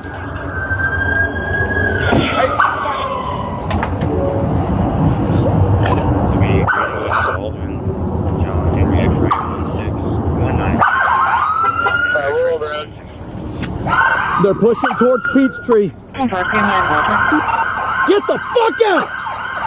Get on the ground! Get the fuck out of your stomach right now! Alright, got eyes on the canine. I'm looking for buddy here. Shut the fuck up! Alright, I got him. We're running northbound, 37 Standish Avenue. No, y'all putting in work and y'all's ass got caught. That's it. No, you got caught, pimp.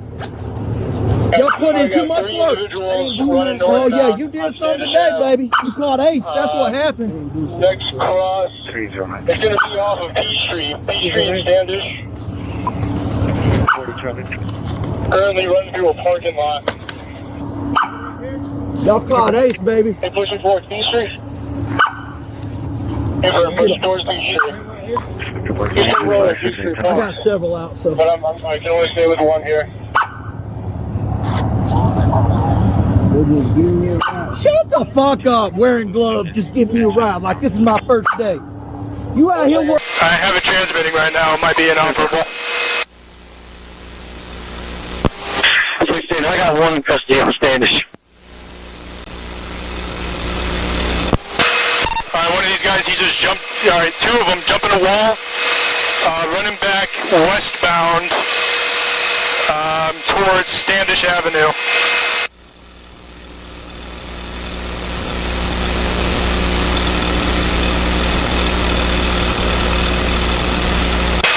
One's gonna be wearing a black hooded sweatshirt.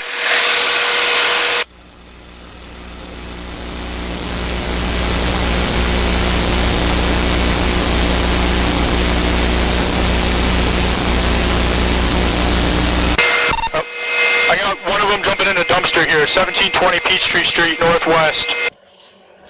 Keep the light on. Alright, we got officers about to make contact at the dumpster. Okay, now coming up though. We're coming in the parking lot now. Okay. OC deployed. Out! Out! Get out! Get out! the ground! Hurry the fuck up! On the ground! Get on the ground! On the ground! Hey, second one, come out! Adam, come over here. Come over here. Second one, come out! Second guy, come on out! It's over. Come on out. Your hands up.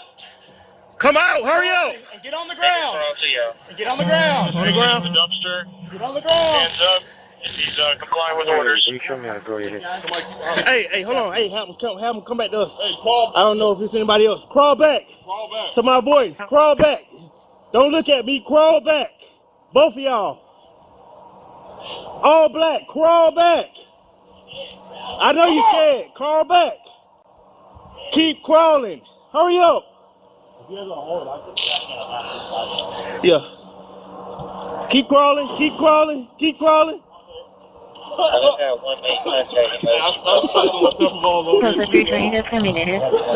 Okay.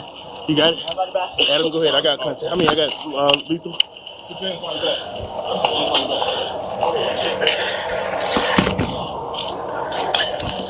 50-54. We got 2 detained. OC sprayed. What's up, man?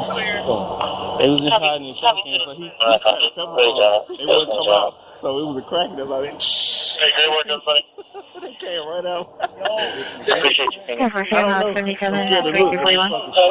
Trying to figure out where all these victims are. I think they got a police officer's car. There's a full gun belt in there.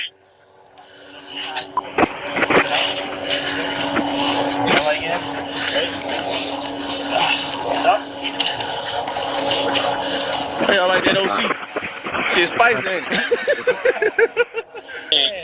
Oh, this time to take one. Do you have your what you call it, take it loose so I can see where it belongs to? No. What If you it's need? one of ours, could we not click it, activate it, and... Yeah, you could, but it won't let me see it that way. I have to have the other. 183, show me how to throw your hicks.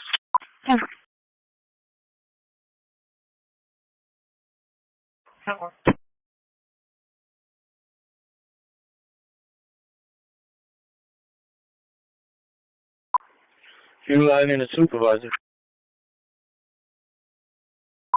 Yes, sir. Go ahead.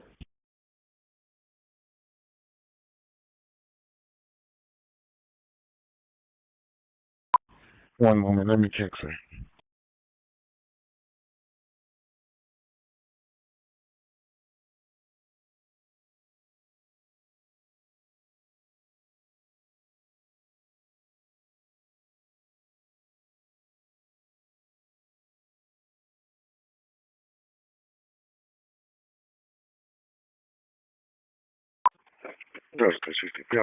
Stolen Explorer. We're yielding at 10-4, Marion 21st. Capitol and Linwood. Capital and Williams. Clear here. Tumwater Valley Drive. Covert's off. Negative. Me on a code 10 Sure, stolen Capital and Tumwater Boulevard 1638. Start me Tumwater priority. Received Tumwater priority. Driver, exit the vehicle. 105. Exit the car with your hands up, Marcus.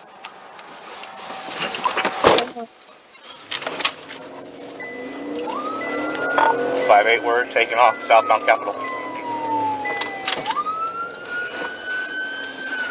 Received taking off southbound Capitol.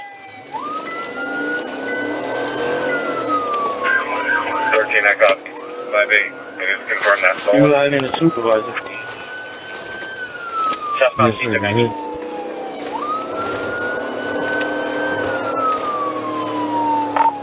Going westbound Trosper. One moment. Let me Westbound check, sir. Trosper. Pop the roundabout. Still westbound. Westbound through the roundabout. Looks like we're going to go I-5 south. Received entering I-5 south. Drive road speeds are 100, light traffic. Right.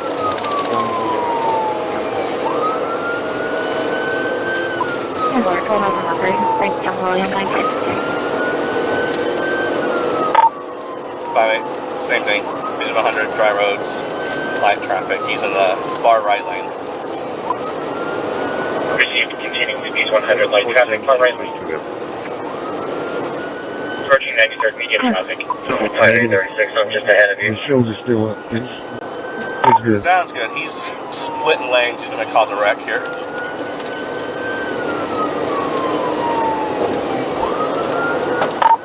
You take the pursuits that you're marked.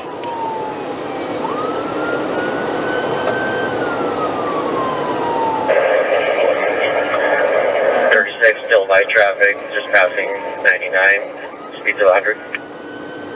Light traffic passing 99, speeds are 100. 36 is number 1 in the pursuits. I'm going to call it number 2. Still southbound, speeds of 95. Light traffic. 36 taking over 511 primary speed 95 southbound. 7212, I went to 8 west.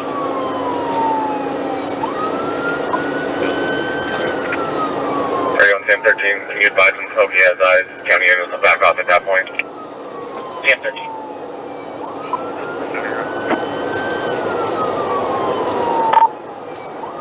Speeds of 100 still southbound, going under 113th Avenue.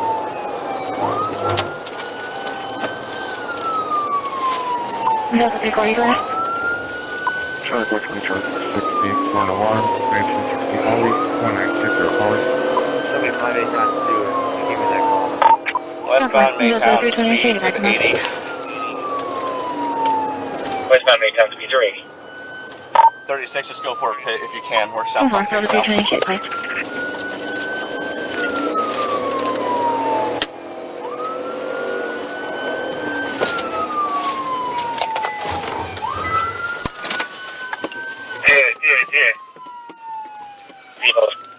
Let me grapple him. Fine grapple. Word. 5-3's calling in. We're just south of Midtown on case. Yeah. Receive vehicle crash Midtown in case. Correction, we're still rolling. That's a grapple. Still rolling. Just flying the grapple. If he fulfills, let the dog go.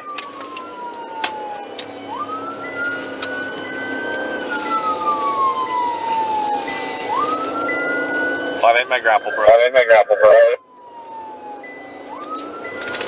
Grapple 1642. 250, Delta 410, Delta 380 for the fight with a weapon at Southport and Southgate.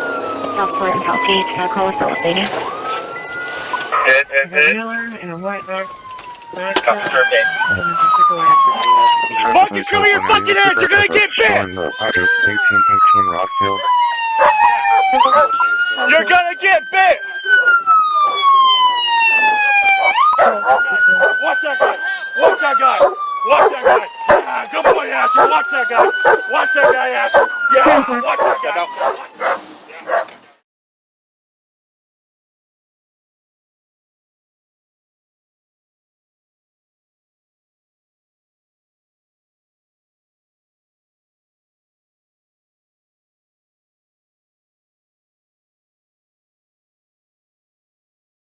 Airport.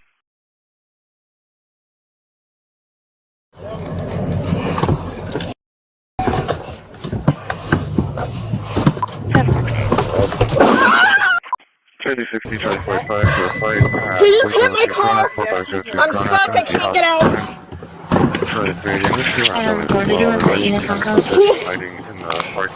He's running into the woods! Get on the ground! I'll shoot you! Get on the ground! You have no right! Get on the ground! Wait, I was just questioning if there's any issue with that phone number. Lay the down! Yes, I will. Get on the ground! Get on the ground! Lay down! Get on your face! Lay down! Get on your face! Don't move! Hold lethal. I want my attorney right now. Quit reaching! Charlie 499, sure with that phone number. I'm not reaching. I have my fucking... You guys should trap me. Hey, you guys should trap me. Put your hands on me. Call my attorney right now. Don't move. Call my attorney right now. Hold lethal. What am I doing? Go on the other side. Go around me. You have nothing on me. You're sued. You're going to get sued. You going to talk to my attorney? Talk to Jason. Oh, you shoot me? The second you shoot me, there's a lawsuit. Don't move. You go to where's your hound on me? I'm cooperating. No, I'm cooperating. I am not resisting. You, what's my rights? Where's my rights? Get off me. Get off of me. Tell me to get off me. Tell me to get off me. Let him put the cuffs on. Shut up. The cops up. Shut you have to do. You have the right to tell me what to do. You just crashed your car into me. First of all, I was fleeing. I was so scared for my life.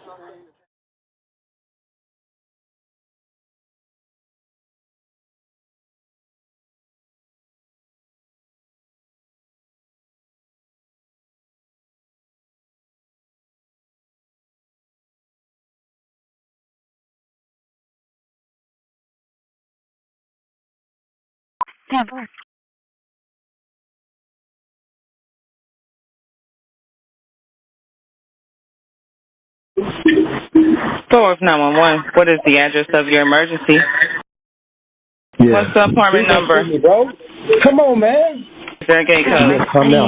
No, come now. Somebody's trying to kill me. Who's trying to kill you?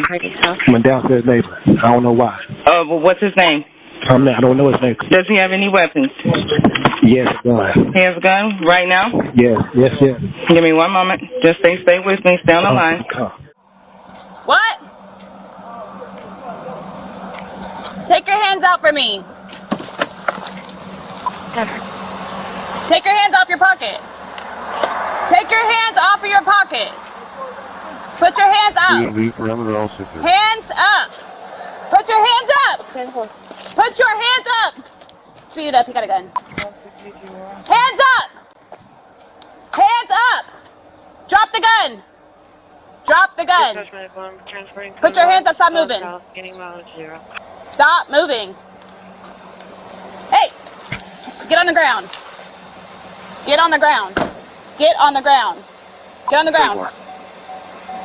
Get on the ground. Get on the ground. Get on the ground. Get on the ground, suck my dick. You're right, Karen.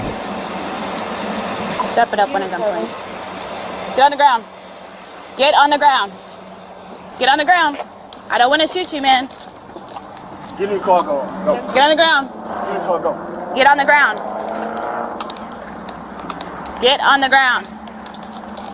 Get on the ground. I'm not trying to shoot you, man.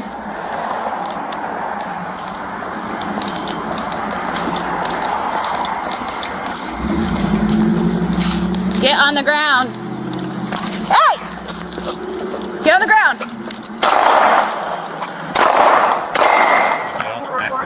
Shots fired.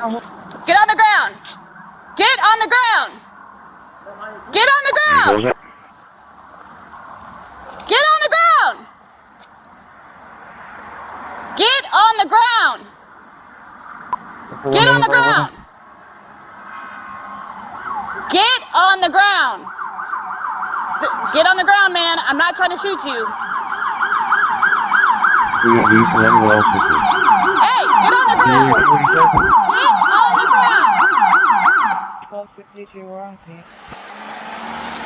The gun fell between his pants, so he's not able to get it, but he reached for it. Hey! Get on the ground. Stop moving. Hey, stay lethal. I'm going left. Hey, he's reaching for it.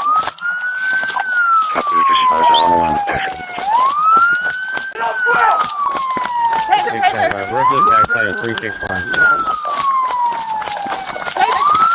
You're right, Karen. Jump out the back of 365.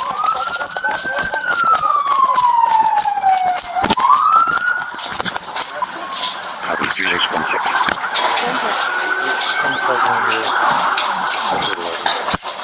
Victor 60, the victim over here saying that the suspect Yes. 3626. I'm gonna keep eyes.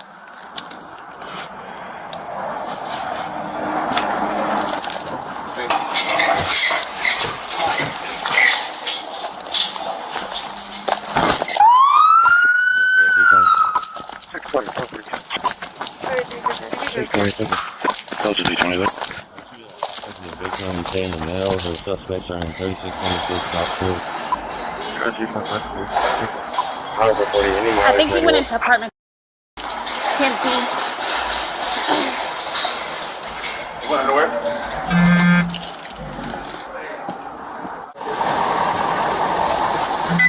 Keep walking. Keep walking. Walk this way. Hey, guys, just walk. Walk this way. Face it. Face it. Face it. I'm still figuring out how to get it done.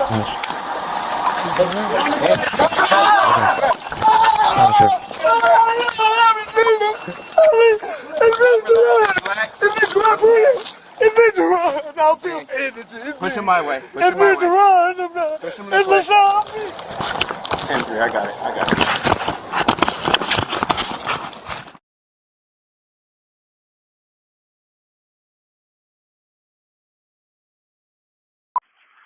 Charlie 380, we confirm your call for a fight 4502 Corona in the House Department.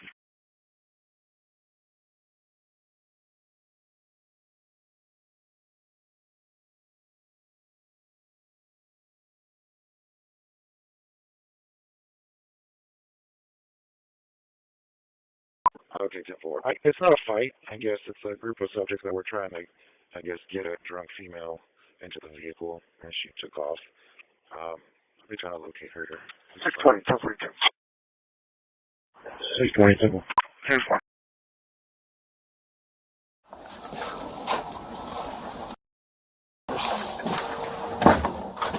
Police. Oh my god. Hey, how you doing, ma'am? My daughter's scared. She's like, she don't know what's going on. No, are you okay? Yeah. All right, I'm Officer McGee. Detective wants to talk to you guys. About what? Are you Miss? Yeah. Yeah. Is it home? Home? Where is he? He's here. Where? Hold on. No, hold on. Here, ma'am. Where is he? No, hold on. No, so I can talk to you. Is he in his room or where? No, he's sleeping. Okay, in the back?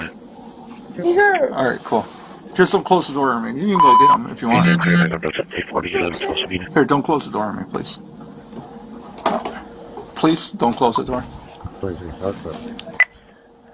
He's in inside the house in the back room, apparently sleeping. Mom has opened the door for us. Is there any dogs?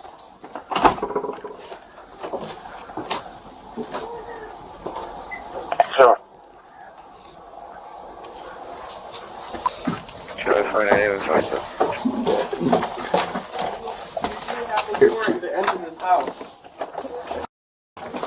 Here. No. Ma'am, I have a warrant for him. Stop. For you, yes. Come on. No, what the hell is going on? Let go of the gun! 6-6, Alpha 9-6, location for 3330. Shots fired! Shots fired! Don't touch the gun! 2358. 9440, officer involved shooting. Start me your backup. Come out of here. What 330. the hell is going on? Hey, hold, put him on. That's fine. Flip him. Flip him. Hey, gun right there behind. Don't run!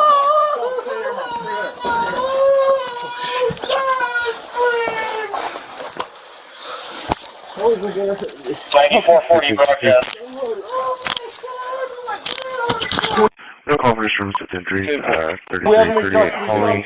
Male or female arguing, like conscious and difficulty in breathing. Are there any officers injured? 360 straight clear. And your case number is 1. Negative. One firearm recover. 407. 04. 508. And 109.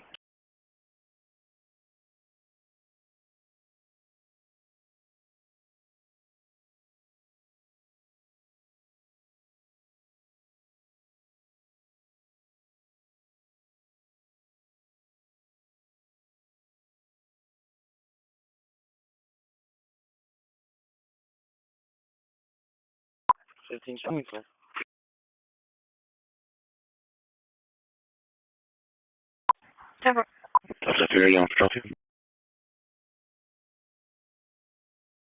Come on, man. Like, well, no, she happened to be here because we got a call, like some pounding on the door or something from one of the neighbors. Is everything good or? Okay, well, I'll be here now. Hey, turn around, face me real quick. Hey, what do you got in your pants? Let me see your hands. Seriously, let me see your hands. Let me see your hands. Let me see your hands. Out. Come here. Get down here now. Let me see your hand. Don't reach for that. Do not reach for that. Do not reach. Drop.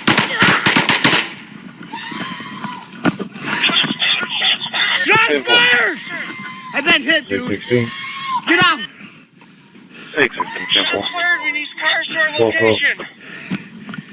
RTA process for location. I'm looking up their location now. What's your car number? 904. Shots fired. Black metal gun. I've been hit. I don't know if it's in my vest. American 109. 324. Location again. Let me see your hands.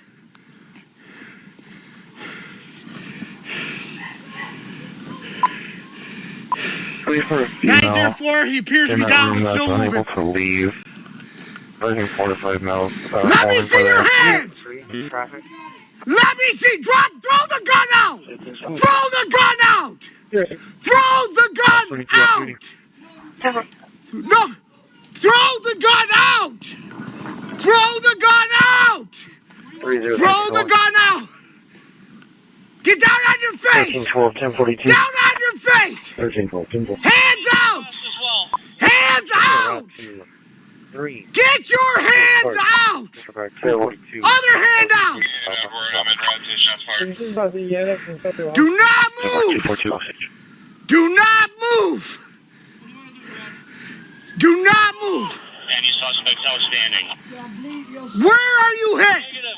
I'm in my check. Listen, you know. Do not move! 709 Garfield!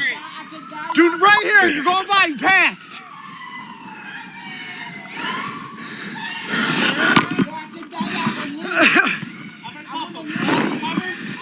Don't wait for them to get here. Do not move.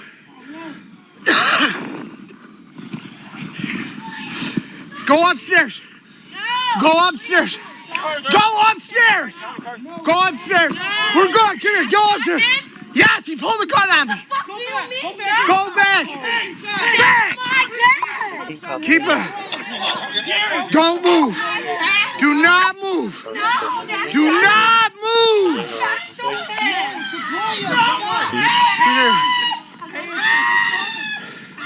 Do not move.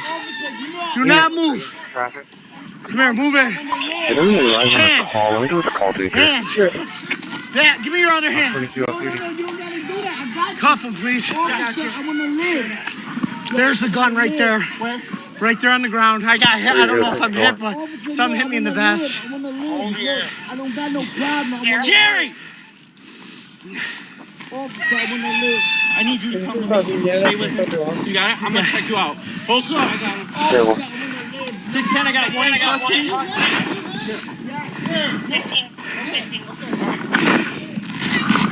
Jerry! Or Morin. It's all right.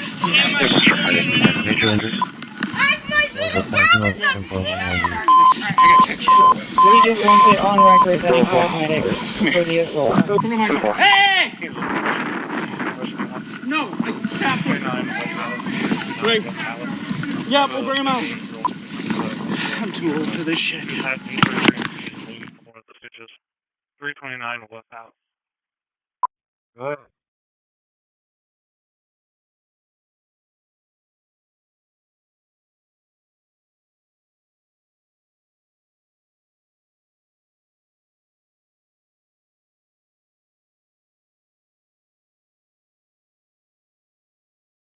Copy in route. 318 in route. At the 911, what's the address to your emergency? I'm at the Chick-fil-A 33rd and Broadway. This is about a gentleman who has been exposing himself to minors. He's been identified by a couple of our guests here. Is he still there now?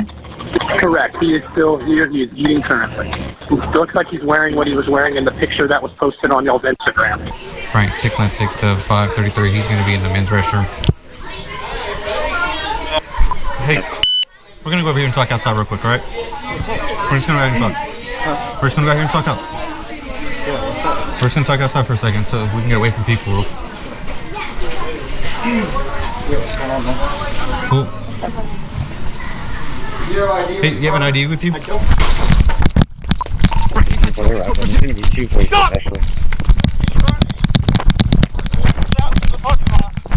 It'll be 2 voices.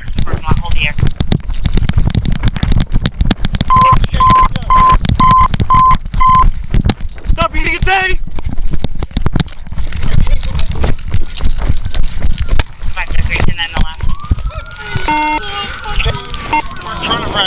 Turn over! Turn over your stomach, can you get it again? Roll over! On your stomach! Forget your back! Behind your back!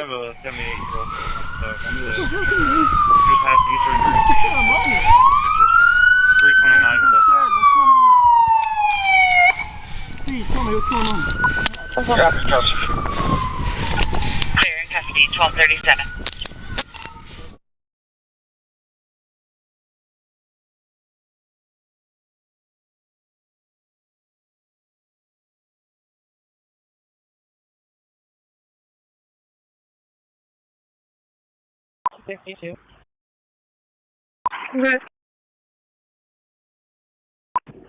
Kingsville, rescue one's responding.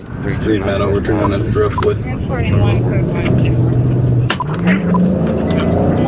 Meadow, Driftwood.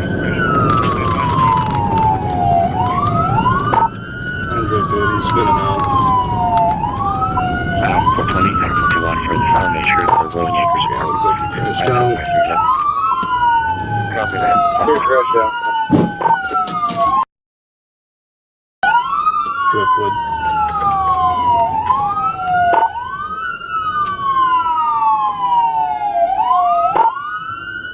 He made his way back around Driftwood Westview, I think it is.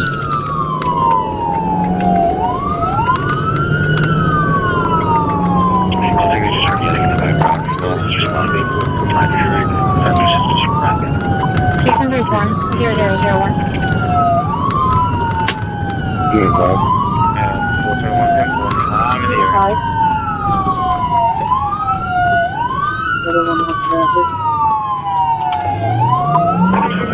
Traffic right now.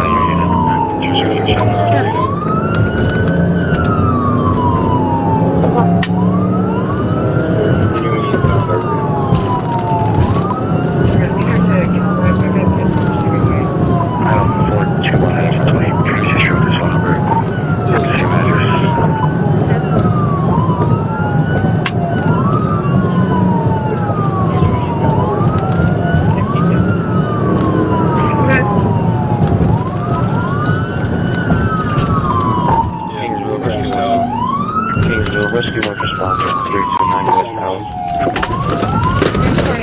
House. Please stop! Stop! Get on the ground right now! Take one to the duster. Oh, bleeding. Copy that.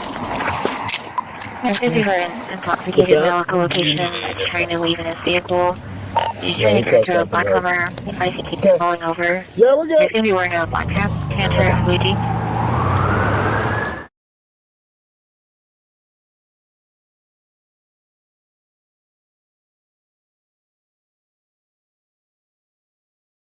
Charlie, 360, clear with 15 Tango.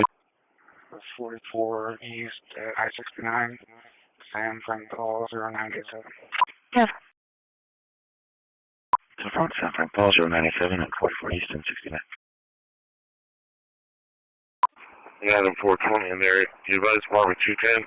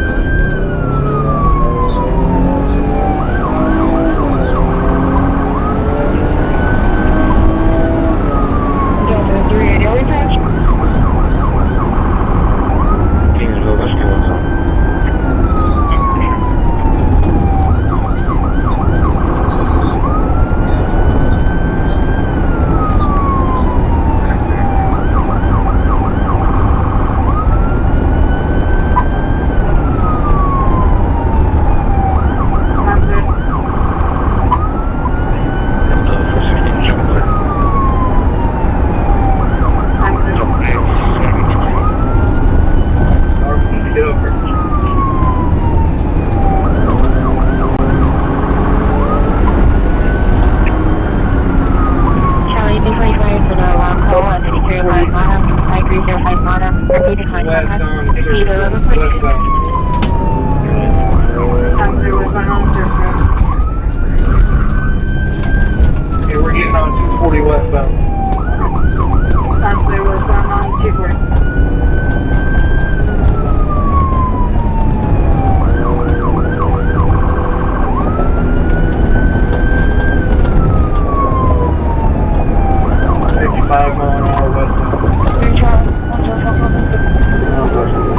He was going to be Miranda Green.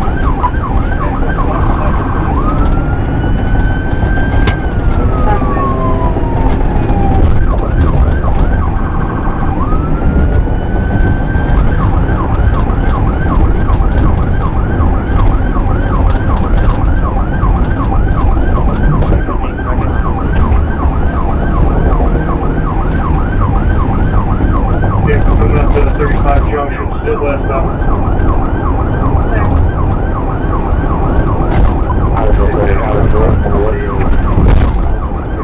Units copy for unaccompanied driver at 201 Chester. 201 Chester, the wastewater treatment. Any northbound Tahoe, license plate, weekend flight tomorrow, 1589. I did a driver to erratic and circuit the vehicle. Running secure, not a person. The full vehicle at 0 hours.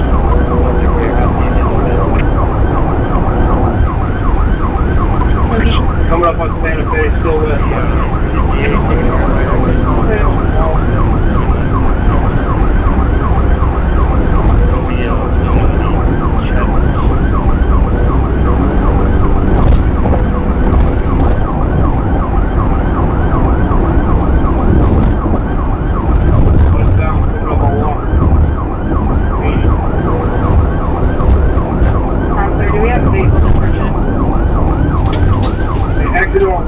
Westbound, it's a white Dodge Ram pickup.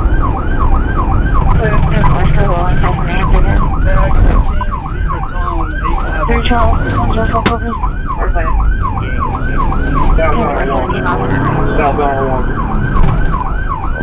Southbound Walker. He's going to come back northbound on Walker. Northbound. Northbound Walker.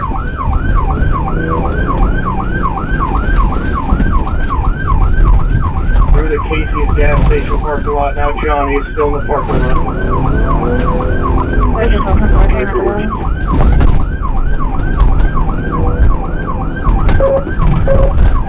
Out to the service road.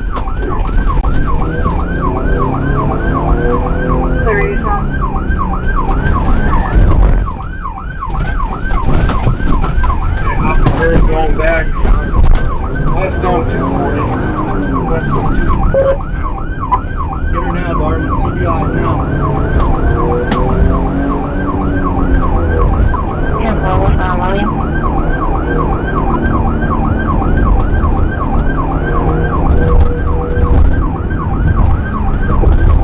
50 mile an hour, still westbound on 240.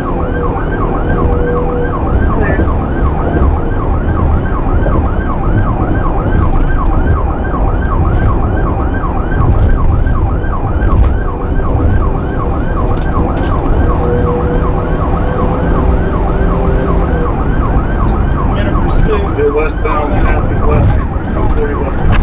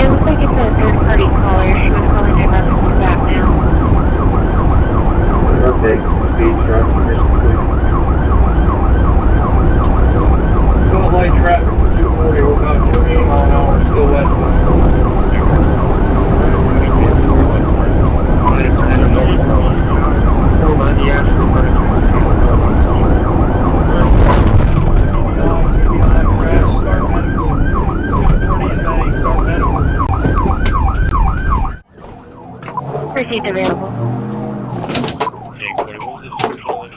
Off the curve going back. West on 240. West on 240. On TDI now.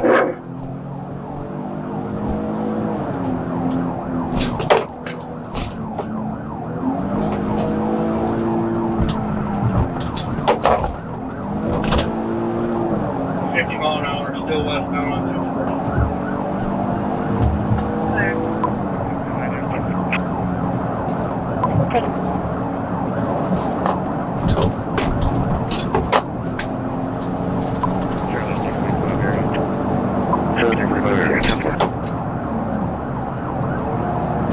Still westbound, passing Western, 240 westbound.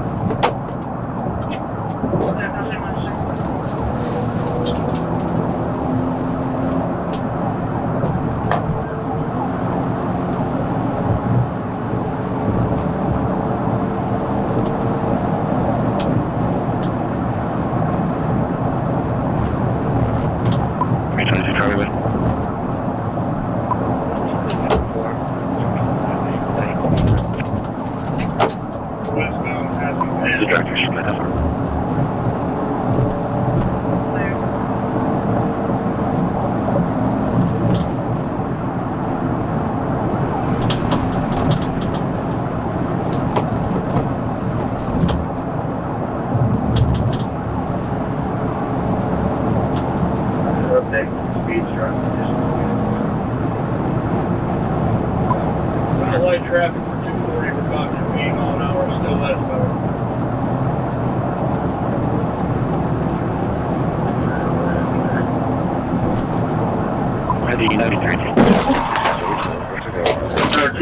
TBI crash, start medical. 240 in May, start medical.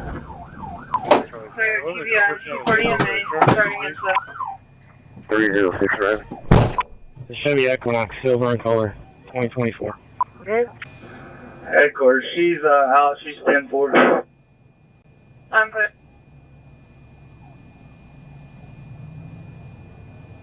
Victor 60, can you copy a plate? Hector 1 Headquarters, show Lincoln 12 out of the city in reference to TBI, and I'll maintain supervisory control of the city. I'm good.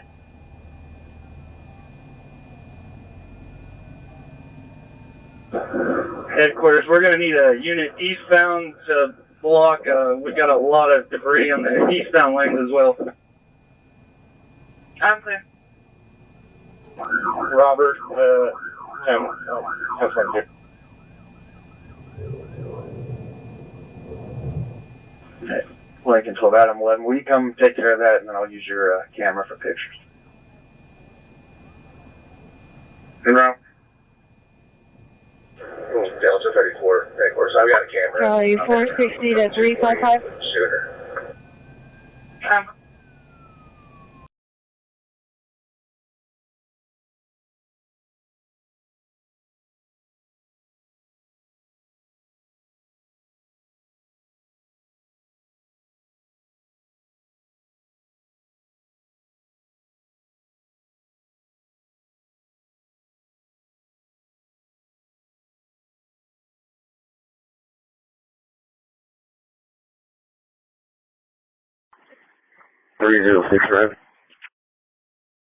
Hello? 911. I need a police on 12 on Shaner on 711. I think I don't know if he's drunk or something. He has a knife and he was kind of threatening his wife. The cashier. I'm just a customer. Listen, 12 and Shaner, 711. Is he a white male, black male? White male, white male. What color shirt is he wearing? White shirt. Kingsville Rescue 1 is going to be available. Make sure we're times 1. Hey! Hey! Put your hands! Put them down! Put them down! Put them down! Put them down now! Put them down! Put them down! Put the knife down! Put it down! Just put it down, man! Nobody wants to hurt you! Put them down! Put them down! Nobody wants to kill you! Nobody wants to kill you! Don't do it! Don't do it, man! Just put it down! Just put it down! Just put it down! Just put... Oh. Drop it! Drop it! Drop it! Drop the knife! Drop the knife! Gone. Grab it. Grab it. Grab that knife. Knife gone. It's gone. It's gone. Okay. Alright, roll over. Roll up. You got it. Hold somewhere. Hold somewhere. Hold legs.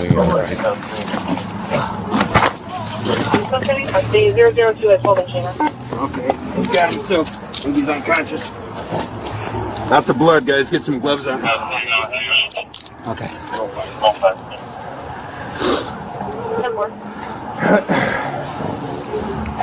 Put him on your side. I was trying to raise him, but it looked like he fell off it. Anybody else inside hurt? Okay. Big tase. Knife up here. You guys had another knife? There was an orange knife. I think we had another one. Kingsville Rescue One's going to be available. Patient refusal times 1. Victor 50, I'll be around TBC, one adult now.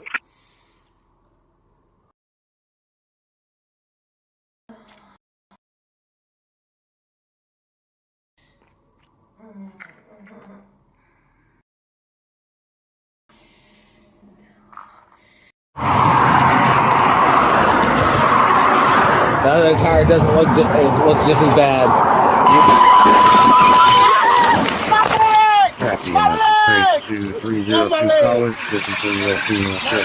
I'm gonna call rescue for him.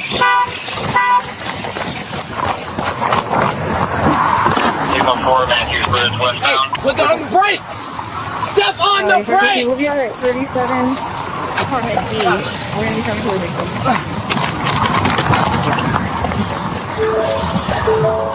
10-4-77. Have one 25-year-old Bravo Mike playing with leg pain. Airport 41. One Mr. Mike passed down. You guys all right? Can you hear me?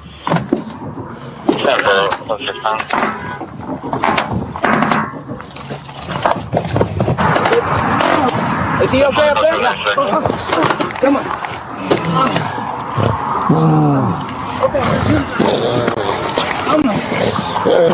You good?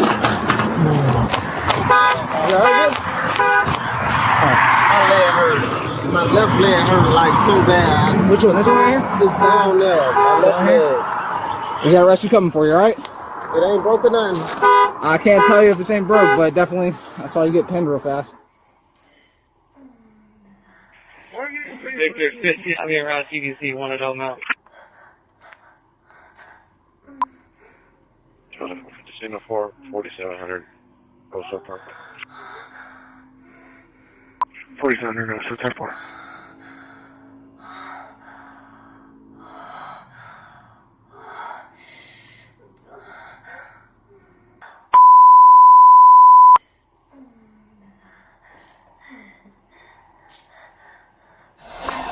Track EMS is page 2302 College, 53-year-old female. Step over there, man.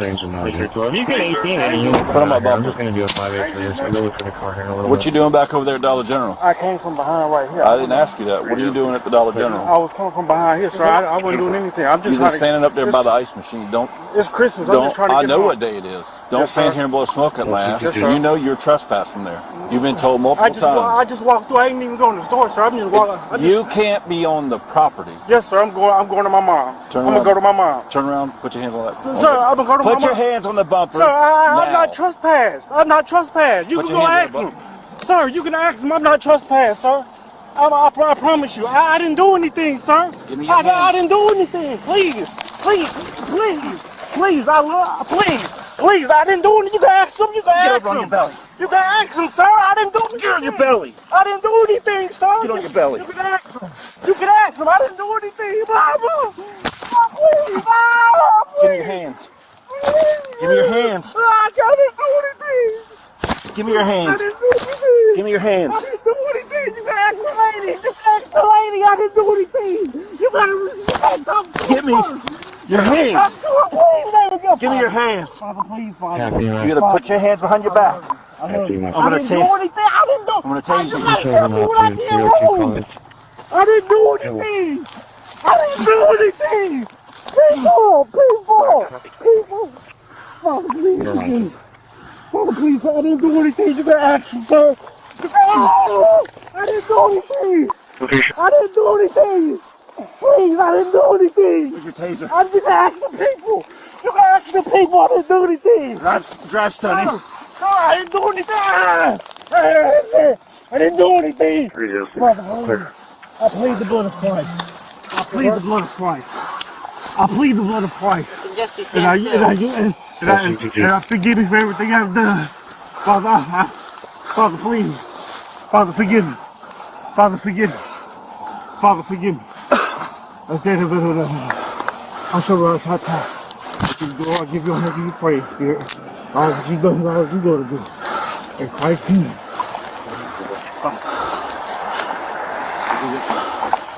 I didn't do anything. You can call him. I didn't do anything. Clear.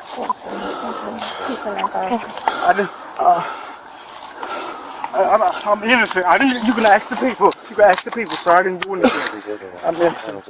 Move on.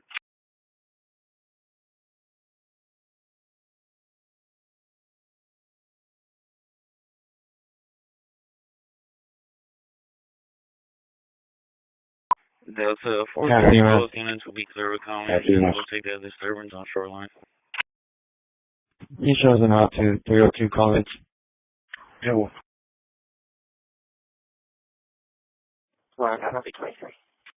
Never mind.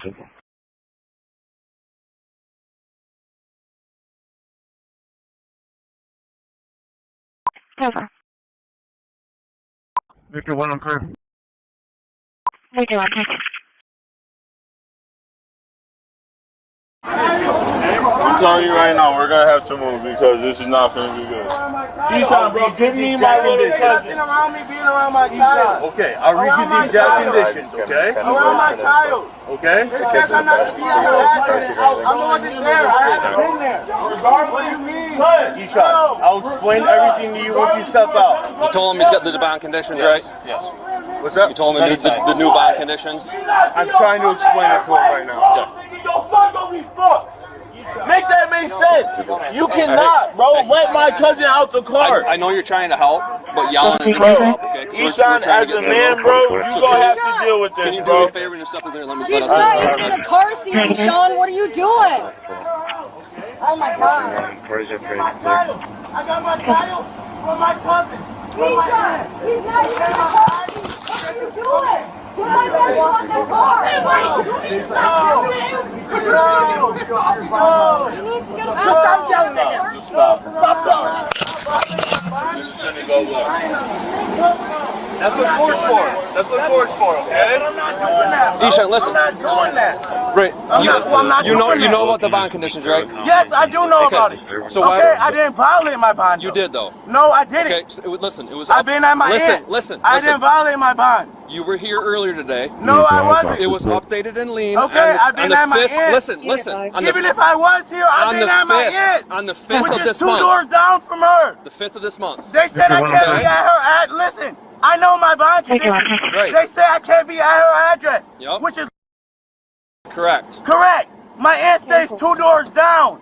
I had no contact with her. Okay, listen. They dropped my son off to my aunt. Yelling isn't going to help. Okay, well, y'all trying to say I violated my bond, and I didn't. We have probable cause to believe that you violated your bond, okay? So I'm not doing it. You are. I haven't been at her house, so I haven't violated my bond. He's already explained this to you. Yelling isn't going to help. All right, well, I haven't been at her house, so I haven't violated my bond. Therefore, you guys are here for no reason. It's a reason. I haven't violated my bond. Stop and listen for a second. Just listen to me for a second. At all. Listen, we have probable cause to believe you violated your bond. You are under arrest for a bond violation. Okay? How?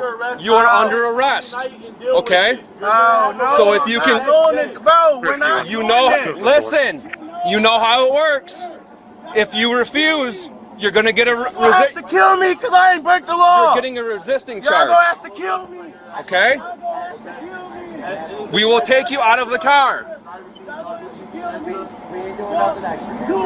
Okay? Unlock the door.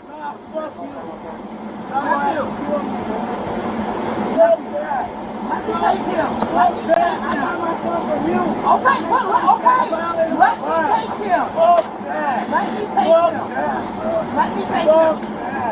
I told you you're under arrest for a bond violation. Okay?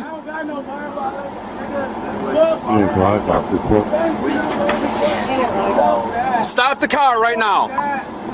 Is it dry? Yeah, he keeps changing gears. I don't want to break the window because the kids. I know. Break the back window and see if you can. We're gonna break your window and take you out of the car. We're breaking your window and taking you out. You said what? We're gonna break your window and drag you out of the car unless you unlock the door right now. Bro? I told you, you're under arrest. Alright, I hope y'all ready for that, bro, because y'all kicked my window in. I'm not going down. It's gonna be more than just a resisting of arrest, bro. No. Y'all gonna have to take me out this bitch in a body bag, I promise you. Just boy. unlock the car. Y'all gonna have to kill me. Unlock it. Y'all gonna have to kill me. Y'all better run my record. Y'all gonna have to kill me. Y'all heard my son in the process. I promise you. I'm unlock the car. I'm gonna do something to one of y'all. Unlock the car right now. I'm gonna do something to Unlock it right now. Unlock the car. Put the kid down. Scott, can you get your car behind him and block him in any way?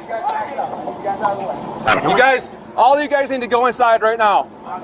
Okay? Hey, guys, please, do not. This is not anything for me to do inside, okay? Y'all gonna have to. And I promise you, bro. Y'all gonna have to, bro. Unlock the car. Fuck you. All this for what? We told you, you're under arrest, Sean. Because I have my child? No, because you violated your bond. How? How did I violate my bond, bro? We already told you. I haven't been nowhere but at my aunt. So how? We told you. No. Okay. So how? You're telling me a lie. Your aunt already told me she hasn't seen you all day. She already told me that. We already talked to everyone, Sean. You're saying I've been at her house and I haven't. We already told you. You're saying I've been We have probable cause to arrest you for a bond violation. Okay, you already talked to everybody, but I haven't been at her house though. You already talked that. Obviously, you couldn't find me earlier, so I haven't been at her house. What do you mean? You know that's not true. I do know that's true. Okay. I haven't been at her house. So what do you mean? You violated your bond, and you're going to jail. Bond violation. And now you're being charged with resisting, which is another felony. You know that. You're talking about bond violation. I haven't been at her house. Okay. Let me try that crazy. Yeah. You got a punch. Oh, so y'all finna kick my window in with my son? You're going to jail, yes. With my son? Yes. Alright, bro, because you're putting your son in danger right now. No, how? I haven't moved my car. How am I putting my child in danger? Because you keep putting it in drive and reverse. You're driving around. You're holding your son when I told you you're going to jail. You're trying to use him as a shield. I'm not using my child as a shield at all. So let's be a man. You're just not giving me an explanation. We're not giving you a choice. In the time, no, you're not giving me an explanation, and you're telling me a lie. You're telling me I've been in her house. You were. How have I been in her house? We talked to the witnesses. You guys came earlier. You guys came earlier. And they told us you were there. I seen you guys. That's probable cause. No, but listen. I'm going to break your window. Are you going to unlock the door, yes or no? I'm about to break your window. Are you going to unlock the door, or I'm going to smash your window open? And then I'm going to unlock you. Let me finish talking to you. You have your son. Are you going to unlock it? Think about that. Because you're putting my son in danger. I'm going to smash your window open. Then unlock it. Then unlock the door. Unlock the door. Then unlock the door. Or I'm going to smash your window open, and we're going to pull you out. I'm going to tase you first, and then we're going to drag you out. I'm telling you, bro. No, I'm telling you. No, you guys don't have a choice. No, because listen. You don't have a choice, Nishan. There's nothing to listen to. We're done. I understand that, but you're telling me that. You don't understand it. Yes, I do. Because you're still holding your kid. Put your child down and open the door. Listen. Open the door. Can you just listen? Because I have papers. Like literally. I'm not. Are you going to open the door? I'm trying to obey this shit. Are you going to open the door? Yes, bro. Go open the door. Then open it. Now. Open it right now. I'm trying to obey this shit, bro. I'm trying to obey this shit. Open the door. Bro, I'm trying to obey this shit. Set your son down over there and open the door. Now. Now. Do it now. I literally have bond papers right here. Open it. I'm literally trying to obey this shit, bro. Then open it. Let's look at him. You're trying to let you what? Let us look at him. Open the door and come out here. Right here, bro. Right here. I'm gonna grab him right here. Literally bond papers for me just going to court the 5th. That says I can't be around her. Right. I haven't lived That's what you're under arrest for. I haven't been around her though. You have probable cause to know that you're around her. I haven't been around her. Last chance, I got my son, bro. You trying to last chance. break the window? Are you opening the door? You're gonna get no. You're gonna get tased. I'm gonna tase you right through the window. He's gonna fucking tase you. Open the door. Open it now. Bro, I'm trying to spend time with him. Open it. Bro, so I can't spend time with my Open the door. I'm trying to spend time with him. Put your son down now. What do you mean? Put your son down. Bro, I'm trying to spend time with my son. Bro, bro, so these papers don't matter. Open the door. So these papers don't matter. Open the door. Bro, so these papers don't matter. This is what you're telling me. Is there a lock there when you So pop these that? papers don't matter. Look, when you pop it, can you unlock the door? I can't see his So they need to put the taser down. So these papers don't matter, bro. Get out of here. Don't matter. You're gonna go to jail too. Yes. Because you're interfering. Get out of here. Get out of here. Hey, you can try to take me to jail. Go. You're interfering. You're gonna go to jail. Go. Come on. My bond right here. Get out of the car. My bond right here. Get out or no? You gonna get out of the car? My bond right here, bro. Maybe close on this one. My bond right here, bro. My bond right here. I haven't been around her. Ask her. Put your son down. My bond's right here. Put your son I down haven't been now. around her. Ask her to fucking kid. You're a public servant. Bond's right here. Have Scott do it. Scott, do it? Yeah. Hey, do it on your side. Do it on your Kids side, over because the here. kid's over here.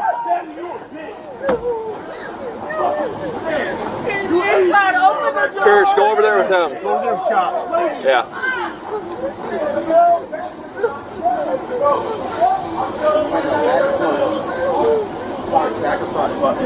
If you could hit the back and reach in and get the door. Bro, this is a jail See, there's an unlock. I think there's Either unlock, the handle's right there.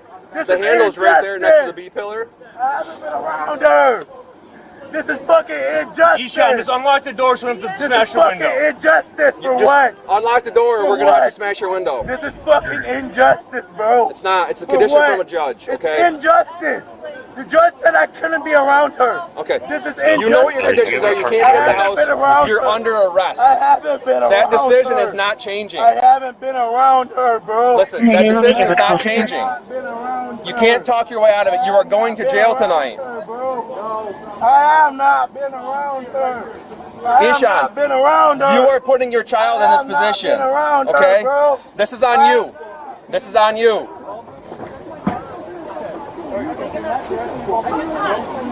Unlock it! Unlock it! All right, hit it. Hit the window. Hit the window. Maybe close on this one. Taser! Taser! Pop this one too. Pop this window. Shut your eyes.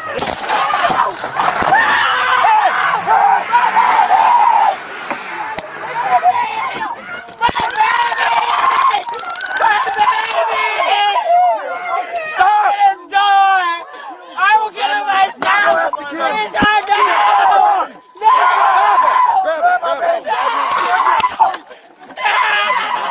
Oh, y'all got my son! Bitch!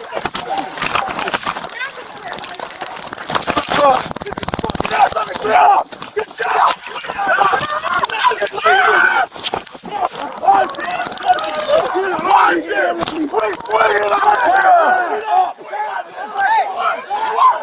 What do you need? There's other arm. Ah, fuck! Oh, shit! I think I'm stabbed. I'm stabbed. So am I. Oh, fuck! 321, get medical here now. I think we were stabbed. I need to put a tourniquet on. I got it. I need to put a fucking. Hey, get Sally now. I got it. Sally! Get Sally. Get Sally. Scott, I need a tourniquet on. Go. I got him. Steve, get Sally.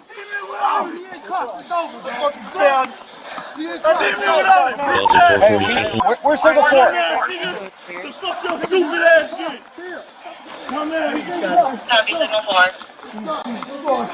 I can't get this cuff on. Start.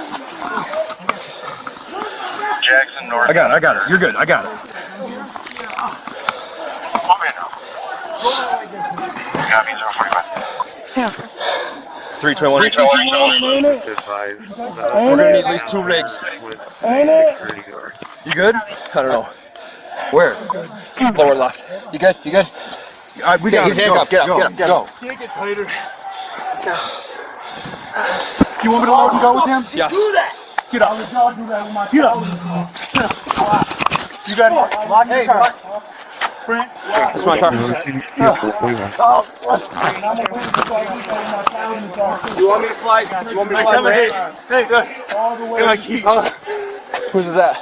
Those are mine. Okay. Bust in my window. With my child. With him in my hand. Stop talking. Yeah. I'm taking We transport 37 to hospital. You are under arrest for a bond violation. Bro, they say you're under arrest. You're under arrest. Night and deal with it. You're gonna have arraignments the next day. Just deal with it. Listen, you know how it works. You're gonna get arrested. I'm gonna stay right here. I'm not gonna say nothing else. I'll be quiet. I just look. My little cousin's right here. That's my blood. Okay. Anything extra happens with my cousin in the driver's seat, y'all do anything extra? We ain't doing nothing extra, man. We're just the less people that we got around here, the better. Man, wait up on the sidewalk for me. Nephew! Let me take him! Let me take him! Okay, okay! Let me take him! Let me take him! Let me take him! I told you you're under arrest for a bond violation. Okay? Is there any way you can pop his hood? We can't. No. Stop the car right now. Mom. Live dry. You got it. Mom. It's in park. He's not gonna pull I don't want to. He's not gonna pull off. We're gonna break your window and take you out of the car.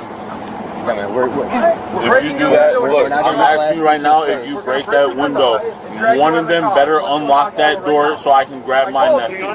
Instantly. We're gonna get him out of there, but I need you to wait up there, man. Instantly. We can't hurt. That's fine. Make your way over here. Nothing extra will happen. That's fine. I got you. You just please wait up on the sidewalk, man. Okay. Unlock it. Get out of the car, bro. Unlock the car. Unlock the car. I'm gonna do something to one of y'all. Get out the car, Sean! Wait up We're there. fucking playing! Back up. Let them do their job. I will get over here. Convert, taking this line 0005. Hey, I need you guys backed up. I need you guys out of the way.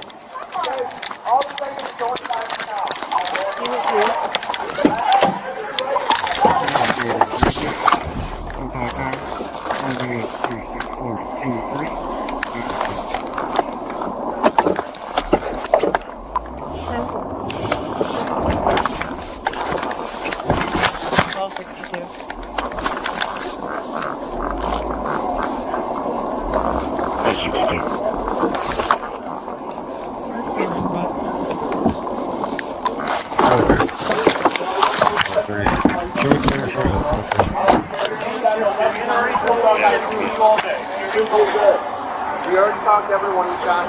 Okay? This vehicle was parked up there.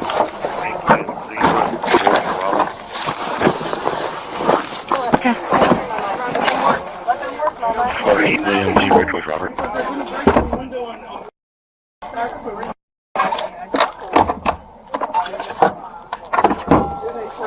Can you do a back window, please, with my We're working on it, man. I know, man. I know. I don't want to get glass in baby's face.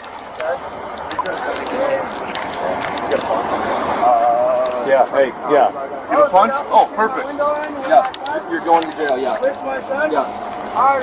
Because you're putting your son in danger. Hey, man.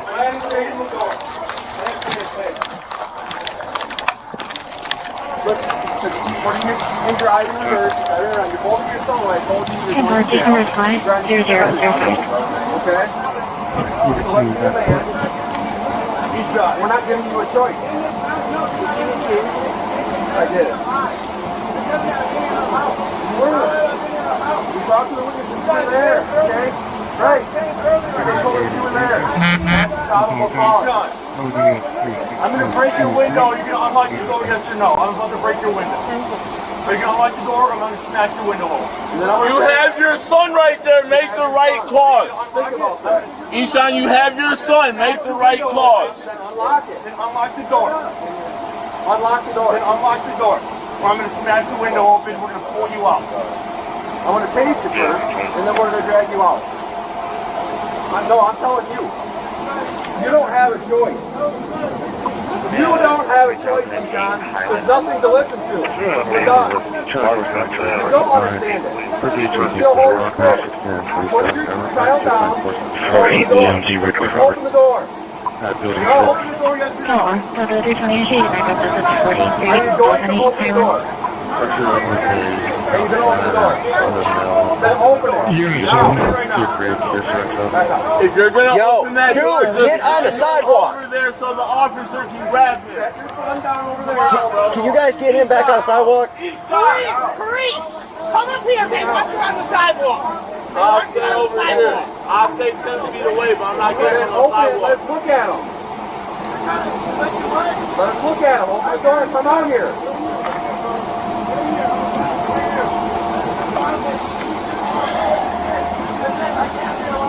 Right, yes. That's what you're under arrest for. I haven't been around her. You have probable cause because you're around her.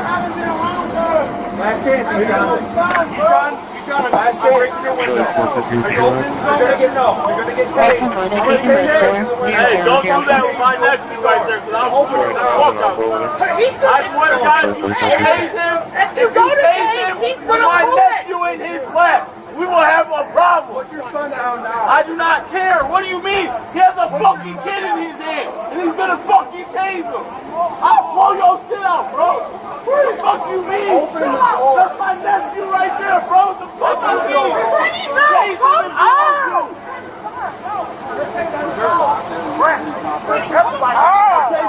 Tell him to put that fucking taser down. Tell that nigga to put the taser down. Step it up. So the 328 backup is at 43, Dolphin 8, I'm gonna go to jail because you're doing something wrong to a fucking child. Bro, he has a kid in his hand. Wait a minute, you're not yelling at me because y'all come to my house every time. We will have a problem. Unit I'm gonna do my fucking cousin. Go to jail. Then take me. Please, come on. Please. No, take me, please. Come in the house. Inside. Open the fucking door, bro. Open the door.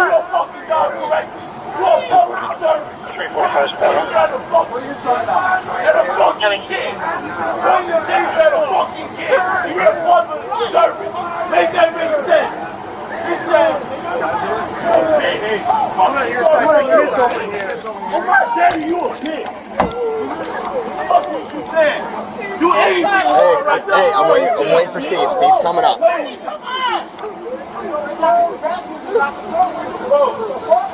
Which window? Back or front? Sarge, back or front? Location number is 40004. Do you see an unlock? Can you see an unlock in the back on the back door? Okay, Jake, you see an unlock? No. No, I don't. Unlock the door, we're gonna have to smack it. Nah, this is from a judge. You know what you just said. You can't get the house. Steve, where you at? Okay, Steve's here. All right, good.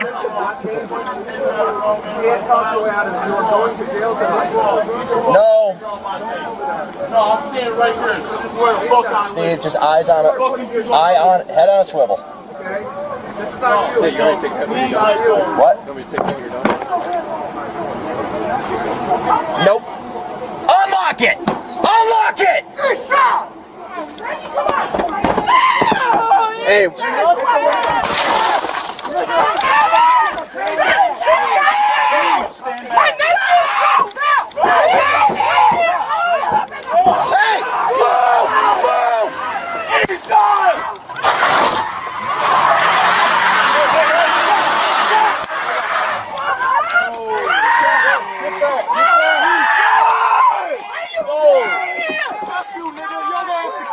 So I can put the car, so I can turn the car off. Grab my baby! Grab my baby! Grab my baby! Grab my car! Turn the key off. Oh, you got my car! Okay, here you go.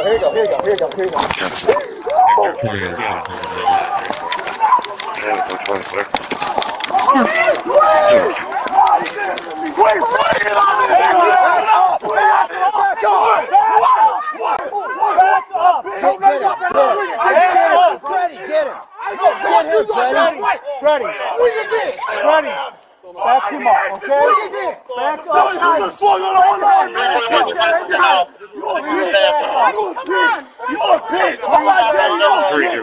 Hey, fuck you too. Fuck you too. Scott, he's trying to get out. I got him. Steve, get Sully. I'm fucking sad. Hey, we're single floor. The fuck your stupid ass kid. Give me this, Scotty. Copy, signal 4. Give me the floor. I can't get this call. Charlie 330, Charlie 360, physical disturbance, airs in the cardinal, airs in the cardinal.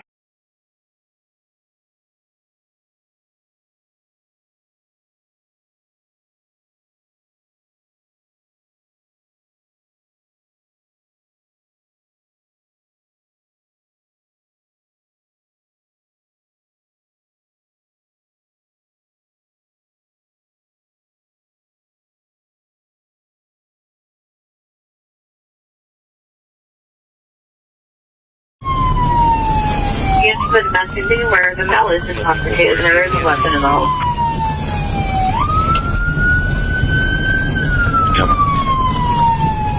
He advised, he just stated that he would shoot them if they come in. Unit at the domestic, be aware that the mail does have its itchiness. 10-4, what's his name? Also be advised, I think the back ass about the cooking to deny any cooking noise.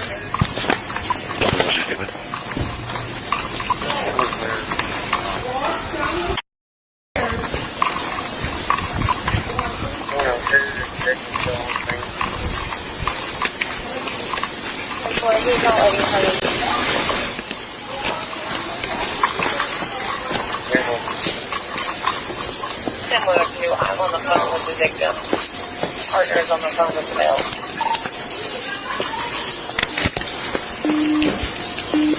10-4. Contact 87.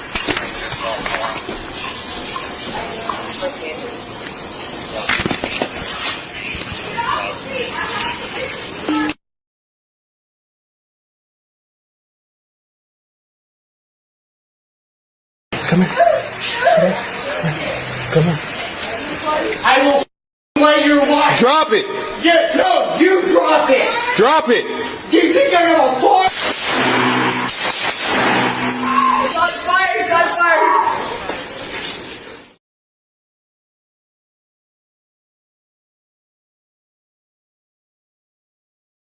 Negative.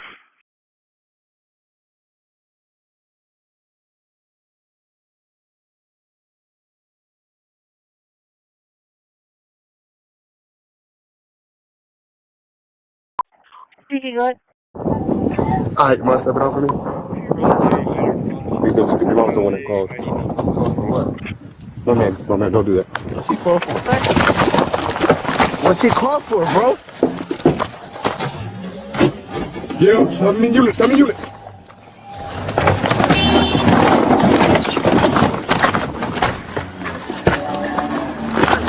Oh, the hell, what's the fun? For what, bro? What happened? Bro, let me go! Charlie 3, I'm in the back of the building. I'm in the back of the building. Yo, let me go! What happened, bro? What happened, bro? What happened? What happened? It's gonna be 222 Wood Street.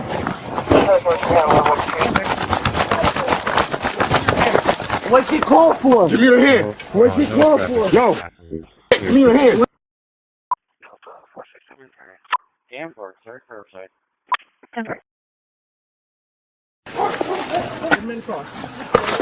For what, bro? You're gonna court this back up. 18 Sanchez is 20 minutes out of Nueces County. Victor 60. Hello, 1. It's just going to be FBI. You can change it to that.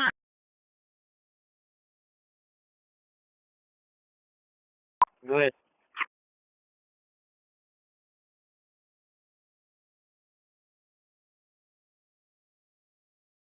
911, state your emergency. Hi, this guy. I'm sorry? Oh, he just hit my car. Okay, let me get you to CHP. 1 sec. He's going around. Yeah, he's definitely. Oh my God. Okay. So he almost hit somebody head on. Almost hit You guys, I'm sorry.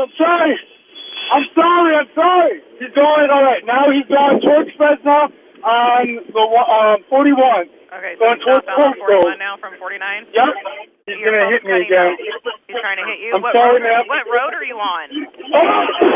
Oh, he just slammed right into me. Okay, what He road just are you on? I wrecked my need to car. know what road you're on. I'm not on the road, man. I'm in the middle of a fucking field. My car is totaled. Oh, my God. All right, I think we're heading down the hill, 425B. We're going, he's definitely going like 70 miles an hour. Yep, he just nicked a FedEx truck.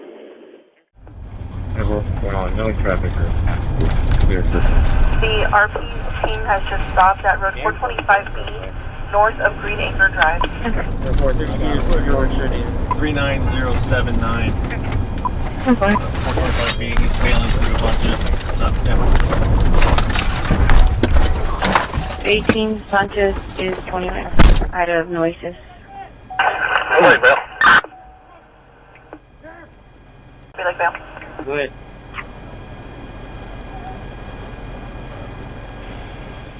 Got him.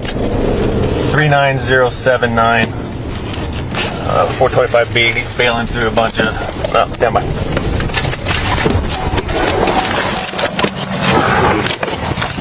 Stop right there! Wait, Bill.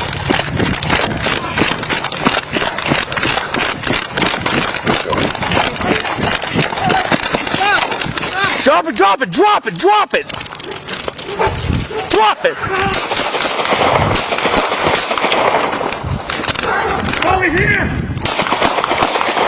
Mid-air shot, Charles 9, shots fired, shots fired. Drop the gun! Drop it! Over here! Put your hands out! Zebra 76 around from the valley, code 3. On your stomach. Roll it on your stomach, now! You got him? I'll cuff him.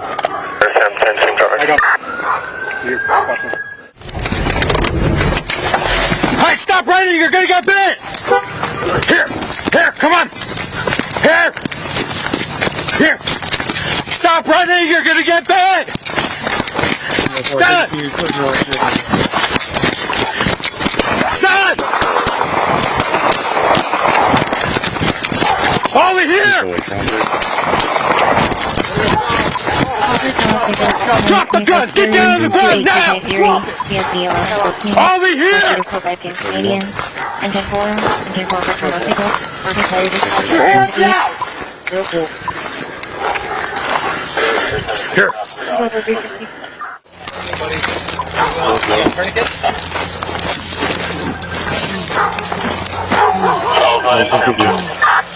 Talk to me. Go for Charles 9. Wait. Got multiple units, code 3 from the valley. Do you need us to code 3 or can we reduce? You can reduce. Protected persons not in the vehicle. You didn't come here. 1 for negative.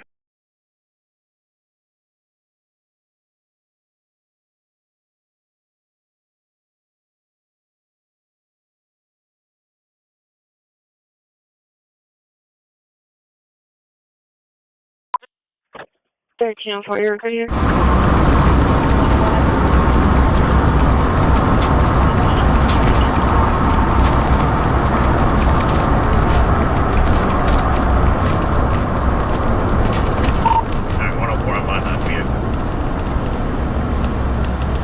Copy that, Wisconsin 28.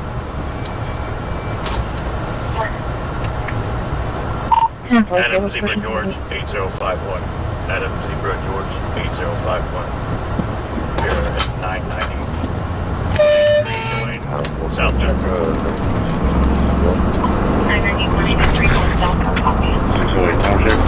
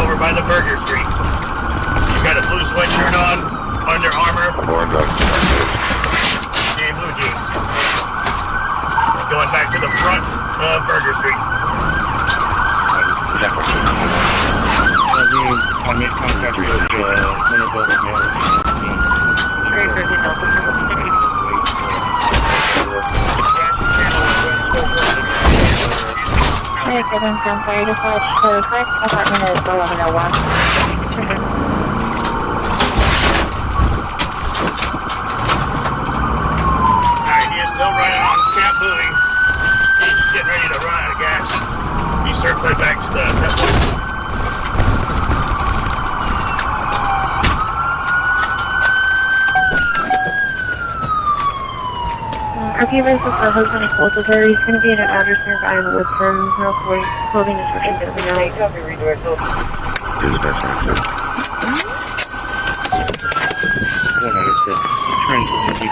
Stop! 322 Charlie. He was supposed to Get out! Give you a call back. We went to 1107. Nobody there. I got something. Stop resisting. Relax. Relax your arm. Hey.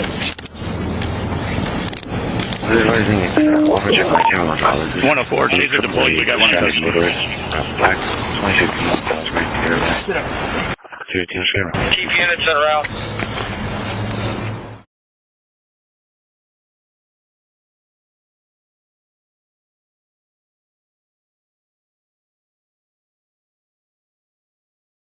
Jack 154. 353. 5 arrest. Great, 13 Delta, thank you. Victor 55 arrest.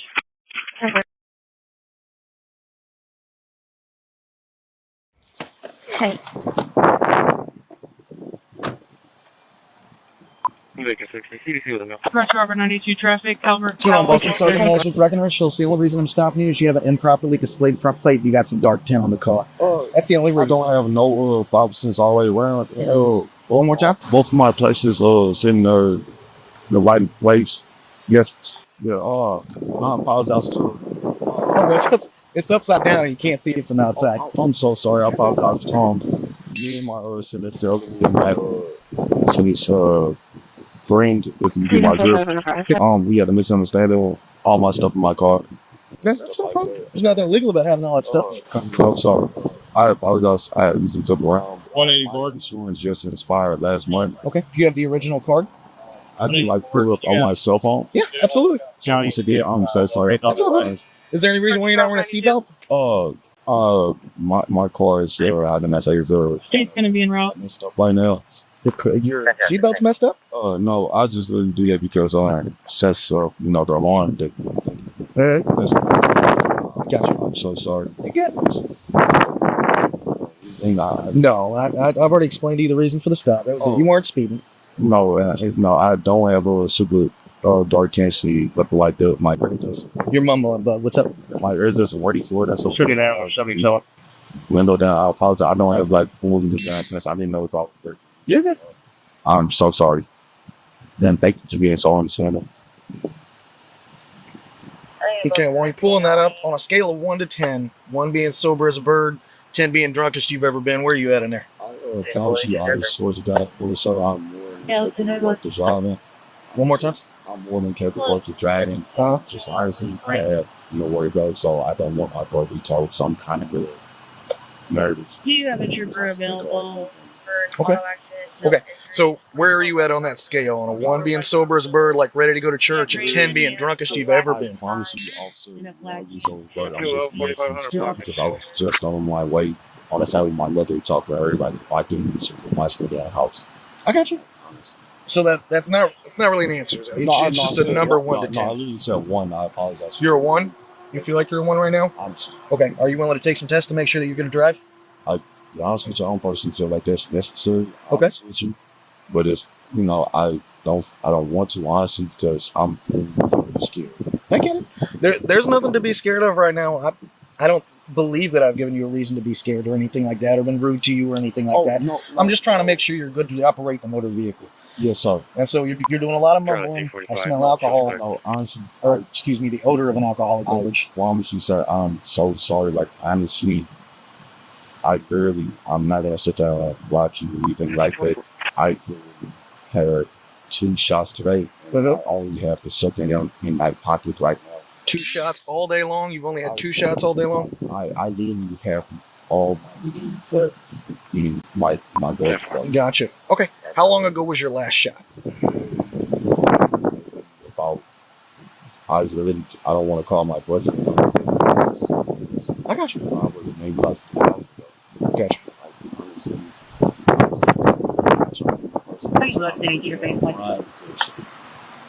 I need to put me on the right in the situation. I don't. Okay. So you are not willing to take any of those tests to alleviate my concerns that you might be driving while intoxicated? I don't want to. So it's not that I don't want to sit there and make it sound like that's not saying like I'm so scared, so because I see it. Well, you don't have to apologize to me. I'm just trying to make sure you're good to drive. That's part of my job as a police officer. So it's just like honestly, I just take my word. So I'm not just going to take your word on it. That's not really how it works. You can agree to take the test, which is what you agree to do, whenever you sign your driver's license and you first get your driver's license. That's part of implied consent. Or you can refuse to take the test, and then I can arrest you for your refusal. No, I don't want to do this. Well, I don't think anybody really wants to get arrested. Yeah, and I just pull out insurance for anything. Well, sure, yeah, that's what we've been waiting on. I said, you were trying to pull up your insurance because you answered this question, and then you failed to answer the question. No, I didn't. I really answered it. I promise you, I'm so sorry. Like, I don't have a loud voice. Like, I promise you, I answered it. Like I said, I feel like I'm the one that I see the Michigan contestants. I'm so sorry. I'm so worried. I promise you, I just. Okay, so just to be clear, you are not willing to take any of the tests. I'm tired. I was good at understanding because I just started actually messing with anything. I'm not saying no. I just honestly that's all. So there's standard field sobriety test, and then there's a portable breath test. It's like a PBT. It's what you see on TV sometimes. You see people blow into them, and it's just designed to detect alcohol on the breath. Then there's standard field sobriety test. There's the walk and turn, the one-legged stand. There's HGN, horizontal gaze nystagmus, which is a test of your eyes, in case you've ever seen that on TV. But I'm doing it for to also like my next and trying to be my sure it's just spark.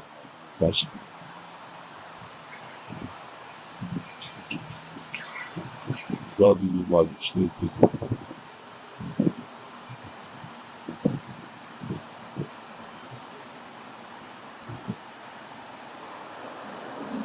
Are you still trying to pull up that insurance? I'm just asking. You're fine.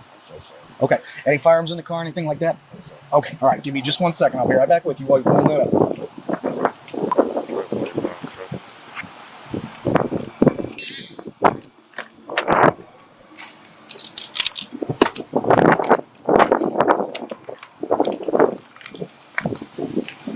Number for 60 Sheeper. Tell me to call 5019 6 Company.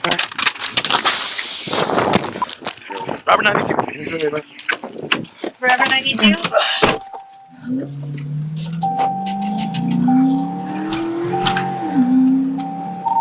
Robert 92, that vehicle took off on the driver's heavily intoxicated northbound on Coward, passing north.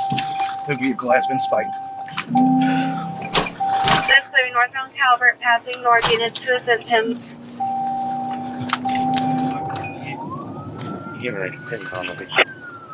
That vehicle took off on the mini spike, did northbound Calvert, passing north. 1050, Calvert and Kaplan. 1050 at Calvert and Kaplan. And around. 2 Robert 92. Vehicle is still moving eastbound on Kaplan, northbound on Woodson. We got multiple flats. Eastbound Kaplan, Woodson. 2 Robert 92 charges are aggravated fleeing and DWI. Lincoln 909 George on a white and color Lexus. That's clearing, confirming you are in pursuit of the vehicle. Yes, ma'am. Charges are aggravated fleeing and DWI. The aggravated fleeing and DWI, Lincoln 909 George on a white Lexus, and 2 Robert 92 is in pursuit.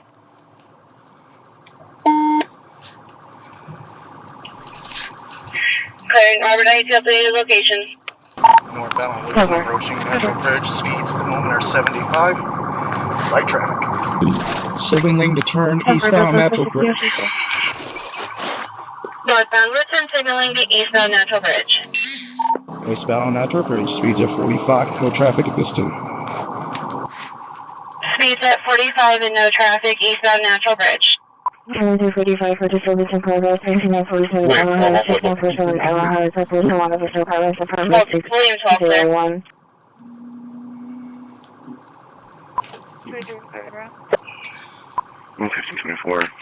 That was the only address provided to AAA. 92. Still eastbound Natural Bridge. Continuing eastbound Natural Bridge from the spur. Clear, continuing eastbound past the spur. And eastbound Natural Bridge passing Fairfield. Speeds are 45. Light traffic. Passing Fairview and speeds are 45, light traffic. Eastbound on Natural Bridge passing around. No traffic at this time. Speeds are 60. No traffic, speed 60, passing Brown. Robert Lincoln Young, 4578. Robert Lincoln Young. 212, I'm going to terminate M11 and continue to assist. Ambrosia? 212, terminating 211, still in it. Eastbound on Natural Bridge. And correction, there's across the street. Eastbound Natural Bridge passing Harold. Vehicle's tires just went completely flat and came off. Speeds are 80. Clear speeds 80, tires are flat or off. Southbound on 170 from Natural Bridge. You could advise those cars from earlier. I'm not sure if they're going to be in the area. Southbound 170 from Natural Bridge to Charles 2, are units on 170, you clear? 196. Show me making contact with one adult male transient on property. They're also southbound 170.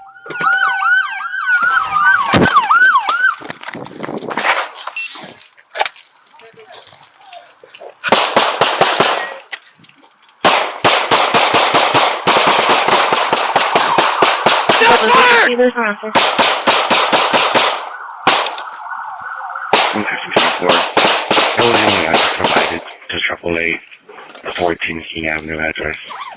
So you need a contact number for Kevin. Right here. Come on.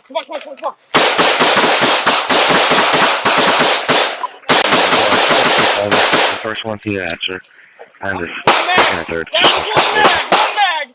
Hey, switch with me around if I got spares. Here.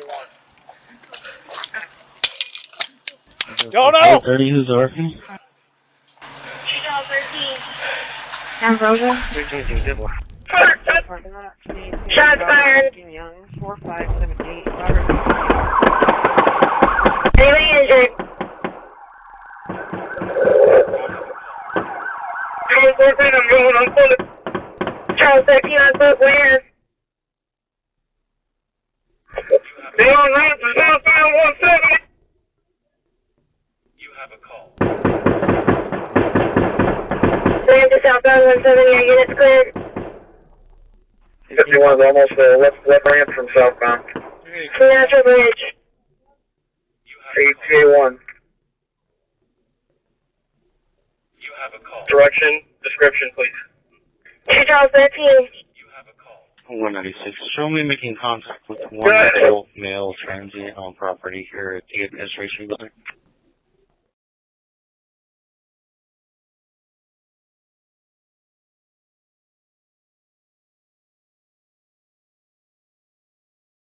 Please, 15. 13 good. Curtis, please. Security check.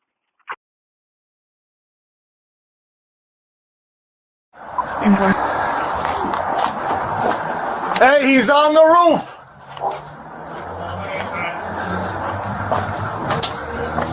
Hey, get down here! Show your hands or I'm gonna come up there and grab you. Second and third, just going straight to voicemail.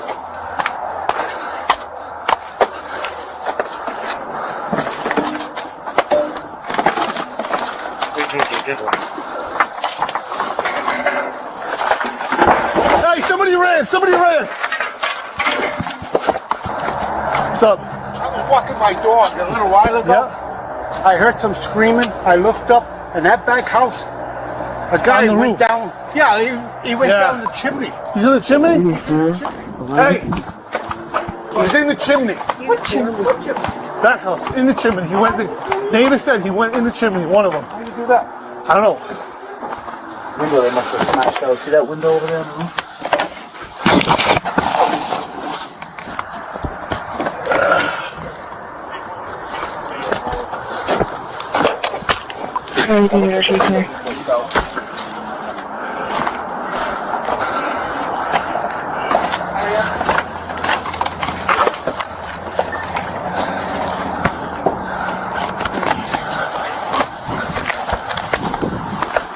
Give me a light.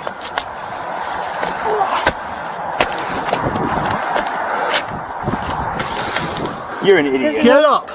Show us your hand right now. Show us your hand. Show us your hand. Show us your hand. I'll let them know. Confirm. We have a party in the chimney. That Robert party.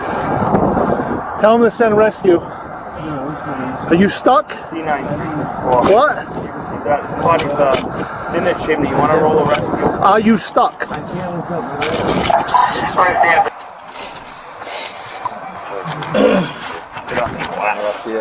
Rob. Yeah. You can breathe fine, all right? Can you breathe fine? Yeah. I'm gonna take the size one here. He's good enough to fit. I can fit there. I'm 109 pounds. You pull me up, I'm in there. What we want to do? Break this off? Nah, pull me up, bro. I was thinking just these so we can still have not compromise the corner.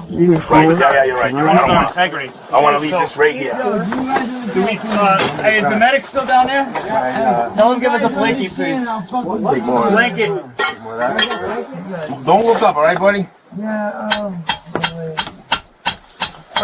His hip looks like indicate. So just look a little higher. Okay, scoot straight up. Perfect, There you go. doing nothing with my leg, man. Please. All right, we still got rescue here, Derek?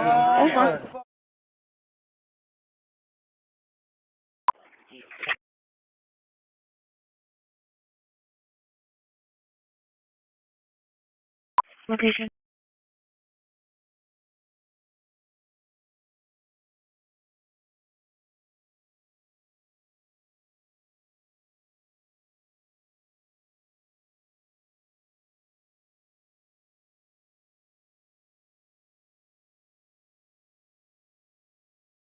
Jones parking lot 9 George 2739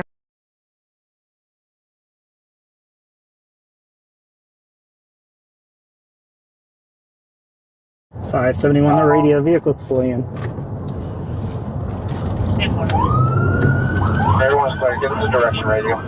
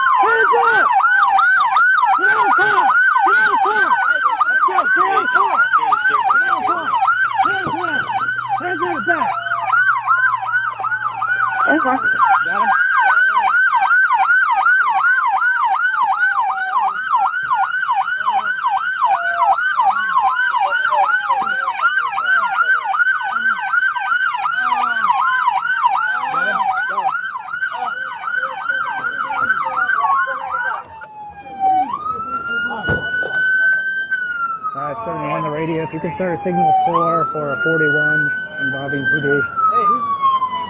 You good? 440 will be able to correct that address.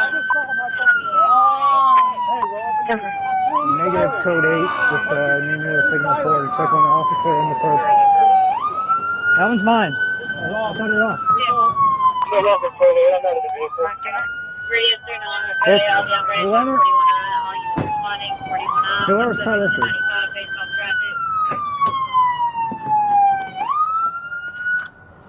If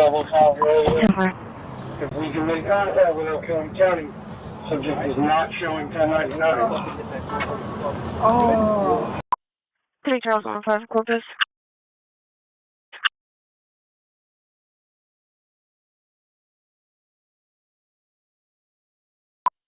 I'll be 1066 T37 northbound on marker 2.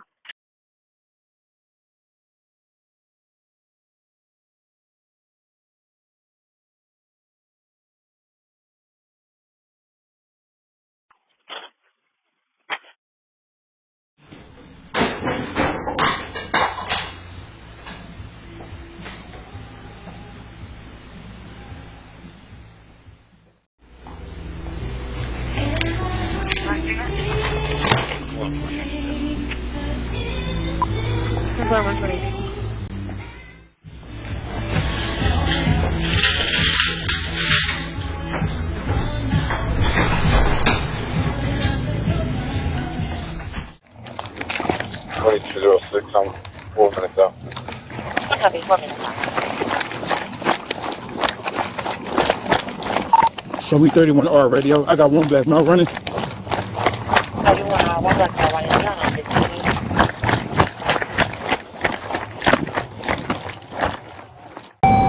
Get out of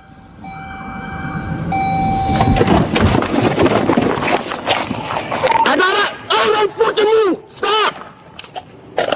Don't fucking move! What the fuck out? Crossfire! Crossfire!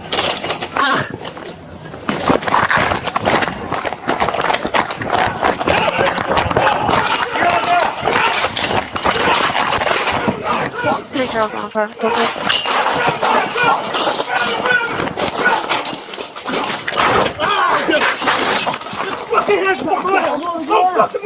I'm on the ground!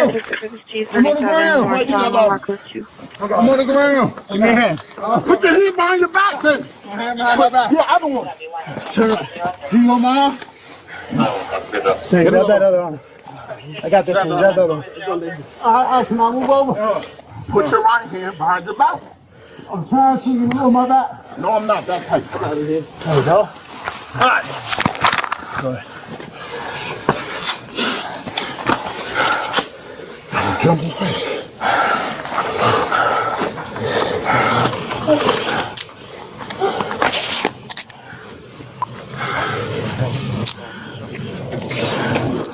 shit, guys. Good shit.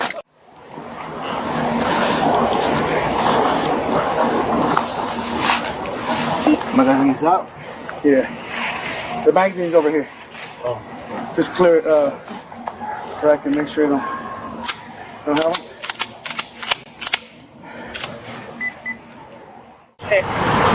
That's your weapon? Hmm? He's a victim. He's a victim. I'm the... That's your weapon? Yes. Rigger AC9S, that's fine. You ran from all the way down there. You don't know how much I appreciate you guys. You really don't. No. There you go.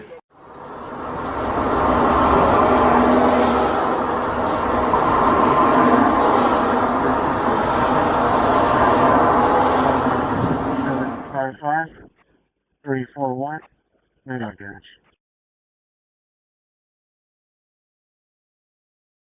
10-4.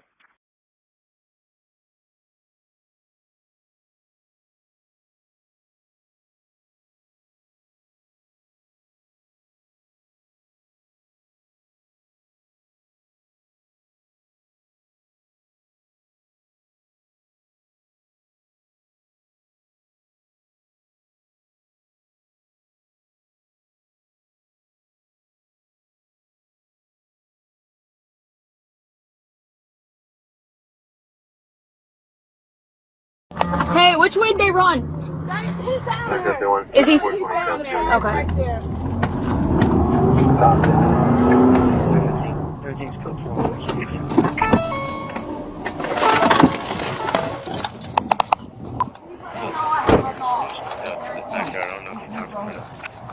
Hey, is this your car? Yes, it is. That was the one he was Come here. I have my dog and he's Come here. Come here. Sheriff's office, stop. Alpha 25 Central, I got one running. Vermont and Adele, we're going eastbound. He's cutting through the woods on Thompson. Black male, white pants, camo jacket, blue underwear.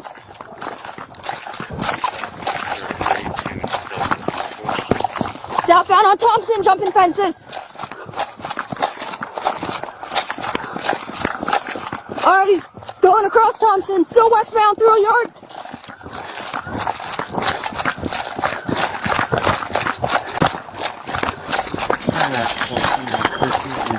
Alright, he just face planted, but he's still going. 341. Stop! Alright. Okay. Taser deployment. Stop! Stop! Stop! Okay. Oh. Stop! Okay. Alright, 1212. I want to say maybe Delaware.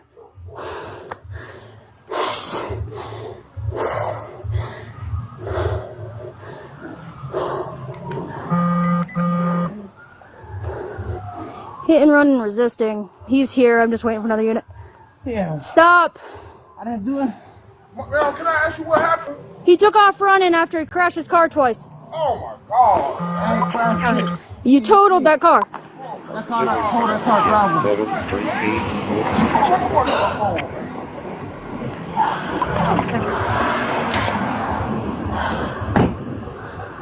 He's got like 5. I think I unloaded. He's got like 10 probes in him. Yeah. Don't you? Huh? No, what? What I'm doing? What I'm doing right now? Outstanding. He's got 10 probes in him. Alright. And my phone is in a yard. 20 circle. Can I go? I'm gonna go grab my phone. Yeah, what do you think? Get my phone? All 10? I found it. Yeah, it kept hitting stuff that's not him. Okay. And then he took his jacket off. I got it. You got my taser. I'll check right here. You got my taser. Oh. He kept going.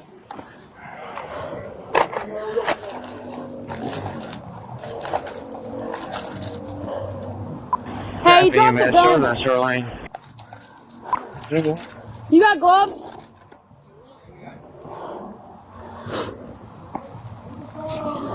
Yeah.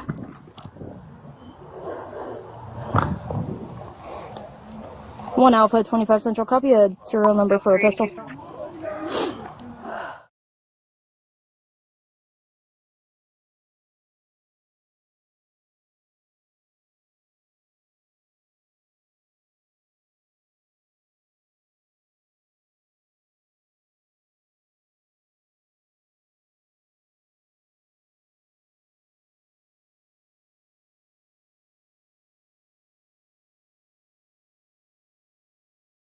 911 emergency.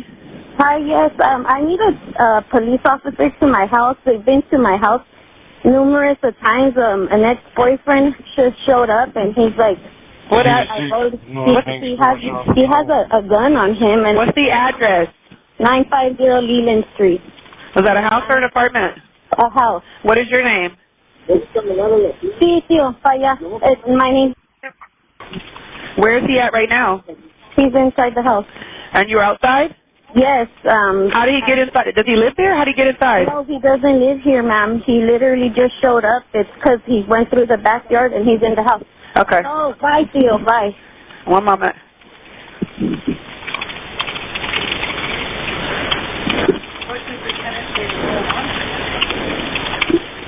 Yeah, so the police have been here. They were already, he hasn't been here for over a week because they took him home. They literally took him home a week ago. And he showed up today. I wasn't even expecting him to show up, and he just literally showed up, and he's disoriented, and he's under the influence of something. And he literally had a gun. He's not trying to hurt me with it, but the thing is, he's mental issues. I don't know where he got it from, and I don't. Where is it at? In his pocket? In his waist? Yeah, where is it at? In his pocket. In his pocket. And he's not trying to hurt me, ma'am, but I don't feel safe with him here. They already told me to get a restraining order on him, but he leaves, and I hadn't had to deal with him. And so he showed up today and talking to the voices in his head saying, like, this is his house, he's protecting his family, but he's not protecting nothing. He's scaring everybody. And my kids actually just got out of school, and they don't know what's going on because I keep it from them, and I told them to stay in their room.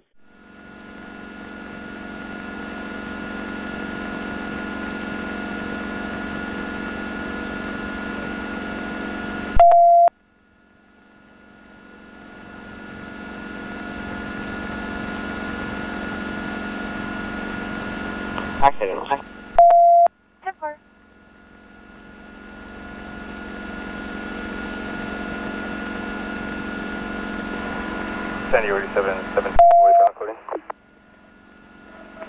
17 boys. 17 boys, 2 vehicle, 1181, negative, or actually 180 is in the log. I'll be in, I'll be in route to log, 637. 50 out of 30, the 4 juvies have been retrieved from the house. 450. Copy the juvies. Deputies are still inside. Juvies have been excreted. And 6 flags again, just verify we did get all 4 children out of the residence. The residence is clear. The only uncleared space in this location is the garage. Confirm.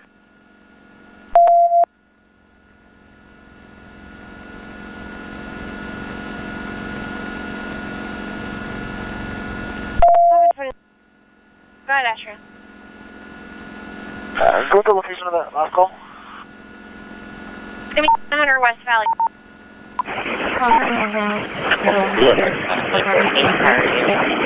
He went back to bed.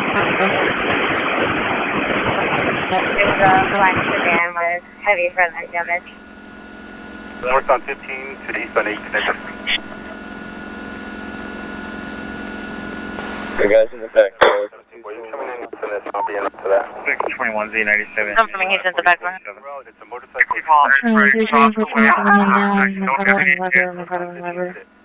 Shot fired in other bases.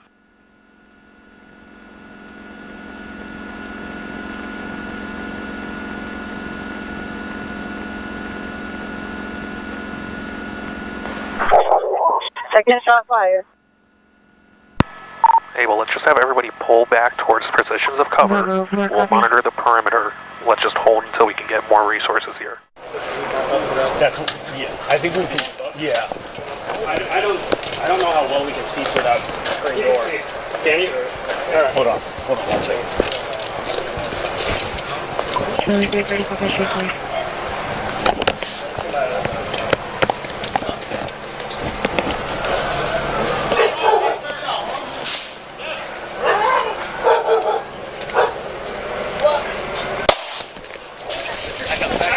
I got coverage. He's in and out of the house. Blue shirt and blue shorts. Yo, so just want to clear. That's for one. It does appear that he's actively using narcotics right now. Actively using narcotics.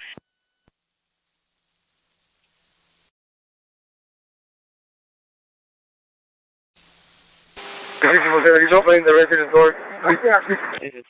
He's opening the residence door. 317. Last name today? Control 921 North 4 and Hillcrest. That's for one. He's standing at the threshold of the door. 10-4.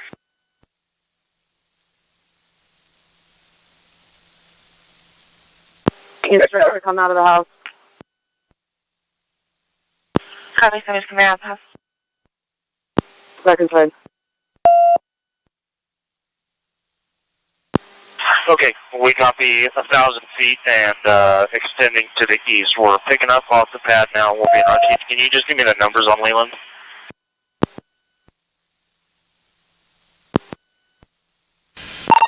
Yeah, the numbers on Leland are 950. Okay, we copy. And then you were given the description of him. I copied a 30-year-old. I copied the clothing and just send in his race for me. HM about 5'8". Come in at He's back outside. 1,600 above me, and then when you guys get on scene Copy and outside, you got it in sight, I'll depart whatever direction is convenient for you.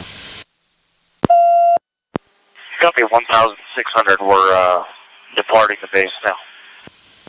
This is the front door. Has the guy in his hand. Back inside. Back inside.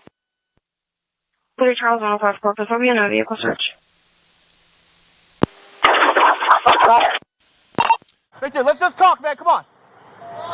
Can we just come out so we can talk? 631 It's a Friday night, man. Come on.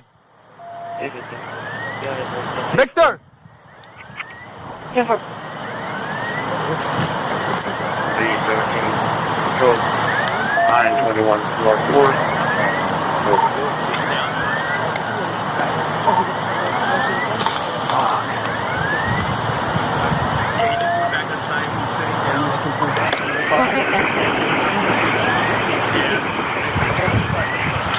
Yeah, just look at less people.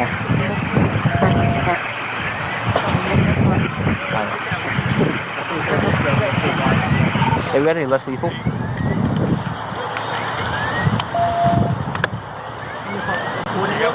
Yeah, I think we need to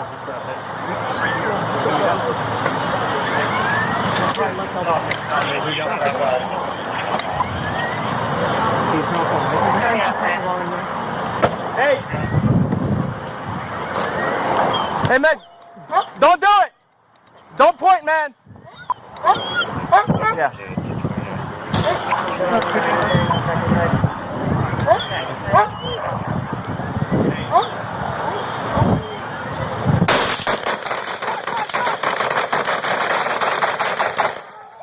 Shot fired! Front door! I found the front door! Get back!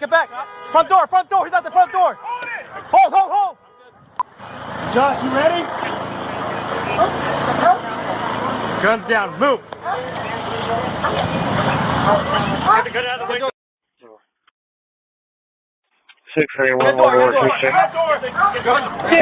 Alright, hold, that's it. Hold, that's it. Alright, hold.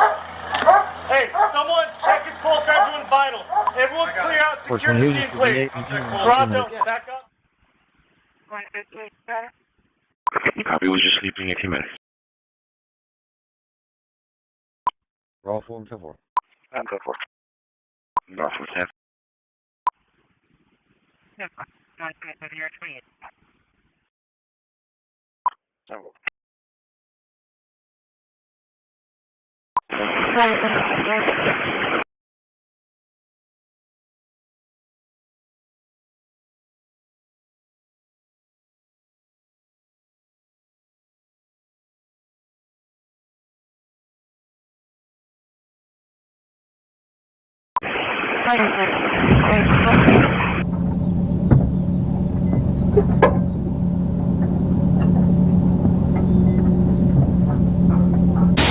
How we doing, Jeff? How you doing? Good. You can't stop me right now. Why is that? Because I'm turning my myself in before 2 o'clock. I got to go to Walmart, the gas station, and take this truck back home, and I have to be brought back to town. Okay, roll the window down for me. Well, roll the window down. Jeff, if I have to smash the window, you're going to catch another charge. Okay? Hop out the truck, and we can talk about it, Jeff. We're not. Jeff, hop out of the vehicle. Who are you trying to call? Okay, and I'll make a phone call. You can do it right now before I take off. Okay, well, hop out the truck then. Who are you trying to call? I'm calling, right now I'm calling Kurt the bondsman, because he already talked to the captain. I'm turning myself in before 2 o'clock. Unit over. Jeff, if you leave, you're going to be committing a flee and elude. Okay, well, I still need you to get out of the vehicle, okay? Jeff, you're going to catch another charge, buddy. You're going to end up going to prison if you end up doing something stupid. I'm going to prison anyway. That's why I'm turning myself in. You've been good to me, man. I know, and I'm trying to be polite and trying to help you. But put the car in park. 1304.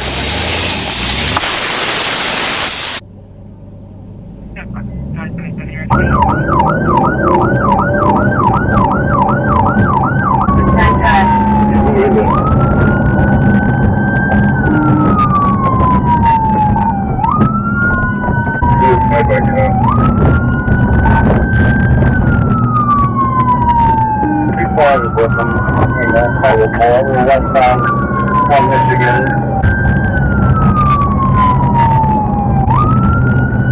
Northbound, check it. Westbound on the 57. Westbound on the 57. There's a westbound 57.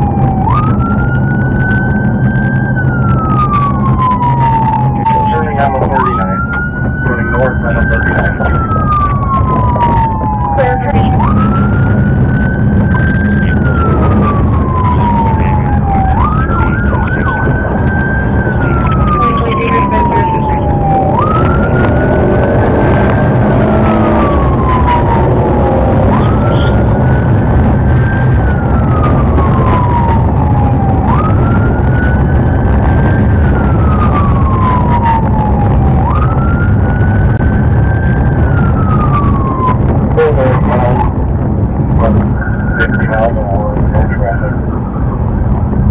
Northbound 1393, 15 miles an hour, no traffic, 1311.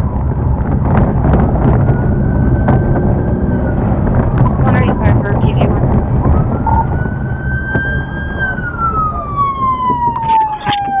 Unit 3, departure. Following stop. Copy, following stop, 1312.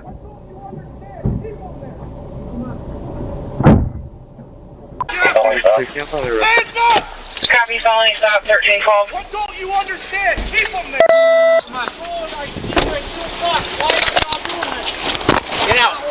Open it. Open it. I'll smash it. Open. I'm gonna. Open it now. I am. Don't grab me. I'm already hurt. Hop on out. Step out. I'll get out. Can my brother come get my truck? Quit reaching. I ain't got nothing, dude. Turn around, face the car. Turn around, face the car now. I am. Turn around and face the car. Which way? Right there.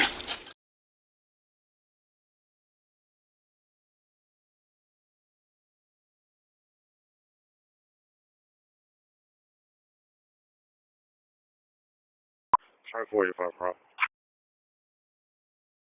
That's 340. Okay, that's 320. 10-4.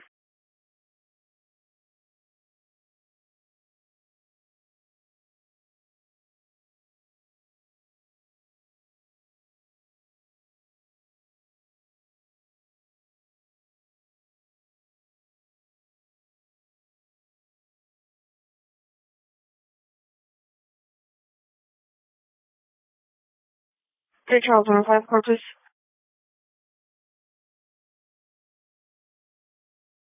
3 Charles 7 1 corpus. 185 for PG1.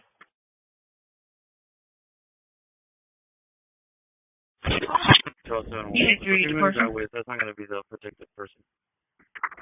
Adam 420, Adam 421. I'll show out for the investigation. 5888 call, 5888 call. Contact Liliana.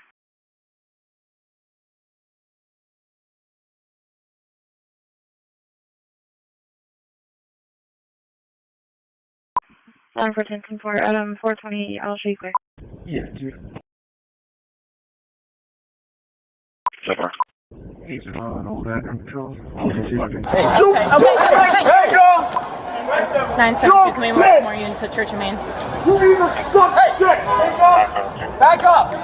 Back up! We need more units at Church Back of Maine. up! Back up! Back up! I'm gonna tase you! Back up! Back up! Back up! You can't tase me! 417 taser deployed.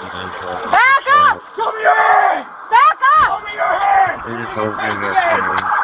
Show me your hands! Down on the ground! Down on the ground! Yeah, on the ground. On the ground! On the ground! They're going to be at the 7-Eleven combination 37. I don't know. He just came up. He didn't say a word. Lost his legs, crumbled towards his body, and leaned into him. He just smacked me in the face. He touched me. You're under arrest, sir, okay? Do you understand that? For assault on a police officer. Find where it was. It's not on his spine. That's fine. What's your mind address seeing him? He's a guy over here. We've got a lot of questions. You are 7. On one side. 5-4. Get an evaluation. EAB is secure. No, bring him on the side, just bring his knees up so he can show himself. Stop recording shit, first of all! Come on back up. Listen! Can I get a record, please? You guys looking for crowd control? Keep them back. You guys looking for crowd control? Keep them back. Come on, go. Already called it. I called it. Take the cartridge out.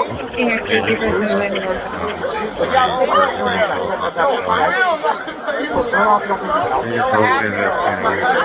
the cartridge out you use and put it in your pocket. That's evidence, okay?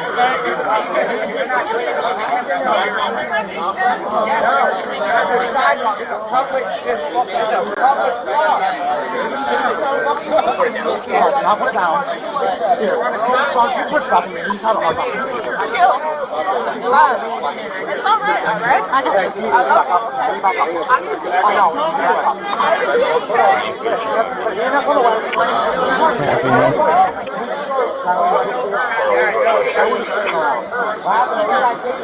Copy of it, 46. You're on this side. We're gonna roll him on the other side, make sure all the pockets fine. You want to go nuts?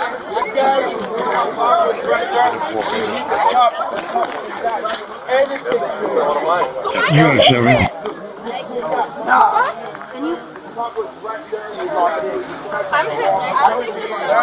EAB is secure.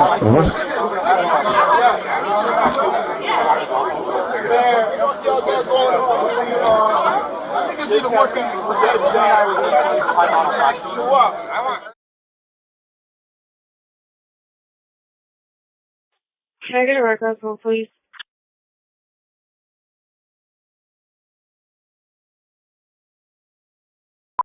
And 14 arrived.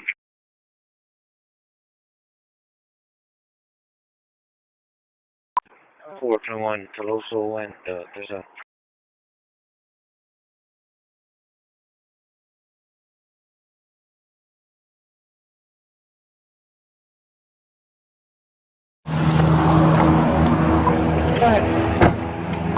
there's obviously a more bounty at the moment.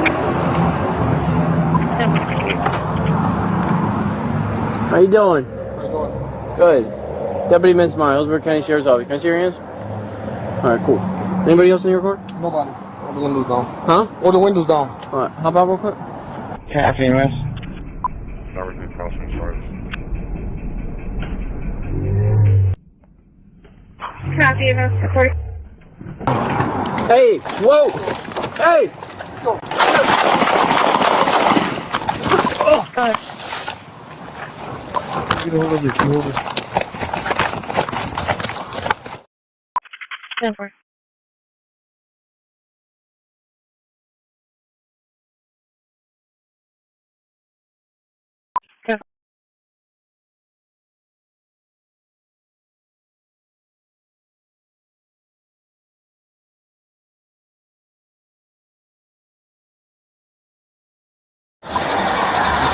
you doing, James? Come on out there, man. Come here.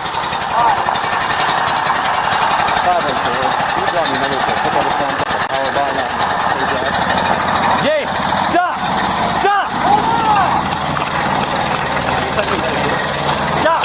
355 what servants along in the apartments. Get off! Now! Get off! Now! Stop! Stop! Stop! Stop! Now! Stop! Now! Get off! Get off now! Get off! Right now! Get off! Now! No! Step off!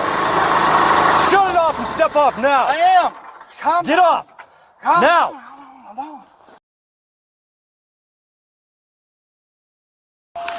You run, I'm gonna tase you, James. I'm gonna... 9494, insurance and progress up one apartments. 5725 Curtis Clark, apartment 4622. Not sure if it's related to the other disturbance in the area. Send me another unit now. Shots fired. Suspect pulled a gun. No, he shot. Stand by. Suspect reached for a gun. Got tased. Round discharge from his gun. Start JCA to another unit. Looks like he got shot in the hand. Right has a window. It's a male and female. There's no visual. Go ahead.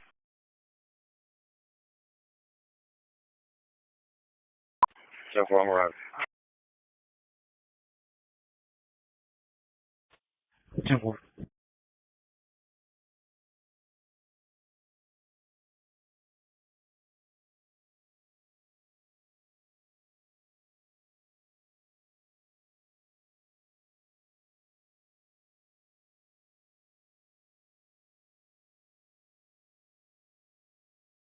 Guns out, be careful.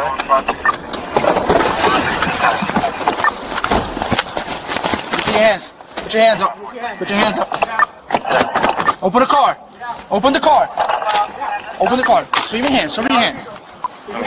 Show me your hands. Get against the car. Get against the car. Get against the car. Switch your legs open. Put your car.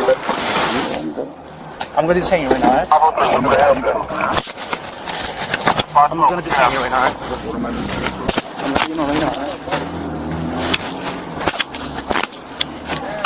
That's all we got so far at a 422. One more detain. 422, 1 minute. Yo, where you going? I'm gonna shoot you. I'm gonna shoot you. I'm gonna shoot you. Yo, stop, stop. Send me unit. Don't move. Don't you think about moving. Move. Get him on the floor. Get him on the floor. Get out of the car. Get out of the car.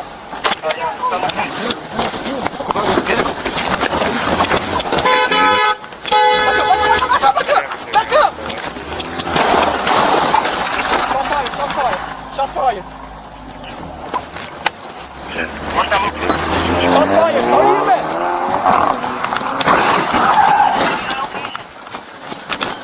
Please, hold them. Please, hold them.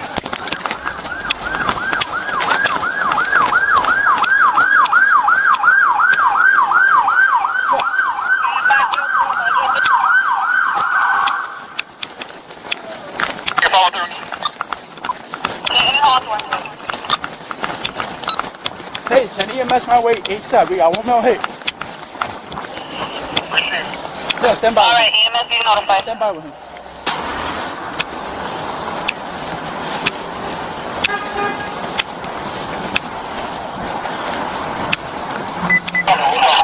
Yo, this guy's hit. Come on. Inside the car. Yeah. No, he's hit inside the car.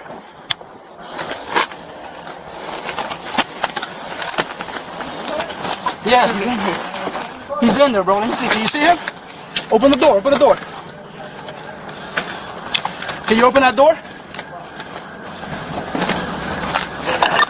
How many? You just need one ambulance? He's hit? From the back? 9671. You have additional units responding to Bennet and Hawthorne. He's in that? Yeah.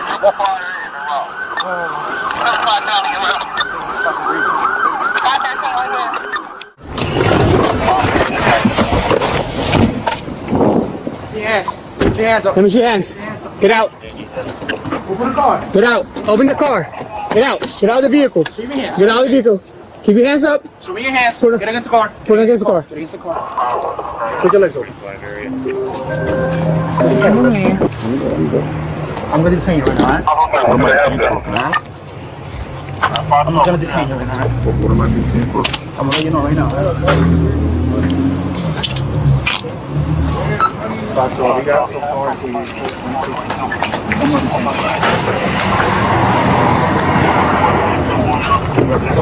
Yo, where you going?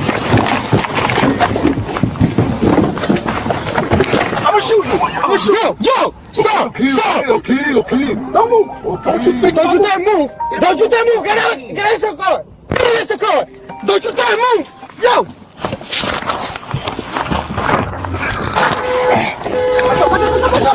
Back up. That's right.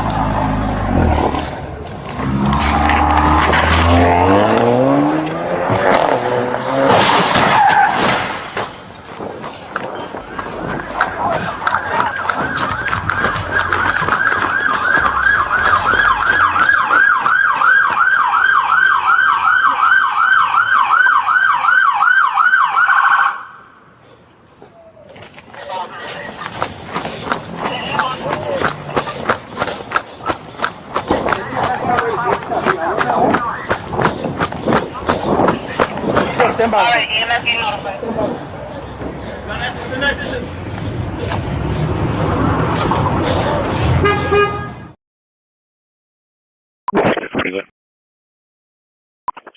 Here's Watson, John King, Mary, 0820.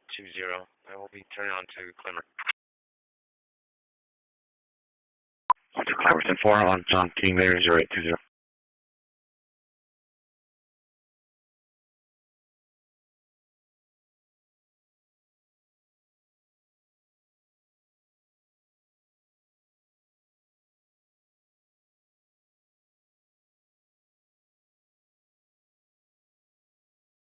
Got off to get the truck. We have the money in the car. And me, like an idiot, I didn't lock the car. Okay. And we were counting the money in there, and I think he saw the owner was moving the car so he could pull it out of the garage. He's like, "Hey, dude, that car took off with something. He stole something out of your car," he said. And he left. All right. Is there a prosecution? Absolutely. To the highest degree. Okay. So you Bravo. went to some location to buy a truck, had money in the car. Yes. Okay. And then we got off to see the truck with the owner of the truck. He got there. Which was not him. Okay. And we got in the car and we started chasing this guy. And this dude was hauling ass until he crashed right here.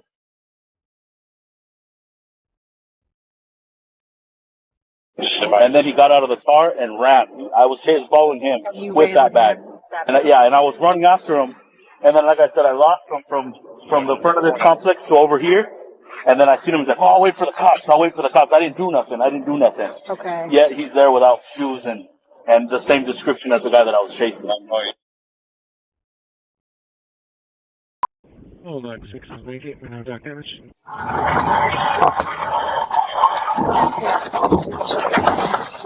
Good. Get on the ground.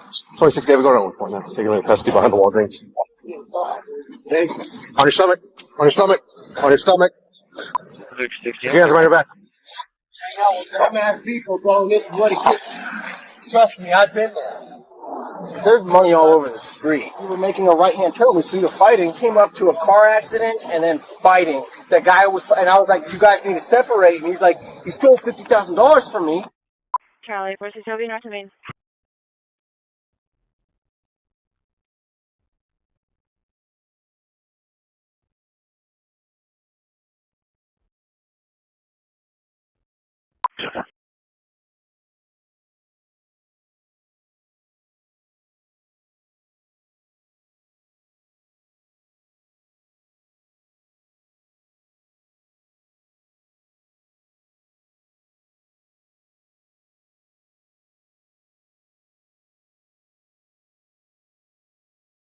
Charlie 355 arriving. Arriving.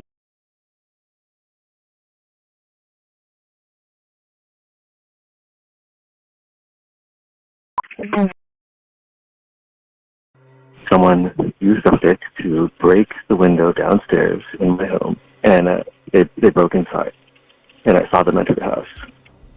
Officers Eureka Monroe and Frank Chenois were dispatched to a 603, a person breaking in, call for service at 0927 hours.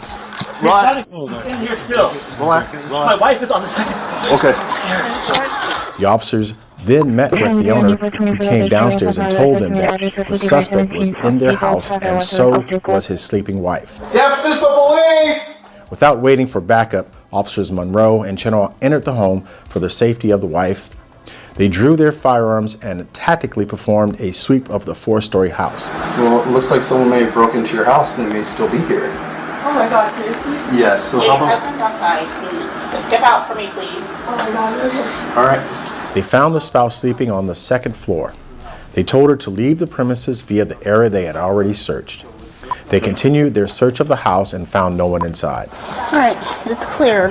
The officers were able to view the Nest camera, which showed a depiction of the suspect, which they broadcast to dispatch.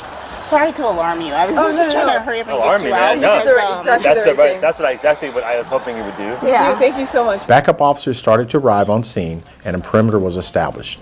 The original caller met with Officer Monroe and told her that he had just come face-to-face with the suspect while he was in his home. It's the top one. He's on the top 3rd floor. Back staircase. He's walked up there. This building just made contact with him.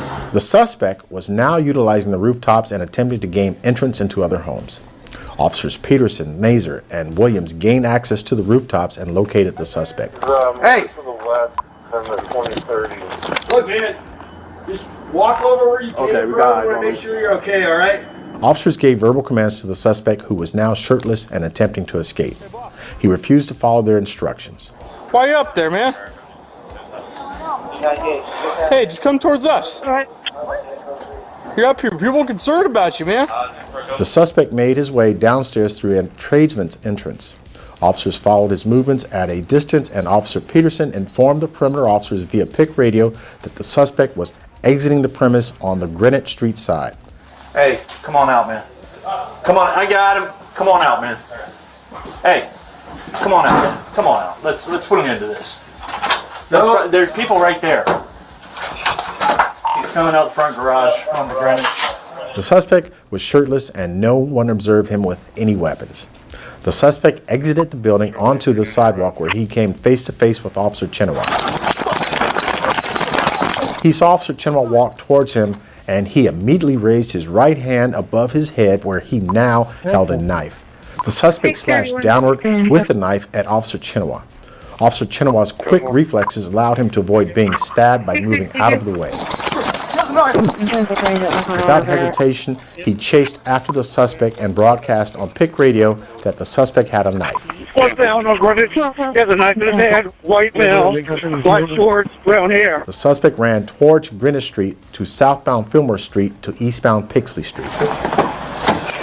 Officer Monroe got into the waiting patrol vehicle with Sergeant Kelly driving.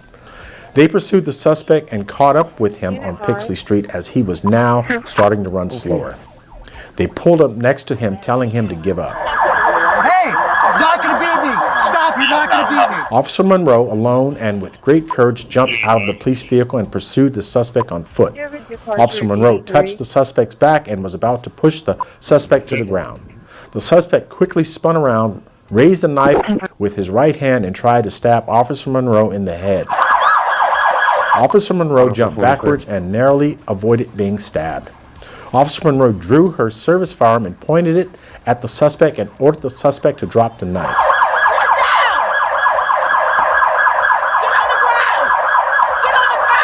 The suspect dropped the knife and fled eastbound on Greenwich Street.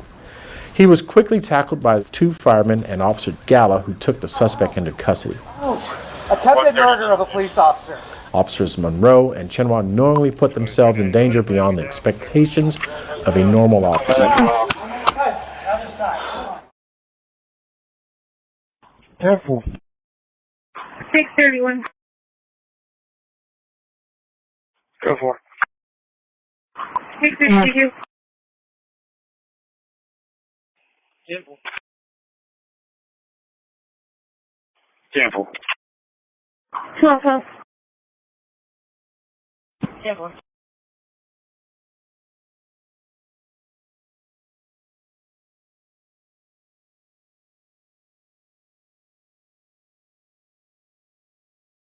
The way that your vehicle was located, I'll have to write you a ticket for improper U-turn.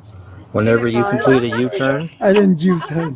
hold on. Whenever you complete a U-turn, you're supposed to be as far to that corner as possible. Okay? They have another car in front of her. That's why, you know, I cannot parking behind her. Okay.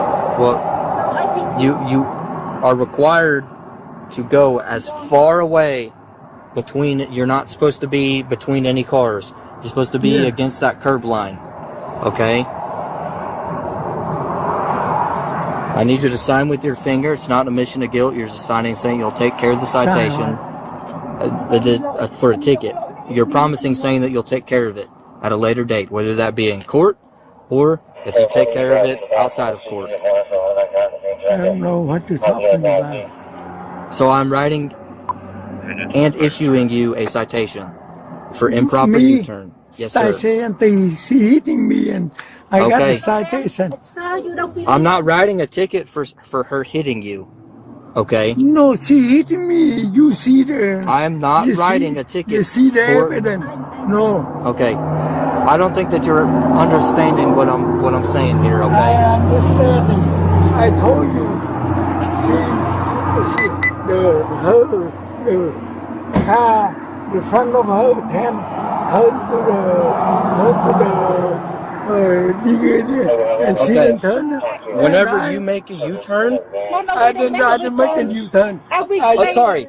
Let me clarify, okay? Yeah. Whenever you enter a little intersection thing like that, you are not allowed to go side by side next to a car. Okay? You have to go behind vehicles. Hey, you are the police. Yes. So you know. Okay. How many cars? We are done, sir.